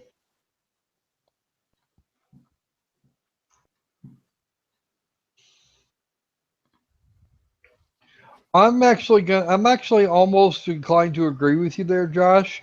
They take the cash and haul ass. I mean, I remember once I was looking at a Kickstarter page of a board game, and apparently the developer spent the money on a hotel in Los Angeles or something. I wouldn't know. I forget what the name was. Characters age in game over the course of 10 to 14 real world months. During that time, character will grow old, eventually die, leaving their mark on history. Each in-game death reduces your overall lifespan by about 2 days, and brings the character that much closer to permadeath. I don't know what they're going to do as far as.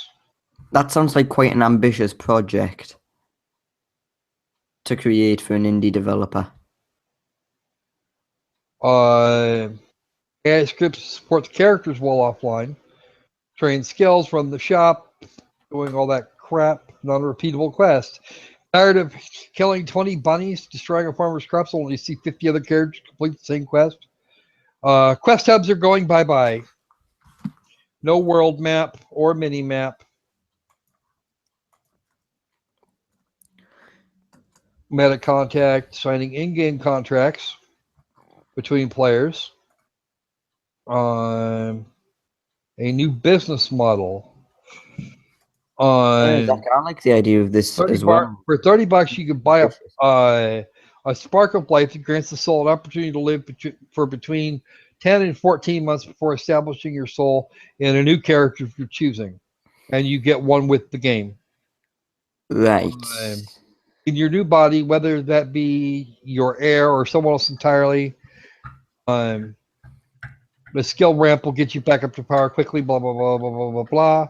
So about once a year, you're going to have to cough up $30 to go on. That's actually not so bad compared to the other subscription fees other MMOs are asking for. Well, I would agree with that. And, you know, eventually, and in theory, at least, you could buy enough of them that you would buy enough of them that you could actually that your characters will outlive your souls will outlive the fucking servers. Yeah. It's $300. They're talking about 10 years. So 10 to 14 months. Just as long as they don't make it boring like the Elder Scrolls Online was. Oh, we don't talk about the Elder Scrolls Online.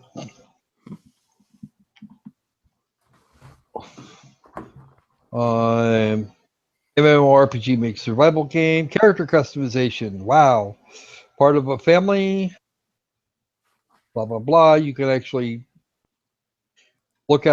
see what your mother and father look like.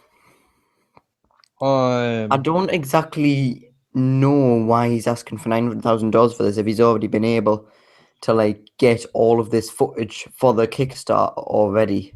The chances are there's probably reasons for that. I'm not sure what they're planning on using the money for. There's of course mounts and pets. How many members are in the team?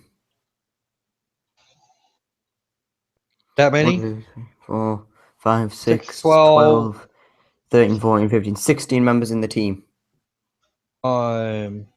They've gotten some support already, but it looks like what they need. They've invested $500,000 to self-fund pre-production, and have another $500K committed from investors. But nobody wants to. Nobody seems to want to take the risk for large-scale stuff or large-scale production. So that's why they're coming to Kickstarter. I'm actually quite pleased to see a few women in the team because it's actually quite good to see a few women getting into the video game industry. Well, no, you actually have quite a few women in the video game industry. It's just that you don't be fewer of them because you don't have as many women that are trying to get in. Yeah. I mean, think of Roberta Williams for a minute. I mean, she was actually a guiding force. I'm going to upvote this just because I'm a wacko. What's the name of the game called again? Chronicles of Illyria. I'm voting for password. Let's see if we can find something that looks like crap. Oh, there we go. I think we actually covered this one, didn't we? Virtual Earth. Oh, that's right. We did look at that one a couple of weeks ago. We looked at it, but it wasn't on stream. Actually, you can get a copy. Oh, here we go. This looks like a freaking mobile port. It probably is. Strategy RPG, massive multiplayer, free to play. Oh yeah, this is it's a mobile port. This is one of those games. Oh yes.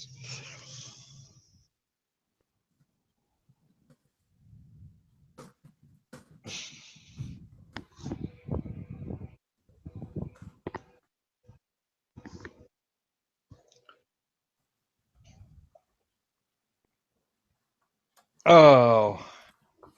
No, you're okay, Howard. Whatever you got to do, man. And that was the entire trailer.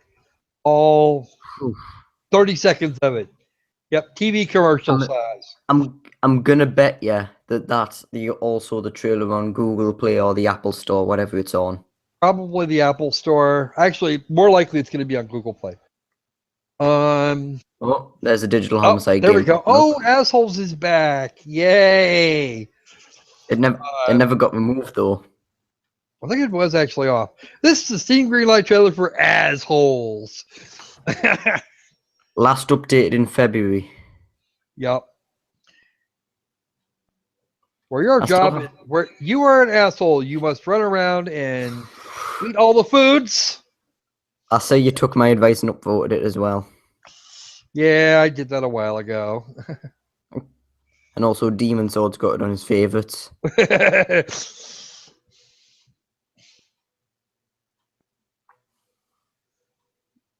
Look at that brilliant mouth animation. Yeah, I know, right? What's up with this? But of course, Digital Homicide it hasn't released it to itch.io, so we can't actually do it. Splat! Your assholes. Actually, you know what we should do? We should actually send that Chronicles of Illyria store page to Digital Homicide to show what actually a passionate project can be like. Yeah, I know.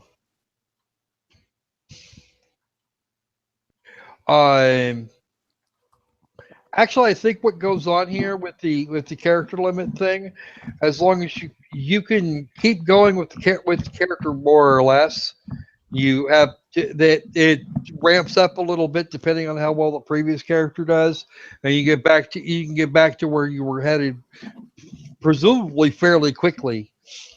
I won't know exactly how the system works, obviously, until we actually see it in action. I actually have a weird feeling that okay. percent assholes will actually be greenlit because it's tagged as free to play. Just for that It's reason. actually been sitting here. It's been sitting there since January. I think the developer's reputation preceding them has actually caused the problem. And this isn't the first. Which he accused me of ruining.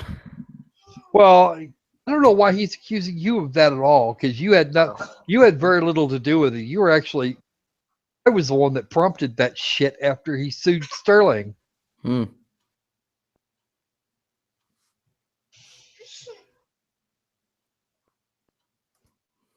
I even ended up making a joke about it in the comments of the announcement. Yeah. Saying, oh yes, one guy alone was able to tarnish your whole reputation as if it wasn't tarnished already before. Well, and it wasn't even you that did it. No, that's the thing.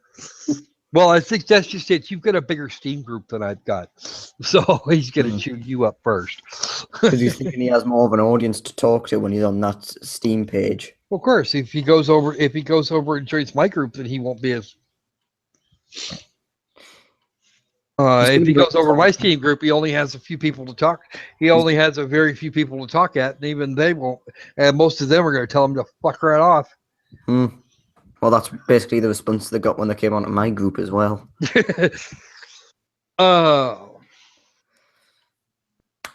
That's what it seems like they're trying to do from here, Zaxtor. Is you pass a large chunk of it onto your, or you pass a chunk of it onto your successor, and then you kind of ramp up a little bit to get kind of back into the power level that you were before.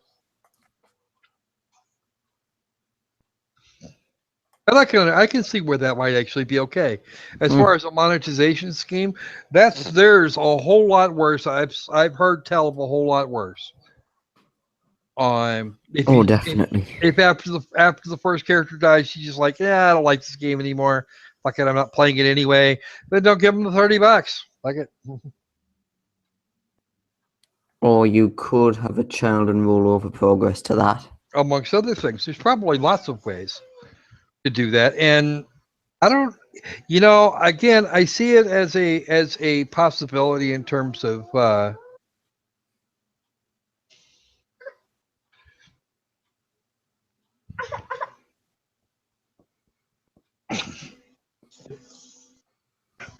And yeah, okay, it's a gimmick, but it's a gimmick that actually that does better in terms of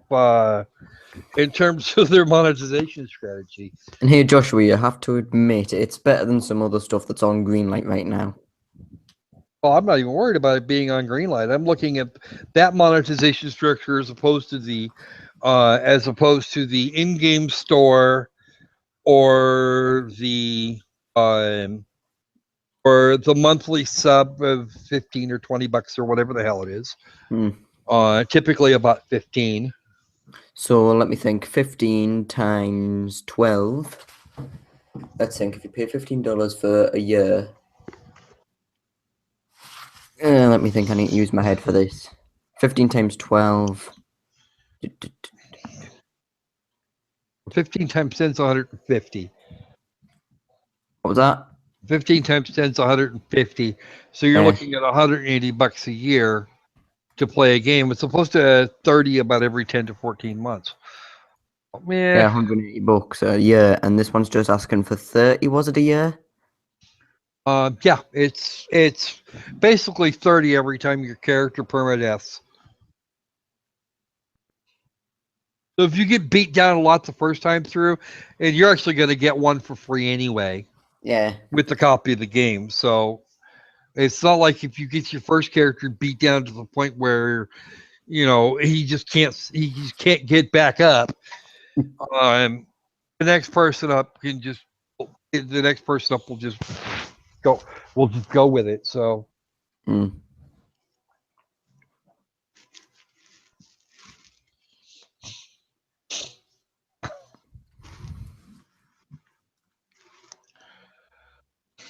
the only thing I'm going to say about the game like that is that it's got a rather interesting way of approaching itself. It's not the first time I've seen a game where a character dies and has to be reincarnated. That was Mabaningi, or whatever the hell it's called. Something similar to that. I should have it still on my Steam list. I'm also going to agree with Zach's last comment he made. I like the idea of changing players rushing to max level as fast as possible.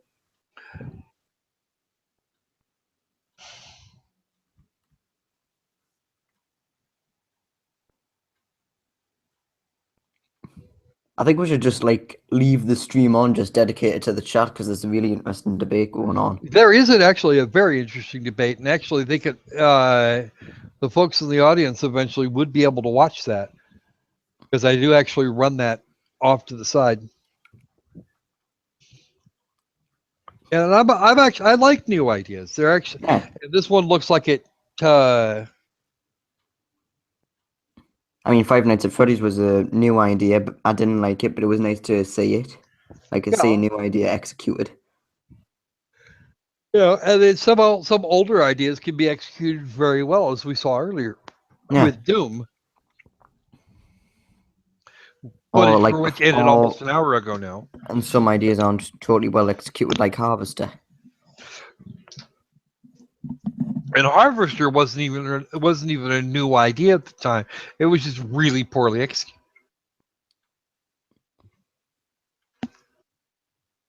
Really, really poorly executed.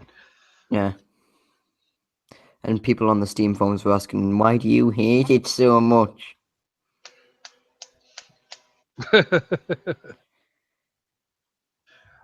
And Zach and Josh are having the chatter back and forth, and there's not necessarily. I don't have a disagreement with either of their stands. Yeah, because they're both bringing up really good points.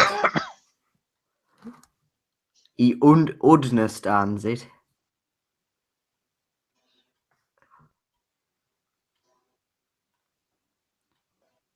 Like bowling a perfect game.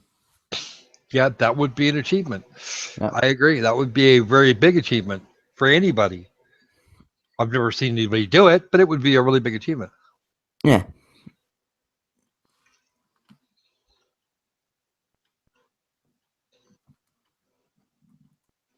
Throwing a no-hitter in baseball, some non-sports related analogy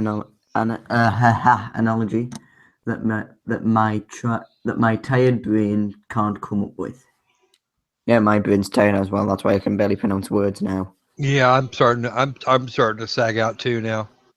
Well, no, I'm not sagging out. I've been sagged out for the last 4 hours and a half because I got up at 4:30. You're lucky you get to go to bed. I need to stay up for the rest of the day now. My condolences. Thanks. Play a rusty game so that other players don't come in and take advantage of what they have. It's a vicious circle. Imagine inviting your friends over. There is a Sunday barbecue, only to be in a mad rush to get to the end of the day and not enjoying the food that friends' conversations that cool autumn air. I think we might actually be getting a little esoteric there. Well, I mean, game isn't the same. That's as stupid as players rushing tirelessly to max level in every MMO. And yeah, that's actually a disease that players get. I never knew looking at a green light trailer and a Kickstarter would cause this much of a debate in the comments. Hey, you know what? I'm actually having some fun watching the scroll. It's all good. Yeah. I actually don't want to do anything else right now because I might distract them. Yeah. You guys just continue on doing what you're doing. Please, by all means. We'll just sit here in silence. I'll get some popcorn.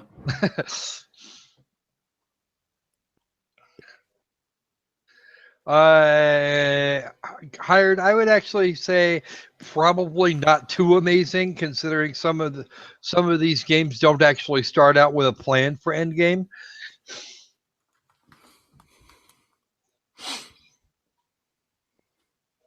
I tend to like to take my time getting through games like that because, well, I get to kind of hang out and poke around and see what the nearest ugly thing wants to eat me for. I, for instance, rushed the Division. I got max level, max weps, and after that, it lost its luster. Well, the Division lost its luster with me within 2 hours of the game. Yeah, I haven't even played it. I watched Jim Sterling footage and went, nah, fuck that. I got better things to do. Okay, here's the thing. I played World of Warcraft and other MMOs, and I enjoyed the content and exploring at level 4 and level 7.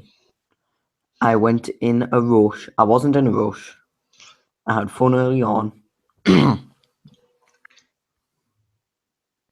See, my problem with most MMOs at endgame is that the people that are playing the endgame content turn into assholes. Yeah. Especially when you're talking about people that want to be raid leaders. Holy shit, those guys are idiots. Unless you can actually build your own raiding guild, the chances of you becoming a raid leader is almost zero. Mm. So it turns out to be a fucking power trip all the way around. Don't change the subject. I want to see them keep going. I don't want to start talking about MMO raid leaders. Let's just let the chat keep going what it's doing. Okay. I'll hush.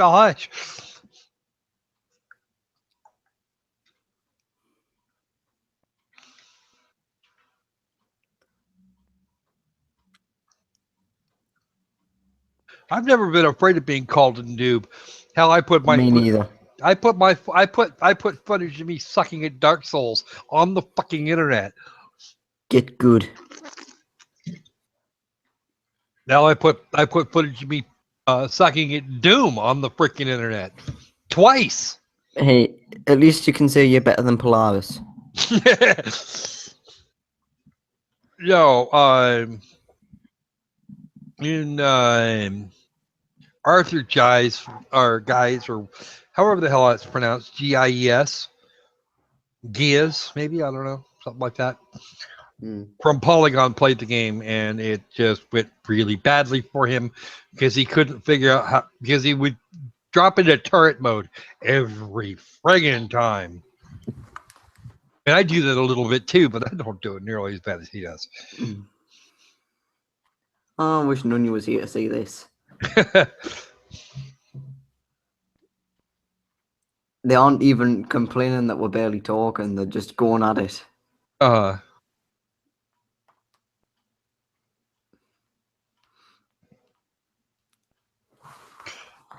And yeah, Josh actually does compare things to early era EverQuest. Josh and I have been friends for a long time now. And EverQuest, I loved EverQuest to little pieces. I came into it late, but it's okay because For some reason, I could never get into EverQuest, but then again, I'm not a really big MMO player. Well, no, I played MMOs for a long time. My last one was Final Fantasy XIV: A Realm Reborn, and I've heard a lot of good things about that. It is actually really good. It's just I wasn't really playing it anymore, so I stopped subscribing. Mm. I keep hearing from Pro Javid that it's always really good to play. You know, easy enough to muck up an economy. It's actually really good, really easy to do that. Yeah.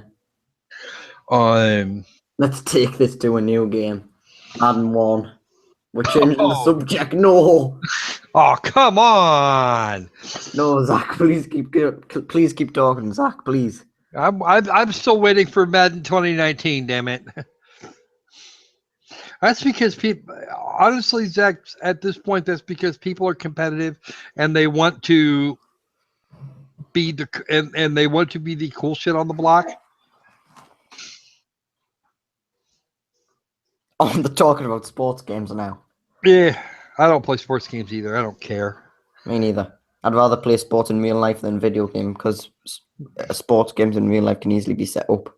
You know, actually, believe it or not, I've never actually I've never actually paid money for a Call of Duty game, and I might actually consider if the donations are right, I might actually consider getting Infinite Warfare. Infinite Warfare. Yeah, I because might actually think about it.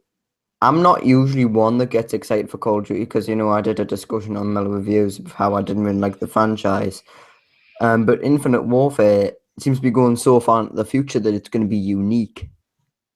Well, it's certainly going to be different from your regular COD blops or ghosts or some other shit like that. And the thing is, most people that are used to the Call of Duty series right now is just complaining about it.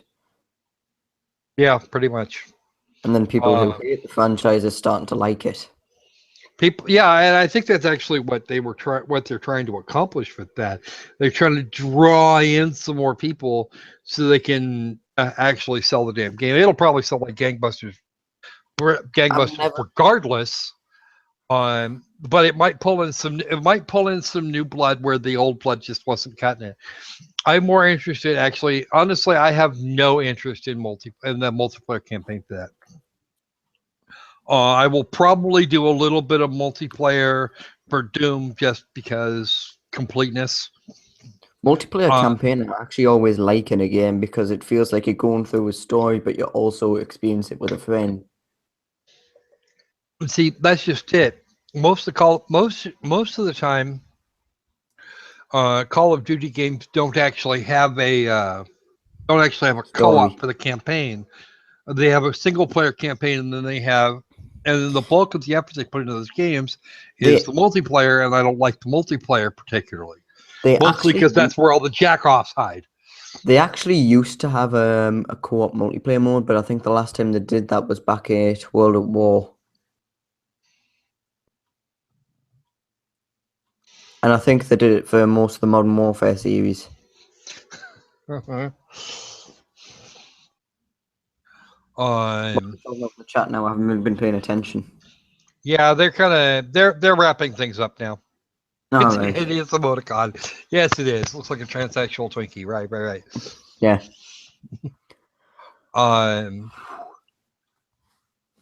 I will be very interested to see what this game you've got going on here, though, is hired. You'll have to make sure we get copies so that we can do a proper review before you on release day. Also, next time when you launch it onto Greenlight, please tell us, and then we'll get the trailer up and have an examination of it. If he's even going to sell it that way. Yeah, if he's going to sell it that way. He might get a proper publisher that'll push it through without having to. I'm pretty sure you mentioned before that it was going to go through on Steam, so I'm assuming it might be Greenlight. Zach says Fleming Fennec crashed. Just imagine it's 2 a.m. for us, Josh. It's even later for everybody else. No, well, earlier sort of for me. Well, it's still later, theoretically. Yeah, I will actually I'll actually check that out myself, but I'm probably going to sleep first because, well, sleep is a good thing. Yeah. And I only got 4.5 hours of it. Stream and do some other shit, so we're going to see. I'd like to see why he thinks Uncharted 4 is so absolutely dead cool that it will do him in the Game of the Year competition. story. It has good graphics. It carries on the story that's been told for the past 3 games. I'm assuming it has the same good gameplay Uncharted 2 and 3 had. Well, I So wouldn't know. So I can see why you might like it. I've played Uncharted 3 and 2, but I've never played 1 and 4. Well, I haven't played. Honestly, I had played the Vita game, the Vita Uncharted, and decided I really didn't like that much. Yeah, the Vita version was apparently not really that good, at least compared to the other ones. Well, I don't know. There were some limitations for that anyway. So I think with that we are going to wander off now. Now that we're at the nearly at the 5-hour mark. Oh God, We're I never knew we were on for that out long. there. So, with that, we will bid you all adieu. Not this next week. We're going to do we're going to start working on the kind of pre-E3 coverage. Start looking at some of the rumors and some of the other fun things that are going to come out of that. And over the next couple of weeks, I'm looking at doing kind of the best of, worst of that we've covered already so far, and maybe some of the stuff we've played and prior to that. So you guys get your happy calendars ready, and we will be back 9 p.m. Pacific Daylight Time next Friday. I think Zach will probably. It seems like Zach should be back for that. Hopefully. And maybe Mellow will turn up for that one too. I don't know about that. He may or may not be working. So, all right. So, good evening, good day, whichever it is you've got coming up, and it takes a lot of effort to make games fun again.